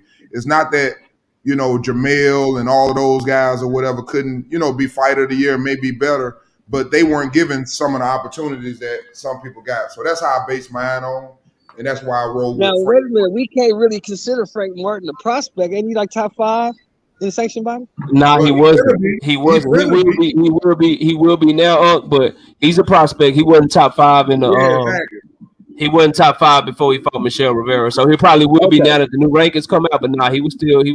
Matter of fact, I can still look him up because they came out. Yeah, I can tell you exactly where he was. Hold up, he was go to my boxing ranking tab real quick. I think he was on there, but not top 5. Lightweight. Let's see. Matter of fact, he's not top 15 in the WBA right now. Okay. Let me see here. Oh no, matter of fact, yeah, he's number 10. Number 10 in the WBA. Not ranked at all in the WBC. Not ranked at all in the IBF. And not ranked at all in the WBO. So yeah, he's still a prospect, bro. He's still a prospect. Okay. Yeah, that's prospect of the year, trainer of the year. Michelle Rivera was number 2 in the WBA, so he gonna jump up a lot. Frank Martin. He'll be top 5. He'll be top 5. And then fight of the year. Man, fight of the year, you got to go back to Conlon and Wood, man. I mean, it's hard to top that fight. That was a banger. You got to go back to that, or if you really want to keep it a buck, if we want to include women in the awards, shit, you got to include Serrano and Taylor. You got to include Shields versus Marshall, Baumgartner versus fucking Mayer. Shields versus Marshall was a good fight, but Serrano Taylor. Yeah, that shit was mine was Lubin and Fundora, man. They headlined Madison Square Garden. Yeah, I like that Lubin Fundora fight too, Q. I ain't think about that. That was When's a big. the last time women headlined Madison Square Garden? It's been a minute. It's been a minute. Then she almost knocked Taylor out, but then Taylor came back at the tail end of the fight. She'll sit in the pocket with it. She'll sit in the pocket with the big power puncher and shit, and was swimming without getting wet and shit. Like, come on, bro. They put on. Women put on this year, dog. Say what you want. They put on this year, bro. Real shit. Headline Madison Square Garden. Yeah, we need the men to fight like the women. The women fighting. But Q dropped the motherfucking gym with that one. That Fundora versus Lubin fight, bro. That shit was. That was a great fight. That was great. Hey, Lubin showed so much heart and shit, man. Yes, bro. Grit, skill. He dropped that motherfucker. I was like, man, Lubin ain't got no chin, but I'm just convinced that he don't warm up right. Because once he get hit and hurt, he recover, he be all right, bro. He could take a lot of punishment and shit. Yeah, we gotta kill that narrative now. Lubin ain't got no chin. You gotta kill that noise. He got a chin. Yeah, that man rearranged his chin and he stayed up there. His corner had to stop that fucking fight, bro. Yeah, he got. And now you know they talking about him. They talking about making him versus Castano next. That's a savage of a fight, bro. Him versus Castano? Who knocked out? Brian Castano, the dude that Jamel Charlo just fought. Yeah, that's a fight. That's a fight right there. Yeah, that'll be a that's good. He better. You know, if you slowly look at it, bro. If you really go look at it, go look at Erickson Lubin resume, bro. That man resume nasty, bro. See, that's the thing with people like Castano and Avanesian. I'm gonna say something about that, and that's why I always say, man, I think we talk about these fighters too much, and we don't give these fighters credit just because we don't know their name. That don't mean shit because it's all about the style. I think the style was what gave Charlo a tough fight the first time. You know, that high guard is different, man. That fucking high guard and just waiting to just counter and staying on somebody, pressuring them the whole time. That's a different type of fighter than what you're used to, what you're accustomed to seeing, where you know somebody swinging and this and that, and somebody just got a high guard. I thought Jamel did better the second time, and like with Bud, when Bud fought Avanesian, he stayed in that good. And I think Jamel learned that the second fight. He didn't go in the good the first fight, and that's why a lot of people thought he probably lost the fight. Because he just set up, for example, and held a high guard, and every time he got in, he just went crazy on him.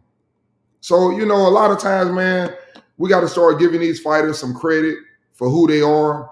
I thought Michelle Rivera was a good fighter, but obviously I watched Frank Martin basically make him quit. And that's what I'm saying. I lose respect for a fighter when they start making them quit. Like Deontay say, go out on your shield, nigga. Go out on your shield. Fight back. And then so you thought Rivera quit up? Yes, I did. Once he got rocked and he got knocked down, I definitely saw him kind of like just being satisfied, you know, like I just don't want to get knocked out. Kind of like what Cobra did. Very similar. Not as bad, but very similar. Yeah, like I know that if I try to knock you out, you gonna fucking catch me. So I'm just exactly. So I'm gonna respect you. Watch this. Hey, Mel. In the last 2 years, who is the only fighter you seen get knocked down and get up and fight? Damn. Bud. Other than Bud. Lomachenko. Yep. I say bro. I can name a bunch. I say Ron Garcia. Oh shit, Ron got dropped. Ron got up and he was mad as shit. I say that out of people that we really look at to get up and actually fight back. How people was talking about Chris Colbert, he got dropped and that nigga soul stayed on the ground. Yeah, he turned to a whole hole out there. But Same with El Rayo, Michelle Mm-hmm. Rivera. They beating the fight out these niggas. The difference when I hear niggas talking shit about Ryan ain't this, he that, he woo, his defense this. I seen Ryan get dropped, arm get twisted up behind him and everything, and he got up mad than a motherfucker. I ain't see him curl out. Damn, Ron done, you know what I mean? He really got he up. ain't tuck his tail. You right. He ain't tuck his tail at Yeah. all. But So some that's other fighters that did that shit too. Like he ain't shit now. He shot and he ain't gonna never be nothing again. But Miguel Burchelt, he did that shit, bro. You know what I'm saying? He got up. Oscar Hey, Valdez was fucking him up. Wilder. Let's not leave out Got up. Wilder. Yeah, Wilder got no Deontay Wilder against even though he Fury. didn't win. It's some Even though he dudes didn't who win, fought, but he bro. fought, and that's all you can ask for, man. As a boxing fan, you know, I think if we start respecting them for fight like that, I think it'll be a little better for those guys. You know, because a lot of these guys, man, they not backing down, man. I don't care about no zero. I'm gonna tell you like that right now. I don't give a fuck about that zero. If I see a fighter that fight, that's like Holyfield. That's my favorite fighter because he fight fucking anybody, and you gonna have to beat his ass. He ain't gonna quit. You gonna beat his ass. You're not gonna just get no fucking. Oh, I punched him hard and he quit. That don't work with him, and that's why I say, man, we got to put more respect on some of these guys that's going in that ring and don't quit. On the real fighters, bro. Like and man, bro, it's the thing. Boxing, knowing boxing is more than just your eye test. If a motherfucker talk about their eye test, bro, and Boxing Gym said this shit perfect, bro. It's more than just saying, oh man, the nigga fast, his hands, the power, the speed, the dog. Like, bro, it's way more to boxing than that. It's way more to see. You can see way more in the fighter than just looking at those aspects, because boxing is still a lot about small nuances. Lil Wade, when we talking about framing, we talking about feints and all type of shit, you know, that's makes a style, make a boxer. You know what I mean? Like it's more than just the plain shit, the first shit that come to your head, the shit that we measure when on the video game. It's more to that than boxing, the sport.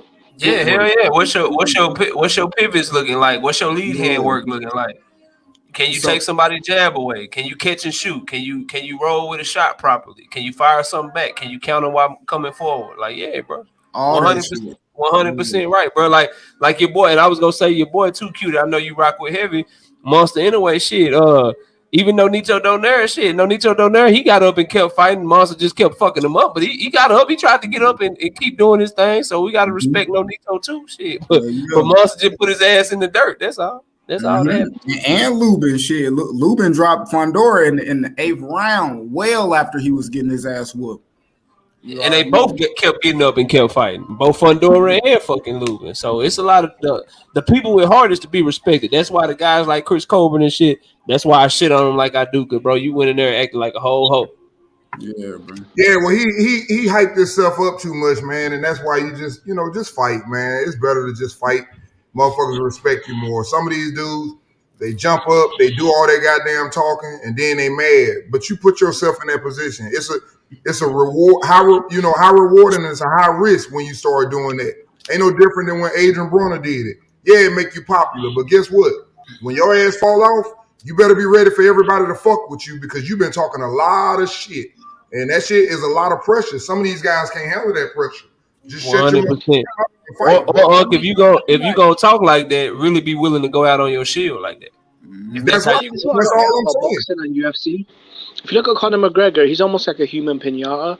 Like he gets stomped on, like fucked up so many times back to back.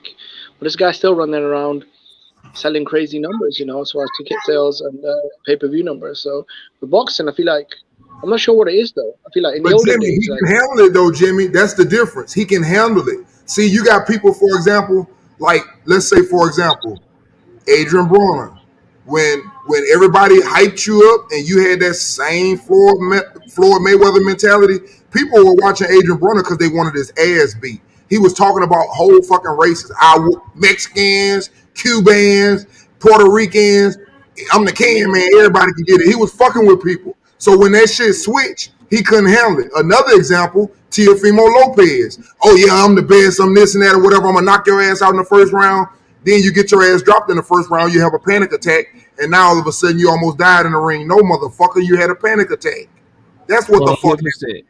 Hey, shout out to Q and everybody on the panel. I got to dip y'all. Great conversation. Y'all take it easy, bro. Great show, great panel. And y'all sub to my brother channel, man. You doing great work over here. Q, I see you next time, dog. Y'all take it easy.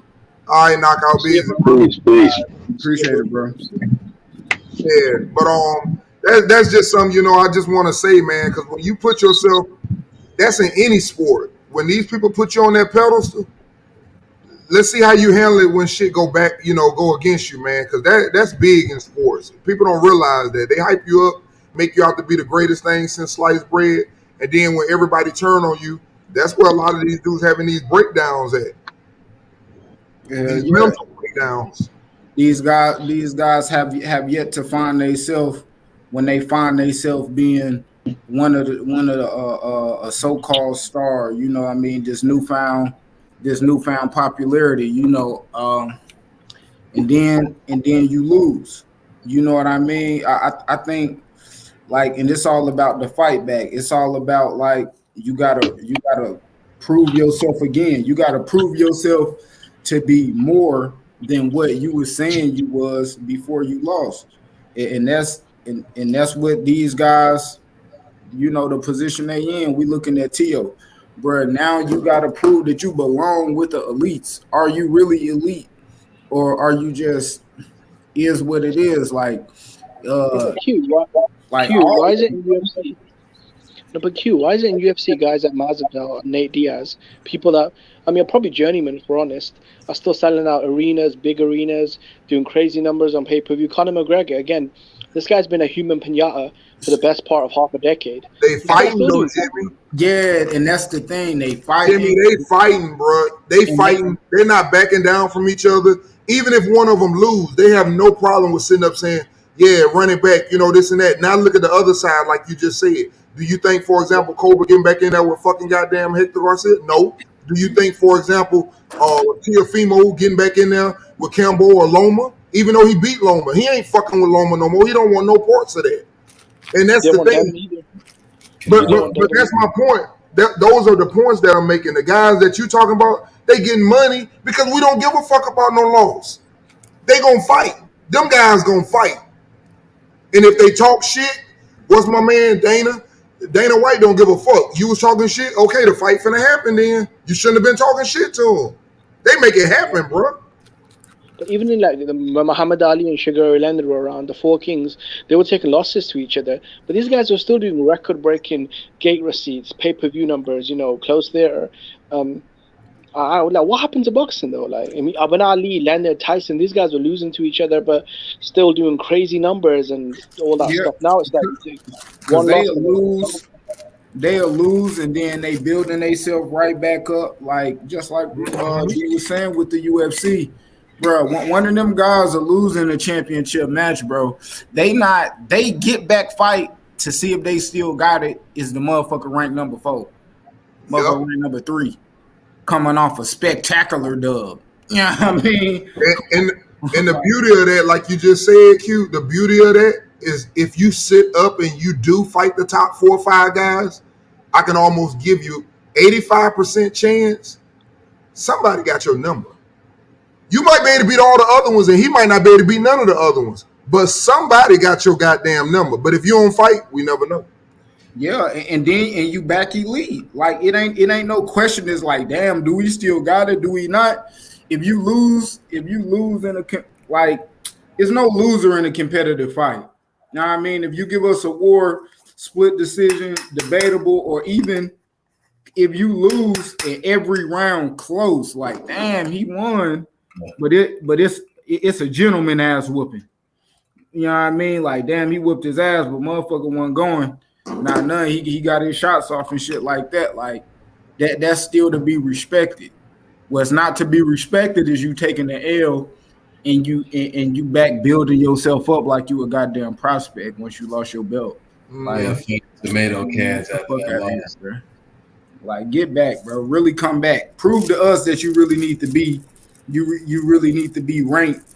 You know what I mean, in the top 5, like, or whatever it may be. Like some of these guys, man, it's for them to be so much about promotion. They promotion sorry as fuck. Man, Like I respect any I of them blame the for promoters. getting in the ring. I respect all of them for getting in the ring. But if I could give any advice to a boxer, man, and I respect all of them, like I said, they the ones who get in that goddamn ring. But I would just fucking shut my motherfucking mouth and let them promote me and fight my ass off. Because when you start talking, you signed up for that shit. That's the baddest man on the planet. That's what that sport is. You the motherfucker that kick ass with your hands. So when you put that out there and you want to fight like that, that's what we expect. So you run your mouth like that and sit up and say I'm the baddest motherfucker and I beat his ass and his ass, I expect you to do it. Or don't say it. Just say I fight whoever fight me. You know what I'm saying? You feel better with that. But when you got a name in your mouth and the motherfucker calling to fight you and y'all can't fight, that don't look good. And it fucks boxing up. Yep. How the fuck I don't like you and I can't fight you and don't want to fight you? I can't stand his ass. But you don't want to fight They him. punish each other by not giving each other a payday. That's Hey, some whole ass shit. Like I don't want you to make no money off me, so I'm not gonna fight you. But don't you fight motherfuckers you don't like though? Like, and these promoters too, they be thinking every little good fighter they got finna be a star, so we need to wait on this fight and wait on that fight. They said we gotta wait on Shakur versus William Zepeda. Bruh. Who the fuck is Zepeda finna be? How big Bruh. of a star is he to be? Shit crazy. Put him in there. Hey, y'all tell me what y'all think about this new drop, man. I got for these niggas talking them bullshit contracts, man. Look, let me see. And then write this down. You don't want to forget this. Turn that sumbitch sideways and stick it straight up your candy ass. Look at you. Look at you. Hey, don't talk none of that bullshit contract with me, man. You better turn that sumbitch sideways, man. Yes, sir. Yeah, that was my question. That was my big question after Saturday night. I'm saying, well, shit, this guy is top 10, possibly top 5 at lightweight. The other guy ain't never had a fight at lightweight. Wouldn't you want to prove yourself against the top 5 lightweight? You can make the fight. Who, Shakur? Hell yeah. Or Williams, how Williams Zepeda looking at it? Either one of them. I mean, if I'm Williams Zepeda, you take that fight because you inviting a little motherfucker to your goddamn weight class. Like, when the fuck have the big dude ever been scared of the smaller guy coming up, bro? Like, but see, when you look at that though, when you look at the Zepeda situation, you know who that is. Because that's the same shit he did with Alvarez against Triple G. He kept Alvarez away from that motherfucker until he turned 35. He was calling motherfucker out when he was 32. Yeah, Oscar say that Zepeda. Oscar kept that motherfucker away from him until he was 35. You said Oscar said what? Oscar kept that motherfucker away from him until he was 35. Hey, I wanted to ask y'all a question about that too, man. What y'all think about that fight anyway? Me, myself, personal, I think it is a good fight, but I think Tank wins the fight, him and Ryan Garcia. But what y'all think about the fucking catch weight? That ain't even a catch weight to me, 136. That's stupid. That's just dumb. I think that was stupid for them to take that. So they must have a lot of confidence because ain't no way I would want Ryan Garcia down. You might well fight at 135. Yeah, right. Well, the thing is, man, you know, like you just hit the nail on the head. 80% of the fight game is confidence. Confidence in your mind state is 80% of the fight game. It's only 20% wisdom. You know what I'm saying? So the most confident guy, the guy that believes in himself the most, is just this guy's gonna win. Yep. I just thought that was, odd that he took that deal. I didn't expect him to take that. I could see like 137. Get him that side, instead of 138. Tank took it because he don't fear that dude. He feel he gonna destroy this cat. They can fight at 150. Tank don't give a fuck. Now he wanted to fight him at 140. Tank do give a fuck. That's what I was saying. If I was Ryan, I would not went down to 136. 137, maybe.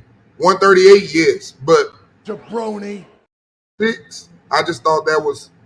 I think that's pushing it. Who asked for that? Who asked for that? I think Tank done wanted because Ryan done wanted him at 140.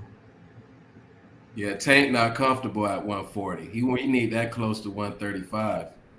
Yeah. And I don't have no problem with Tank, not going up there. I'm just saying I didn't expect Ryan Garcia, but it's a big money fight. I didn't expect him to go to 136. Like I said, if it was 137 and they were trying to do a catch weight or 138, I saw 138 and I thought Gervonta Davis might be a little bit more popular. He would take the 137, but 136, damn, that ain't nothing but a pound. Yeah. I mean, Ryan talked all that shit for all these years. He act like he only boxing just to fight Tank. Shit, once he get knocked out, shit, we might not ever see his ass again. It definitely can be some mental problems for him if he get fucking knocked out. I can I'll say this.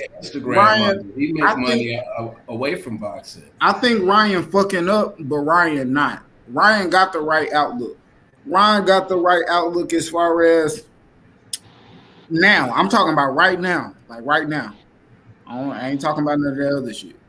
So I know y'all might go off. So No, I think Ryan talking about he want just the big fights, bro. When I hear Tank, everything after this Hector Garcia fight is big fights. It's Shakur, it's Ryan, it's Devin, it's that. Like, that's what the fuck we want. I don't care about, bro. What the fuck you doing out here running all this other shit? Goddamn, okay, Devin, you fighting Lomachenko? If you ain't fighting Lomachenko, man, Regis, somebody else with a belt, or somebody that we know is worthy of note. Like, you know what I mean? I know Richardson Hitchens ain't at the top, but if anybody say they'll fight him, I'm rocking. Devin can move up and mandate Regis. That's what I'm saying, bro. But he ain't gonna stay at 135. He just can't do it, man. Man, like a fucking skeleton after the weigh-in. But you got Devin. You know what I mean? You got Devin Dick Riders, man. Man, he gonna lose the Tank at 135 if he fight it. He gonna get knocked out. But at 140, he'll beat Tank, I believe. Man, big fights, I'm fucking with it, man. All these guys, bro, if that's what you want to push for, if you looking at that shit like, man, fuck a goddamn tune up, you know what I mean? Fuck it, I don't want no, bro. Take the big fights then. Because all that's telling me, yeah, you fight, you doing it for the check, but you still gonna get the reward. You know what I mean? It's what you want. It's big fight and it's big money. Are y'all even for sure that this fight even for to happen in April, man? Like, I mean, they said things on Ryan Garcia's history, man. I don't trust that dude like that. I think one thing I give him credit for is I think Oscar De La Hoya probably did want it at maybe 138, 137, but he told Oscar, look, man, let me play B side, and if I win the big fight, then I can be, whatever my potential is. Sometimes you have to do that, bro. That's what they be telling them now. That's why they say he ain't have to fight Devin Haney. They say he the A side. He can fight wherever he want now. Yeah, I feel kind of sorry for Devin, though, because I feel like with Tank and Ryan, they were willing to fight each other, but they weren't willing to fight Devin, which is a little fucked up, but, it's just one of them. Yeah, man. I think they all worry about their career, man. Too much. You said they worry about their career. Yeah, well, they're zero, because for me, it goes back to what you just said earlier. Ryan got the right mentality, because for me, I'm just gonna be honest. Either way, either one of them guys lose, if they get back up and fight, it don't change the way I feel about them. You got an L. So what? That doesn't bother me. That doesn't bother me. This big ass fight for a regular title. I feel like if you're a knockout artist like Tank or Ryan, even if you take if Ryan gets brutally knocked out and can't fight no more, He just for all this for a regular title. I mean, it's better than getting brutally knocked out by nobody. You damn near got brutally knocked out by Luke Campbell. I'd rather get brutally knocked out by Tank Davis than Luke Campbell. And shit, and Tank in 5 years, 10 years, what good is this gonna be for his resume if Ryan's just gone? He ain't achieved shit. Hey, like, I got the dub. I got the dub. Shit. These dudes need to be going after the champions, man. It's more meaningful. But this fight here is like one of the best technical fights in the ring in boxing. It's either like this to me. You keep letting them do what they do, which is not going out there getting titles, being, moving toward being like, oh shit, he the best. Then just, bro, fuck it. Just fight each other. Y'all ain't out here trying to get the belts and do all this shit anyway. Just fight. Like, that's how I see it, bro. Ain't no use of waiting around. You ain't getting no younger. You know what I mean? Only thing you gonna do is keep getting called out for pulling out of fights after fight after fight because you steadily picking and choosing opponents, and you gotta do too much. You gotta do too much bullshit promoting than actually promoting the fight. You gotta promote, then you gotta convince motherfuckers it's a cool opponent. You gotta tell them, oh man, we gonna do this after. We gonna do this after, you know what I mean? This fight right here, this right here, this just the prequel, man, to what we got to come. Like, man, fuck all that. Give us what the fuck we want to see, bro. I don't care if it's a bet on the line, bro. I know. I just feel like Haney is the better fight for Tank because look, Tank's with Al. Al at 35. He pulls strings at the WBA. Haney's a duck. He can get Haney to fight him at 135 for all the belts where he's drained at. And this is you can get the notoriety and the belts legacy for your career and Hall of Fame. Like, I think you know what I mean? Ryan is probably the fight though. I think if Tank can Ryan fight, it depends on what Ryan do for the rest of his career. If it's helping Tank, you know what I mean? I see Ryan loot, man. I see it both ways. Prospect, right? I could see Ryan get knocked out by Tank and still having motherfuckers love him and root for him before he get out the ring, before he leave for the arena, had the respect and all that back. Or I could see his ass getting knocked out and retiring. If he have a good fight, it's Isak Cruz time 4, 5, 10. You know what I mean? Like, I seen how many people love Isak Cruz and talk about him like he got outboxed by a nigga with one hand. So yeah, but Q, what about if it cuts the other way though? What about if Ryan knocks Tank out? Do you think Tank? If Ryan knocked Tank out, everybody know what the fuck it is, bro. Tank, everybody know what it is, bro. Tank might be gone. I mean, why not just do what you saying about Ryan? Be out at least 2 years. I know that. Ryan is the shit, bro. You ain't gonna find nobody, not one nigga out this bitch that'll tell you any of them guys beat Ryan. Devin, T.O., Loma, none of them. Ryan knockout Tank, ain't nobody fucking with Ryan. Point blank, period. And if he do, don't need y'all. I'm telling y'all right now. Facts, right now. If Ryan knock out Tank, ain't none of them niggas fucking with Ryan. Okay. Shit, I bet Devin Haney gonna still want that fight. He gonna say, "What's up, dude?" Gonna get his shit rocked. Yeah, that's my problem. I think Ryan is actually a dangerous ass fight for Tank. Ryan can win that fight for real. If Ryan beats Tank, then I'd favor him to beat Haney, because if Haney gets clipped with that left hook, I don't know, man. I didn't like the way he looked against Linares. So still a good fight though. That's what I'm saying, man. Tank is putting a lot on the line when he could just be fighting for undisputed. But oh well. I'm actually looking forward to that Lomachenko-Haney fight, to be honest. I'm really. But see, that's what's wrong with boxing right there, man. Don't get me wrong. I like the fight. I think it's a big fight because it's Ryan Garcia, but if you the mandatory and the dude got all the goddamn belts and you claiming you the baddest and you doing this, why the fuck would you go get all the belts? And then your popularity becomes extra because you're the unified champion, undisputed, and you get to sit up, for example, and fight for money and fight who you want to fight. Then you make those big fights. But I think you have a little bit more with you when you take them belts versus you just running around. That's gonna always be, one of them things we're gonna talk about later about the way they move. Yeah, that's why you got to get a belt. That's why even if he do that, he gonna have to find the weakest champion. Exactly. Whoever they think the weakest link out of the 140 motherfuckers who got belts, that's who they gonna try to get in there with. That's the sanctioning body they gonna push up on. See, my thing with the belts is this though, like Bud Crawford got all the belts, Canelo got all the belts, and even Inoue has got all the belts in their divisions, right? But these guys don't get a lot of respect though for undisputed.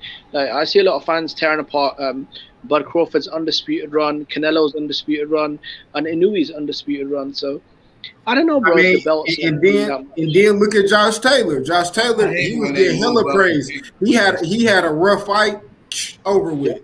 Yeah, he on motherfuckers shit. So, but I think that was more that left hand. I'm gonna be honest with you, and that could have been the same thing with Frank Martin and Rivera. I'm just saying, man. I think we judge these fighters and we don't know what the problem is. Like one fighter might not be as skilled, but he fucking punches harder than another fighter, and that person that he fighting might not have no chin. So we didn't expect that to happen, and that happened. But when you look at these fighters, like Frank Martin, that dude, man, he showed me a lot of heart. He got a chin, and he ain't gonna back down.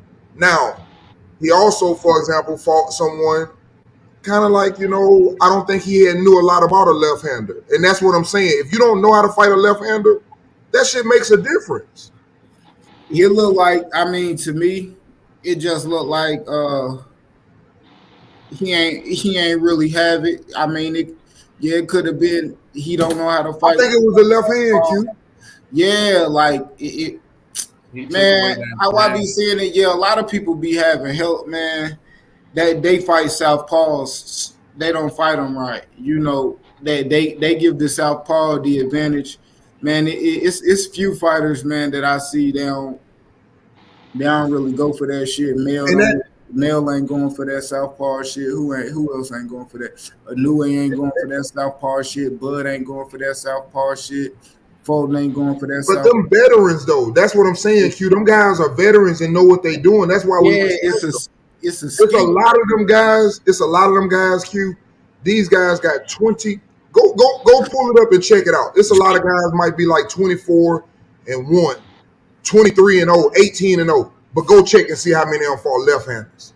Some of them ain't ready for them left hands, and they know it, and they avoid them fights. That's why I say, man, you got to respect everybody when they get in that ring. That's all I'm saying. Some of them ain't fighting them left-handers. Yeah, I remember Jamal Charlo. He had a tough fight. Somebody blocked him in the chat for me. Who's that? I remember Jamal Charlo had a tough fight with that late replacement southpaw Korobov. Remember? Korobov, yep. Korobov. Shit, what you call it? Got his ass, man. What's his name? Uskatagi. Dude was a southpaw, right? Yep. Yep. Hey, but he fought him. Hey, he fought him though, Q. Yeah. He tried. Clear loss though. Oh, no doubt. But that's what we talking about. I ain't tripping. I know he got his ass beat. He clearly got beat. I'm saying that the nigga didn't quit. That's what we talking about though. That's a win. When a nigga don't quit and you got to keep beating his ass the whole fight, he ain't gonna stop. That's a win. Fuck who he fought. That's a win. And that's when you gotta look at it, man. People gotta look at the tape. People gotta look at these people fighting. That's why. That eye test shit. Yeah, that shit hella overrated. It's what are you looking at? And when you asking people what they looking at, what they see when they see this fighter, what make them good, what is shit that he doing wrong. Man, they don't know what the fuck to say. You know, Yeah, the eye test can like you because I thought Daniel Dubois through the eye test would beat the fuck out of Joe Joyce, but when they got in the ring, bro, it was a different story. Yep, and picking yourself off that canvas, you know, getting your ass whipped. Yeah, that's a different type of some mental to come up from. Picking yourself off that canvas, tough mentally to come up from, especially if you know you getting your ass whooped and there's nothing you can do about it. Some fighters know it ain't that like, damn, I ain't got shit I can do, and you see it. Some fighters fight like they still got a chance. It don't even matter. You gotta kill them, and they'll say that shit, man. Hell no, motherfucker. Ref going there and stop it. They still on their feet. Oh no, man. Damn, man. Motherfucker gotta kill me. You know what I mean, I done heard a motherfucker say it. I remember that African dude said that shit about Zonabek. Zonabek whooping his ass. He came in there and stopped him. He was like, "No, man, I die for this." I'm like, "Oh shit." I kind of want, you know what I mean? It kind of made me want to see the fight, but he looked like he was about to kill you, nigga. You about to die in that motherfucker. So, bro, I think, man, that should be fire, man. I'm looking for some shit next year, man. Y'all tell me what's like the biggest fight y'all looking at for next year, or what's the, you know, what's something big y'all think gonna happen next year? What y'all think's to come? Hey man, I'm looking for Shakur, and possibly either Jermaine Ortiz, Zepeda, Loma. I just want to see him at 135. That's what I'm excited to see. I don't think we're gonna get any other fights that we really want. But if any fight does happen that they're saying gonna happen, I'm excited to see the Ryan Garcia and Tank Davis fight. I just want to see because they both superstars, and I just want to see, you know, how it's gonna play out. I do think Ryan has a chance, and people don't think he does, but I think Tank gonna eventually catch him. But I think Ryan gonna win a lot of the rounds, and if it does go to distance, I got Ryan beating him. I think we'll see Anthony Joshua versus Deontay Wilder next year. I think Eddie Hearn and Shelly Finkel, I mean, they've become best buddies now. So they're sending emails back and forth, they're having meetings. Who was that, Jimmy? I'm sorry, I didn't hear you. Who was that? Anthony Joshua and Deontay Wilder, I think. Yeah, okay. Yeah. They're sending emails. Eddie Hearn and Shelly Finkel are good friends now. And yeah, I think Joshua will get a good tune-up in, probably blast out Dylan White. In London, that's still a big fight. And I think they'll meet up. I think I've got a weird feeling Manny Pacquiao and Terence Crawford might fight next year. And my boy Chris Eubank Jr., that's my favorite fighter right now, Chris Eubank Jr. He's coming back in January against Liam Smith. I'm looking forward to that. And hopefully Joe Joyce will fight the winner of Fury Usyk, I think. We might have some good fights next year, you know. Hey, you made an interesting point, Jimmy. I didn't think about that. Now that Crawford, you know, is independent. Say that fight could happen. Yeah, that Pacquiao fight, even though I don't really want it now, it should have happened like 3 years ago. But you made a real good point with that. That might happen. And even if not for him, maybe for Spence, because Spence don't want to fight Thurman. So I could see that happening. I think Joshua Wilder is actually a bigger fight than Fury Usyk. I know there's no belts on the line, but I just think, you know, you've got the British-American rivalry, you've got two knockout artists, and you've got the bad blood. What do you guys think? Of who? Who got bad blood? Yeah, he's saying Joshua and Deontay Wilder. The hype to the fight, two knockout artists. Man, do that shit, man. Do that shit. I don't want to. Usyk is way more realistic, though. Yeah, I mean, I don't want to piss on the parade, man, because I ain't gonna lie, I don't give a fuck about the heavyweights, but I do want to see that fight, Deontay Wilder and AJ. Man, hell yeah. For me, I feel like that's probably a bigger fight than Tyson Fury versus Usyk, because even though it's not undisputed, I feel like, you know, one of these dudes doesn't get knocked out, and there's a lot of bad blood between the British fans and the American fans, and I think it's still a massive fight. It could be Wembley, it could be at Vegas, you know, wherever. Hey, let me say this too. I want to let y'all know. I want to let y'all know, man. Don't be surprised. And I know he's way bigger. And I know he's strong, but like I keep saying, until you get in there with them left-handers and then they slick and a lot quicker and a better boxer, I think that Usyk Tyson Fury fight is kind of interesting. Yeah, I think Usyk wins that fight. That's why I'm kind of looking forward to that shit. Me too. I think that's an interesting fight. What about Lomachenko Haney though? Because you're talking about southpaws, right? Hey, I think that's an interesting fight. I keep telling everybody, I expect Haney to be able to, stay on the outside with his good feet, and survive, 12 rounds. But if he can't keep Loma off of him, that's what I'm saying. That fight can get dangerous, man. Loma, he didn't look good in his last fight, but I keep telling people, once again, we don't know, how Jermaine Ortiz, because that's one of his ex-sparring partners. He knew how to handle him. Tiafimo had something to keep him up off of him. If you ain't got nothing to keep him up off of you, yeah, and I just feel like sometimes if Haney loses to Lomachenko, I'm saying if Haney loses to Lomachenko at this stage, I don't know if it would go down well because I feel like Lomachenko is kind of 35 years old. I feel like it's more of like almost a bigger risk than a reward because if he beats Lomachenko, I mean, yeah, he'll get credit, but I mean, I don't know if he'll get more credit than what he got for beating Kambosos for all the belts. Hey, if he loses, I'm sorry. Go ahead. What do you guys think? Do you think like if he loses to Lomachenko, it might be really tough for I don't Haney think to it's a come back? bad loss. I don't think that's a bad loss. And I wanted to say something about that too. I watched the interview with Jermaine Ortiz after the fight. And I actually asked him a question. I was like, how do you feel with people saying, you were just a sparring partner, and not giving you credit for what you did in there with Loma? And he basically was saying he don't really pay no attention to all of that, what goes on behind what people say. But he asked him, I think the boxing voice might have asked him what did he think about Loma? Was Loma overrated, this and that or whatever? And that's another example of what I'm saying. He said that Loma was basically not big enough for the division. And that's what I be meaning by people. He walking around fighting at his walk around fucking weight. Some of these dudes coming down from fucking 160, 170 and fighting at 135. You understand what I'm saying? That shit totally different. Them some big dudes in the ring when they come in there on the night of the fight. And I think that's what people are saying. I don't think that Loma done fell off like that. That's why I say it'll be interesting. It depends on what was that? No, that was none. That was just a little feedback on my end. My bad. Nah, you beat the shit out of him. Yeah, I think Haney will win. But what I'm saying is people sitting up saying that he's overrated. No, I just think that he's in there with bigger and more, athletic fighters. But if he get in there, for example, throw his ass in there, for example, with Hector Garcia, he gonna fuck Hector up.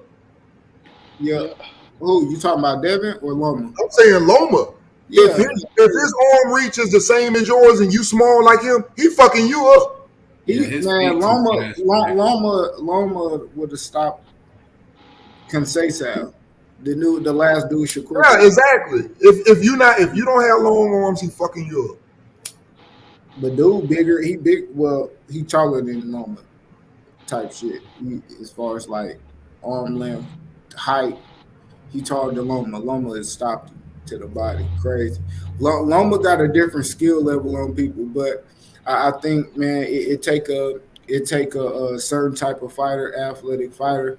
I do think Devin. I do think him and Devin match up good because the things I feel like that it take to beat Loma, Devin don't have that. Devin is not like a body puncher. He's not a person that's known to just snatch bodies, shit like that.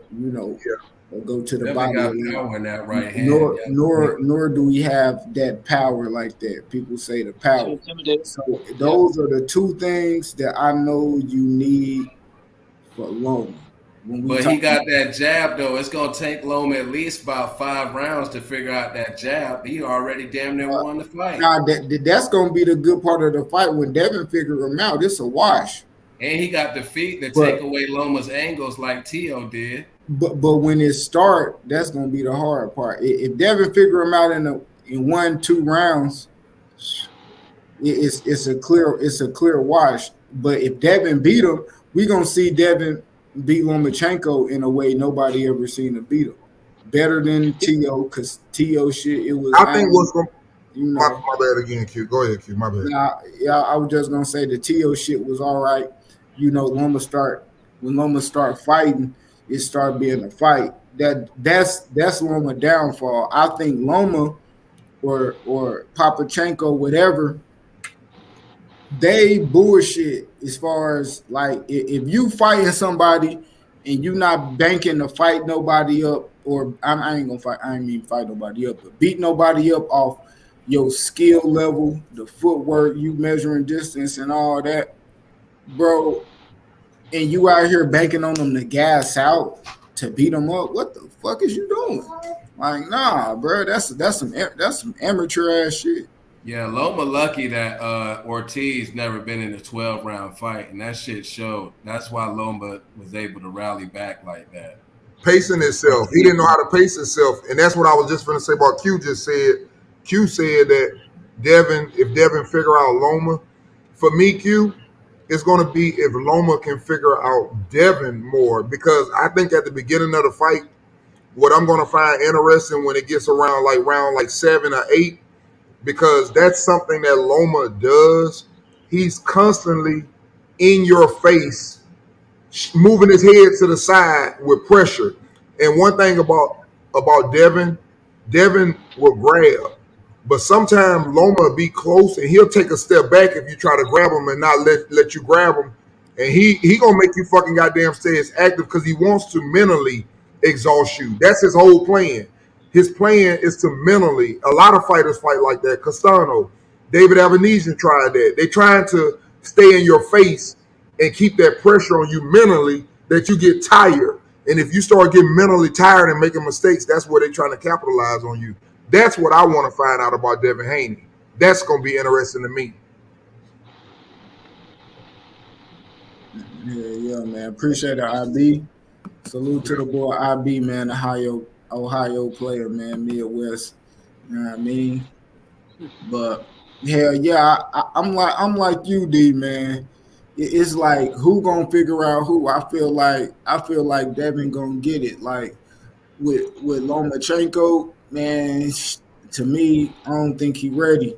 You know, Bob did say he feel like Lomachenko needed a little bit more time before he even had that fight with Jermaine Ortiz. Watching then Jermaine Ortiz even more, it's like, yeah, he might. Bob went there and he was watching Lomachenko in the gym. And that's what he was saying after he seen him. Like, yeah. So it's like, man, Bob been knowing this shit. He seen this shit. Like, he know it's like, nah, that's not the dude I just seen. Like, and I know Bob liked that last performance. I like that last performance. He brought that shit. He gave that shit to him, man. Devin, he just need to turn them fucking punches over, and he got to bring more to the party. You know, it's hard. It's possible that he could beat Tank and could beat Shakur, but he got to show me more. Them two have shown me more, shown me they could bring more to a fight when they already have the advantage, when they clearly showing that they better. With Tank, he just put you the fuck out. With Devin, with Shakur, you can't hit him and he hitting you. With Devin, it's when we talking about like your first title fight, Cambosis, man, good performance. You used the jab. You showed me that you measure distance with your jab well. That what you showed me. You know what I mean? I wanted to see more, bro. The second fight, he showed me way more. Now it's like, even with that, I still seen like he was holding back. Like I like it's Cambosis was there to be hurt. He was there to get knocked the fuck out. And I ain't see Devin press for that knockout. I ain't see him bring that uppercut that was right there straight down the middle, just like their right hand. You know what I mean? I ain't see that footwork where he actually he's shifting, he doing all these type of things, man. See, I think the reason for that, Q, is because when he fought Linares, He was really trying hard for the knockout. You know, he was putting together a lot of combinations, and he was really, really pushing the heat until he got clipped. I think maybe for Devin, because he might be a little weight drained. Maybe it's not the best idea for him to overexert himself because he probably doesn't have the best chin. And I agree with you. I think when you look at guys like Tank Davis and Shakur, they definitely seem like they're more like dynamic in the ring. Like you feel like they've got more weapons, more levels. With Haney, even though he's an excellent boxer, he just feels a bit more basic than those guys. I think the difference between Haney and Shakur and even Loma, any of them guys, all of those guys, the only thing that worries me about Devin, and that's why I want to see that fight so bad, because I want to see how he's going to handle it. I know he got great footwork. I know he got one of the best jabs in boxing. But what's going to be interesting to me is, can he, at some point, because I think all great fighters are going to be forced to do that. At some point, even Mayweather, he can move good. But at some point in every fight, them niggas can sit down in that pocket and get down with you if they need to now. Don't get it twisted. And they gonna take a shot. Exactly, and that's what I'm anxious to see when he gets in there with some of the other guys. I don't feel like, for example, Cambosa had what it take to make him sit in that situation. He kind of like manhandled Cambosa. He jabbed him, two-pieced him all night. He get in there, he hold him, throw him back out, jab him. He treated him like a baby, basically. There's some guys he's gonna have to sit in the pocket with, and you can't get tired either. Because if you can't sit in the pocket and you tired, that's how a lot of people lose. You got to be able to finish them rounds, bro. I think Frank Martin would really make Devin Haney fight, because the way he takes away jabs, Haney would have to figure something else out. And Frank is coming in. He closing that gap. And he a lefty. Yeah, and he's a lefty. Because that's what he did, old boy. He took his jab away from him. Who you talking about, Michelle Rivera? Yeah, he took his jab from him pretty much. The only thing I didn't like about Frank Martin, I think he got to show me more tools. I didn't see really any other tools, man. It was just a straight, you get in there with niggas like Tank, Shakur. Nigga, you repeat that same shit the whole fight, nigga, they going to try to take your fucking ear off. You cannot repeat the same thing on them. Yeah, it's just like it's just a punch variation, man.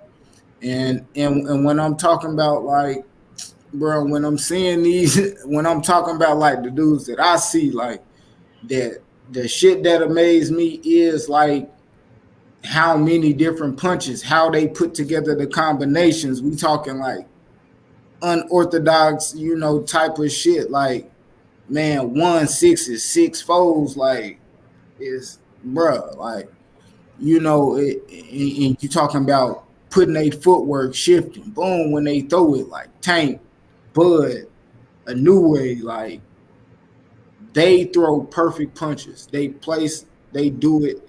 When they in the ring, they in full control. That's just how I see it. And that's what it is. And when you in full control, you asserting your dominance on your opponent. And at the end of the day, bro,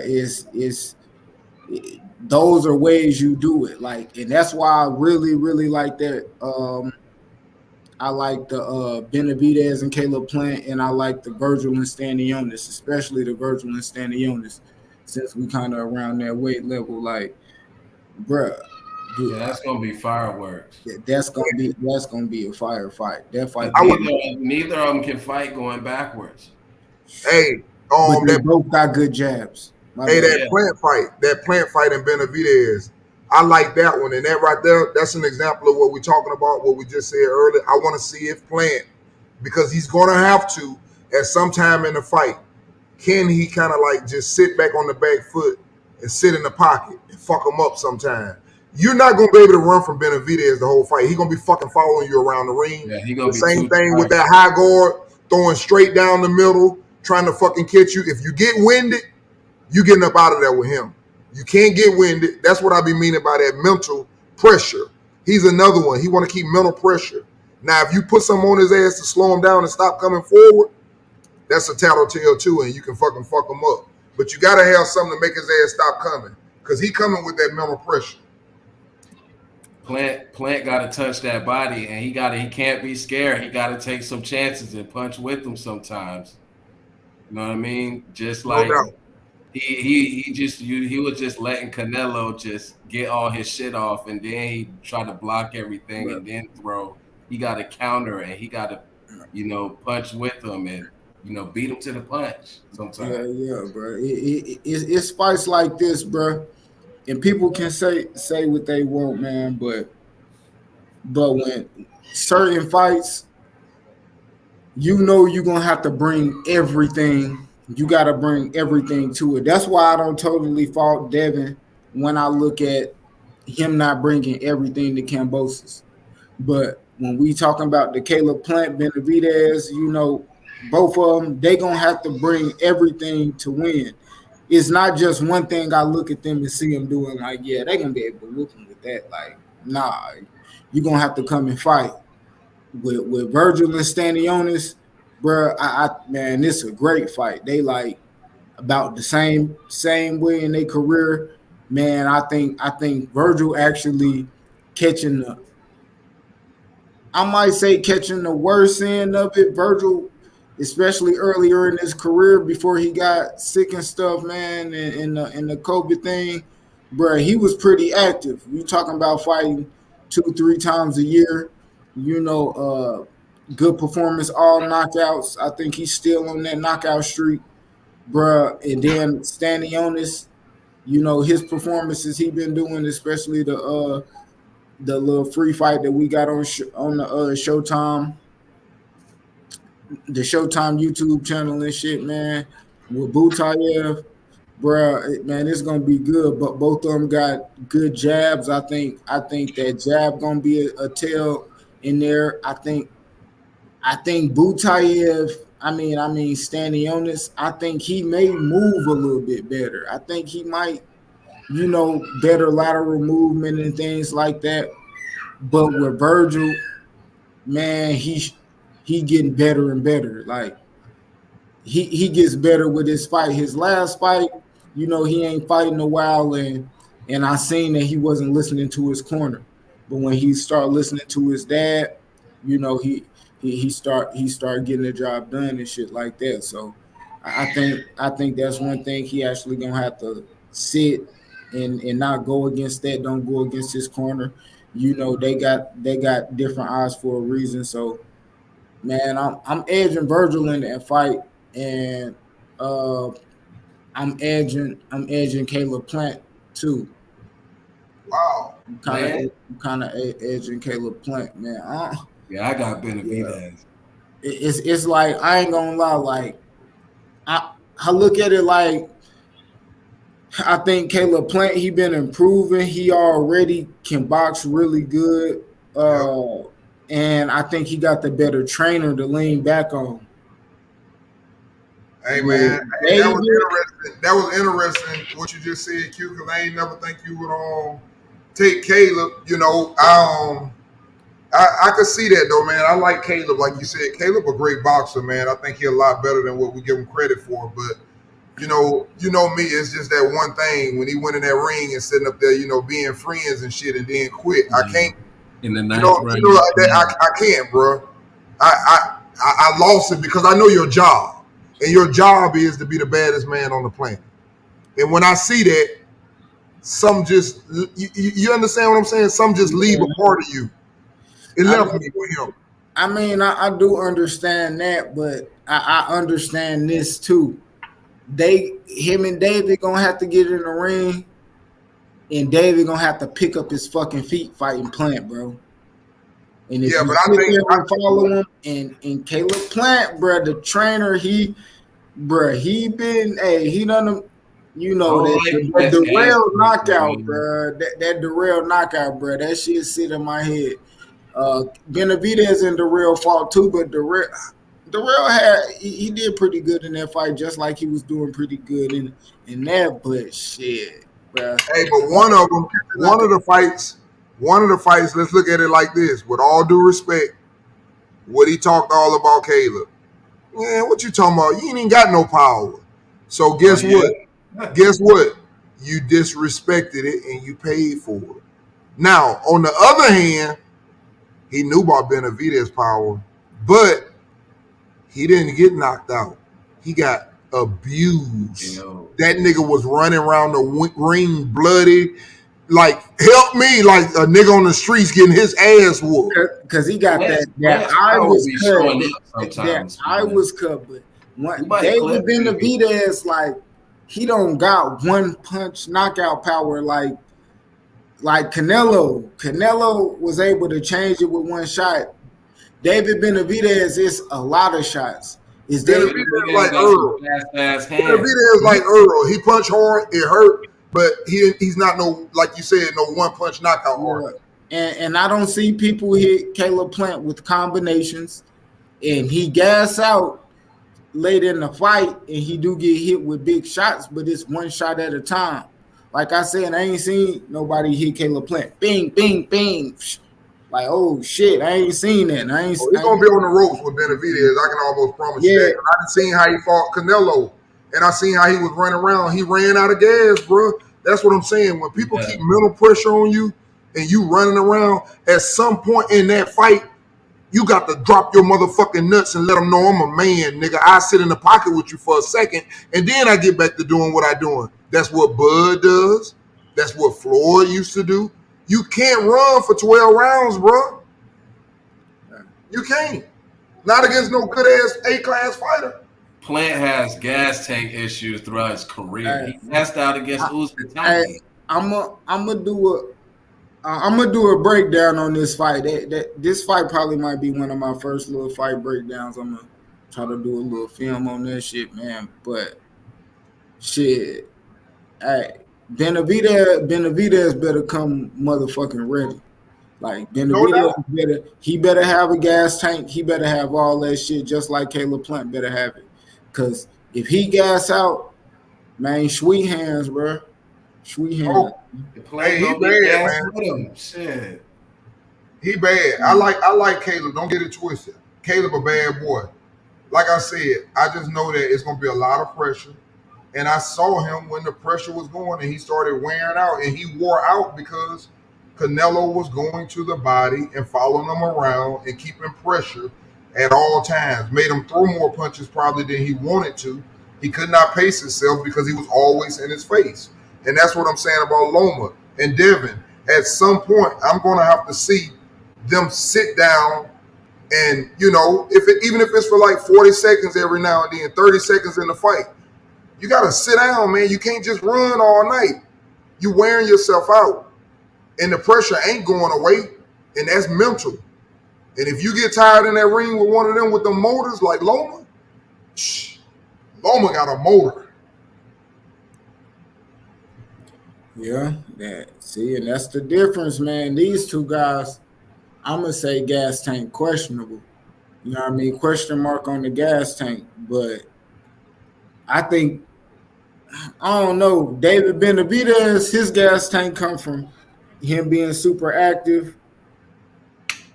Caleb Plant could be as well. I think with the Canelo fight, it was the mental pressure. Canelo just got a high IQ. He's not the most skilled in all these little facets of boxing, but the things he do it well, and he know how to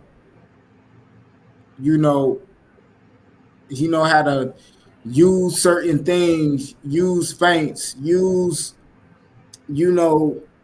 things that people think he don't have. His gas tank, in as far as like the Caleb Plant fight, he made Caleb Plant think that he was gassing out. Mm-hmm. I was looking at Canelo like, man, he trying to make it seem like he tired, bro. He doing this like, and he tried to do that same shit against B-Ball, but I think he really was tired then. Goddamn, B-Ball was on his ass, but Caleb Plant ain't had that type of power. He ain't, and he made Caleb Plant kind of take lead, and Caleb Plant did good in that fight too. I thought the fight was like a draw. Caleb Plant maybe, it could go either way one round, but it was a draw if that in my book. You know, Plant was letting Canelo load up too much, man. I had him losing rounds. shit, I like the fact Caleb Plant was making Canelo smother his offense, and that's what I rarely see people do. Really, the only person I seen him do that before that Caleb Plant fight was Mayweather.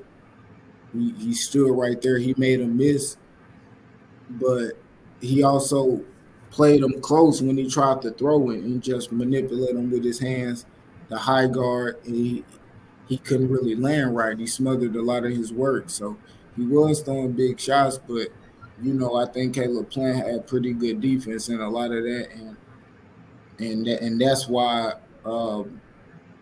Canelo had to do, you know, he had to bring them other tricks out because Canelo he like changed how we fought every 4 rounds. It was like when I watched that fight, it was Canelo fought this way for 4 rounds, then he changed this for 4 rounds, and then he switched up for them last little two. And shit, that shit worked. Like it was like I was like, damn, I walked away from that fight like, damn, Canelo got some little IQ because Caleb Plant, he can box. You talking Mm-hmm. about a boxer, you know what I mean? That he stopped. So I thought that was a good ass win, man. Yeah, I think the best thing about Canelo is his ability to manage rounds. And I think that's where experience comes in when we always talk about I don't think it's always the fighting. Everybody be like, oh yeah, but he got experience, this and that. Well, the experience, what they mean is for me, when people say they have more experience, I think the main thing, the common denominator in that is that they basically understand how to fight a 12-round fight. Sean Porter was like that. They smart. They understand that I'm just trying to win a round. If I can get this many rounds, I can beat you. And some people, they just going out and they just fighting. And then you find them, they gas tank run out at the end, you know. And I think that's the difference. That's the difference in your experience in fighting.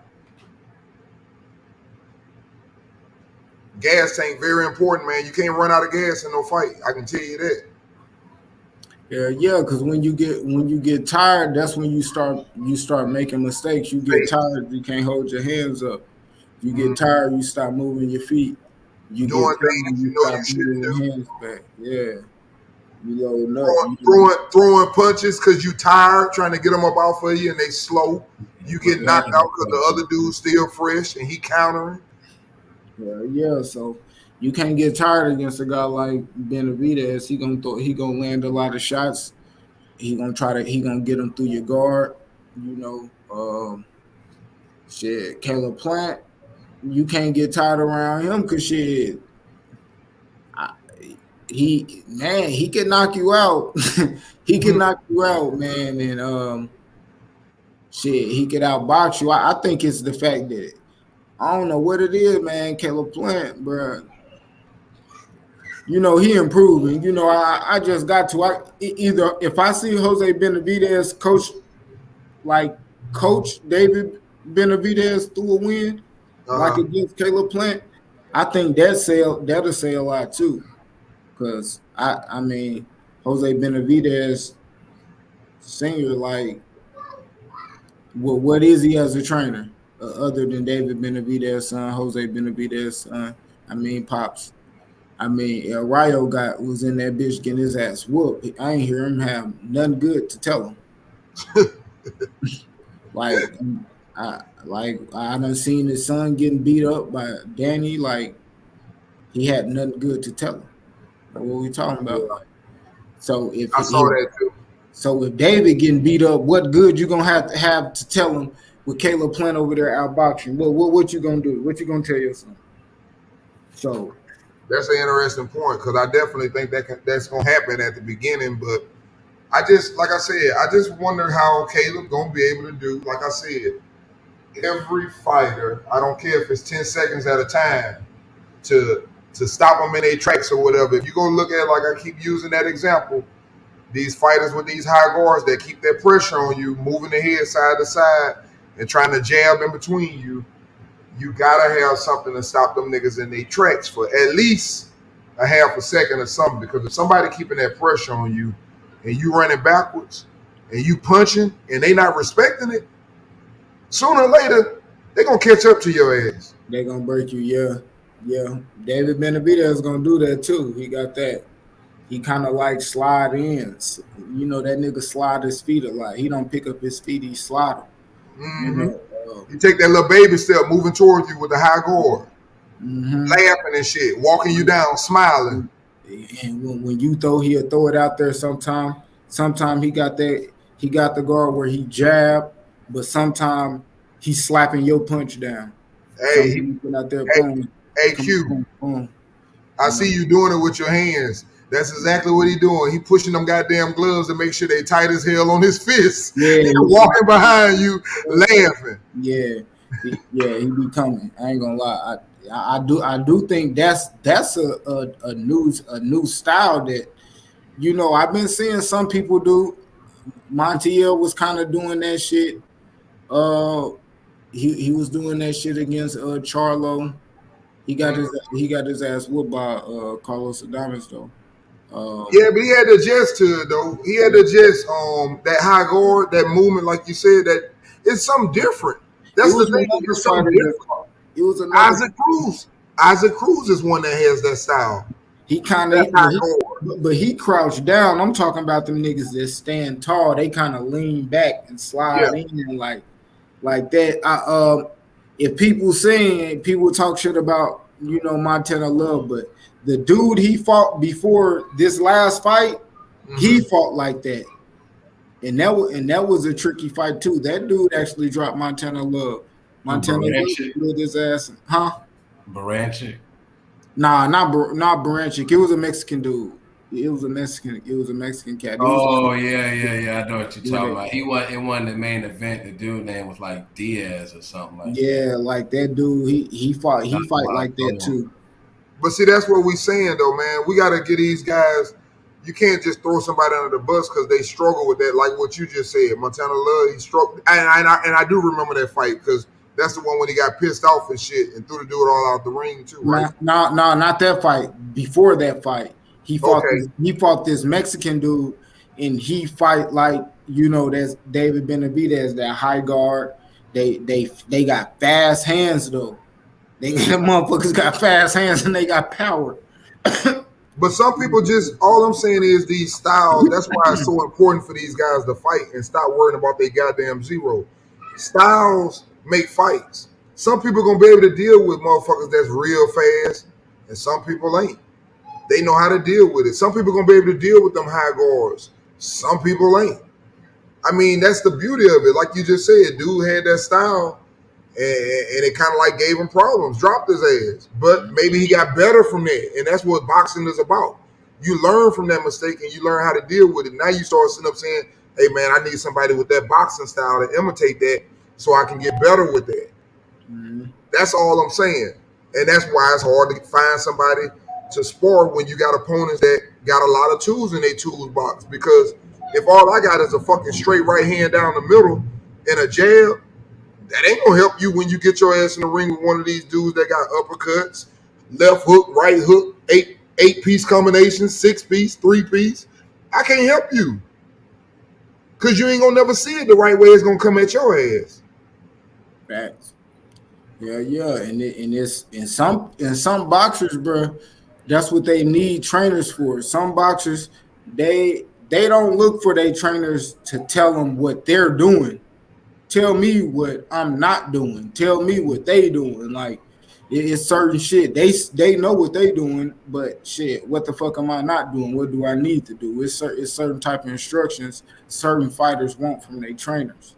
You know what I mean? It's just what what you need in that ring, bro. But man, I think that's gonna be a real good fight looking to be made next year.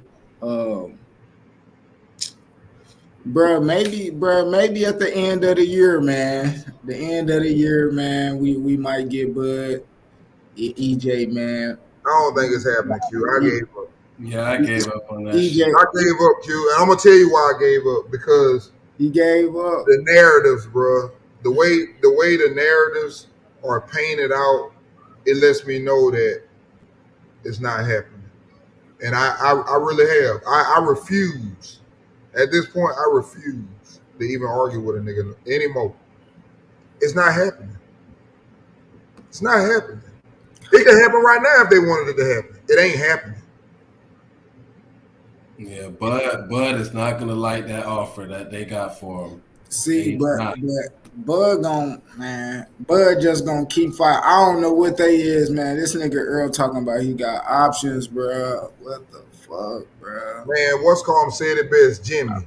That dude Jimmy that was on here. Yeah. I'm telling you, I can see Bud. I can see Bud fighting Boots before he fight fucking Earl. I'm just letting you know right now. And I can also see him fighting Pacquiao. I can see him fighting Thurman. You know why I say Pacquiao and Thurman? because the money. And he independent. And they names. And they will put that fight together. That's what I'm saying, Q. There's not like a lot of other fights that I want to see either of those guys in. Like, what options Earl talking I don't want that fight, but that's the fight that I think that's going to be the most easiest to make with business sense. Pacquiao on independent. Like, these guys, they made all the money that they gonna make. It's like there ain't nothing else a bitch want to see either. They ass do. I can't even be mad at this point, bro. I can't even be mad at this point. I'm gonna be honest, bro. I just look at that shit like, fuck it, bro. This nigga about to fight somebody. He done pushed this shit all the way to a year. So, you know, shit just weird, bro. Okay, Bud said he ain't sitting around waiting for nobody, bro. I believe it. Why would I? Okay, you fighting sometime in them 3 months, bro. I get your ass BLK or whoever fucking with them with the next fights or whatever. Shit, man, hit me up in March. I'll let you know if these motherfuckers are hit me up or just stay in contact with me. You know what I mean? Let me know, man. If these fools don't hit me up, then we set something up around the same time this Rudy Poo motherfucker about to fight, man. Hey, man, and y'all make sure y'all hit that like button, man. Stone Cold Stunner that bitch, man. I never really liked you much anyway.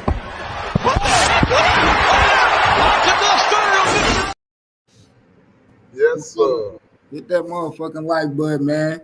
Get this boxing shit like wrestling. And this all attitude era in this motherfucker, man. This how I get down, man. I grew up in that attitude. Yeah. Hit that like button for my boy Q, man. Like and subscribe.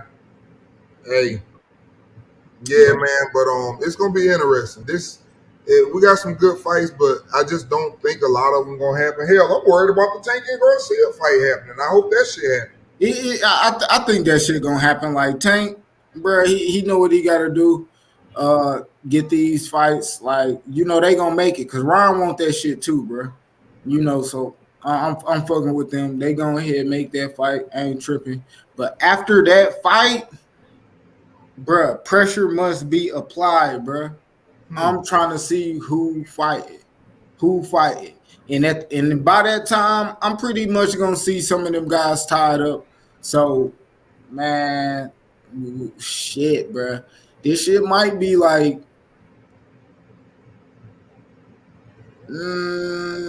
October, November, December. That shit is gonna be late in the year type shit. If we looking at Tank fighting at the top of the year, middle of the year, the end of the year is only right. So we got to see what everybody else gonna do. What Devin gonna do in the meantime? Is he gonna fight Lomachenko and move up? Is he, what Shakur gonna do? Is Shakur gonna get a fight? Is he gonna be fighting for a vacant? Are we gonna have to wait till 2024 till these guys get one of Devin belts and then unify the division when they fight? Like, all this shit is gonna go into account. This shit not gonna be like, oh yeah, they gonna fight after this and they gonna do this. Like, nah, Devin still got the belts. Is Devin defending belts, or is he defending and dropping? Or is he, what's going on? Because if them belts is free, then I see everybody going to get their belt. Tank, obviously, the WBC. Shakur looking like, with Tank, the WBA. With Shakur, probably WBC, WBO. Who knows? And then we got whoever else getting in the mix. Frank Martin in the mix. Eastside Cruz trying to get in the mix. Williams Zepeda think he up in there. I don't know. You got all them guys in there trying to get in there and get a belt. But I know off top, shit, or even Lomachenko. But I know this off top, shit. I know Tank getting one of them motherfuckers, and I know Shakur getting one of them motherfuckers. That was damn sure. I can't speak on nobody else and where they gonna go and how they gonna go about getting it. But it don't even matter who the fuck they get it. I know Shakur gonna get one, and I know Tank gonna get one. Shit, cause why wouldn't a sanctioned body get a ass straight away to that belt? The fight, they gonna be in a fight for the belt, but they gonna get it like you said. Yeah. You know what I mean. They gonna be fighting for that banking against the number one, guy. They. But see, I don't know if all of them will take that shit though. That's the thing though, Q. What you mean? Take what? I don't know if all of them will take. Let me say this, bro, and that's why I keep saying these fighters. I don't give a damn who your sparring partner was. I don't give a damn what people say about you. I'm gonna give you an example. Let's say, for example, Bob just throws it out there. Okay, fighting for the belt, Jermaine Ortiz versus Tank. I don't know if them niggas will take them fights. Some of them dudes tough fights, man. Nah, they know Tank. I don't know if they would take those fights. Is what I'm trying to say though. If they can go get a name, and get a money fight, I don't know if they'll take them fights. Like for example, Loma might get an opportunity, but would he take that fight with Shakur? Yeah, cause the thing with Loma ain't shying away from no smoke. He got 2 losses. When you talking about Tank and Jermaine Ortiz, you think Tank gonna turn that down? I don't know. Like hell no, hell no. I mean, you got Keyshawn 135, Frank Martin 135. I mean, I'm just saying. I don't know. But they gotta be. That's where boxing at these days. But they're not gonna be in position to get that belt? Say, okay, I guess Devin in May, so June, July. Say the belt's vacated in July. By July next year, you got Tank. Like, yeah, bro. I can see the sanctioning body sitting here picking and choosing. Like, yeah, Tank, he got our little super belt right here, man. He in that bitch for this. He already the cash cow. So the sanctioning fees, it's whatever, bro. He's that guy for this, And all the other sanctioning bodies looking at that shit like that too. They got their rankings. They gonna be like, yeah, we willing to make this fight. But even if you still willing to say, I want these 2 guys to do it, it's still predicated off like, okay, well, who do you have? Who do you think you got in our rankings that y'all can just go make the fight? We don't really got to get involved with doing this and this. The only thing that's not in no sanctioning body control and none of that is the Ring Magazine title. And then the only way that's gonna be gotten is if 1 and 2 in their shit fight when they rankings fight. So, hey man, I give PBC a hard time too though, but I got to give a shout out to them too, man, because I like when they do stuff like that. Putting the Frank Martin and the Rivera fight on, 2 people with a 0. That's what we need, man. And it didn't take away from the fighters. As long as they keep fighting and they get back on track, we're gonna respect it. We just know which one is the better fighter out of them too. They got more fights to make like that at 135 too. Oh, no doubt. That's why I said respect to them for doing it. But they all got to do it. Top Rank got to do it. The Zone, everybody got to do that. And that's all I'm saying. That's why I wanted to give them their props for doing that, because them 2 young guys, and they could have easily been like, nah, fuck that. Don't put him in there. Let's let him, just ride and look good and keep him on the other side and let him ride and look good. But you put him in there. Now you got somebody that you consider, for example, a market. You can push for him now. Michelle Rivera, he could still be built up too. Oh, that's what I said. It didn't. It listen, man. See, that's where I get mad when people there sit up and say, "Oh man, he ain't shit. He let Frank Martin being Frank Martin ain't shit. This and that." Frank Martin left-handed. That dude young. We don't know if he just got a left hand problem or is he just not that good. But that remains to be seen, is what I'm saying. There's a lot of people that can't deal with left-handers, but they don't fucking fight them. Yeah, he is like he be Frank Martin all right, bro. That like he all right. It be some he be getting some work. He be getting some work because when I look at him like, all right, go unlock the door for him. Hold up, y'all go real quick. Yeah.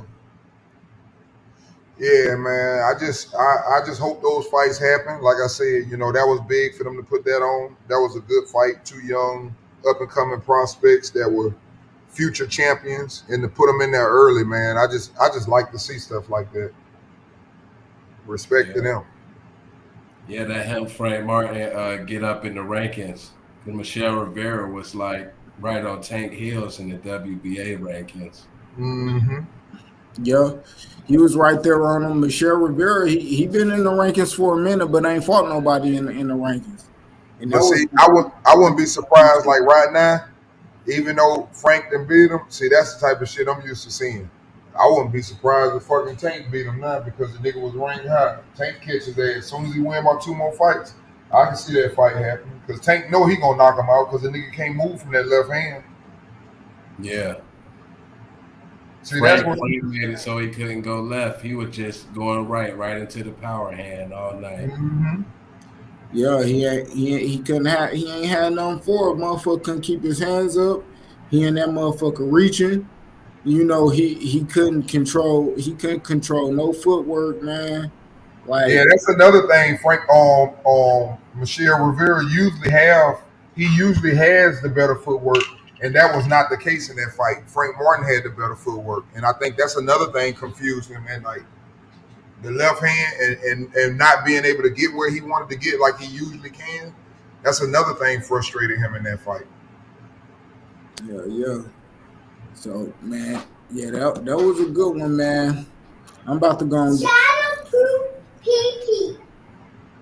Yes, sir. I'm going to jump on my man channel. Appreciate you for letting me cook on here with you, Q. As always, man. Y'all like and subscribe. All right. Hit the like button on your way out, man. Peace, Q. All right, Peace, appreciate my it. man. All right, Q. Appreciate you letting me jump on. I'm gonna come holler at you next go around. Yeah, man. Y'all make sure y'all holler at me on the next go round, man. We in here, man. Y'all make sure y'all hit that like button. You know what I mean? Y'all know what y'all can do with it. Hit that motherfucker hard. Hit that bit like Ernie Shavers, man. And we out.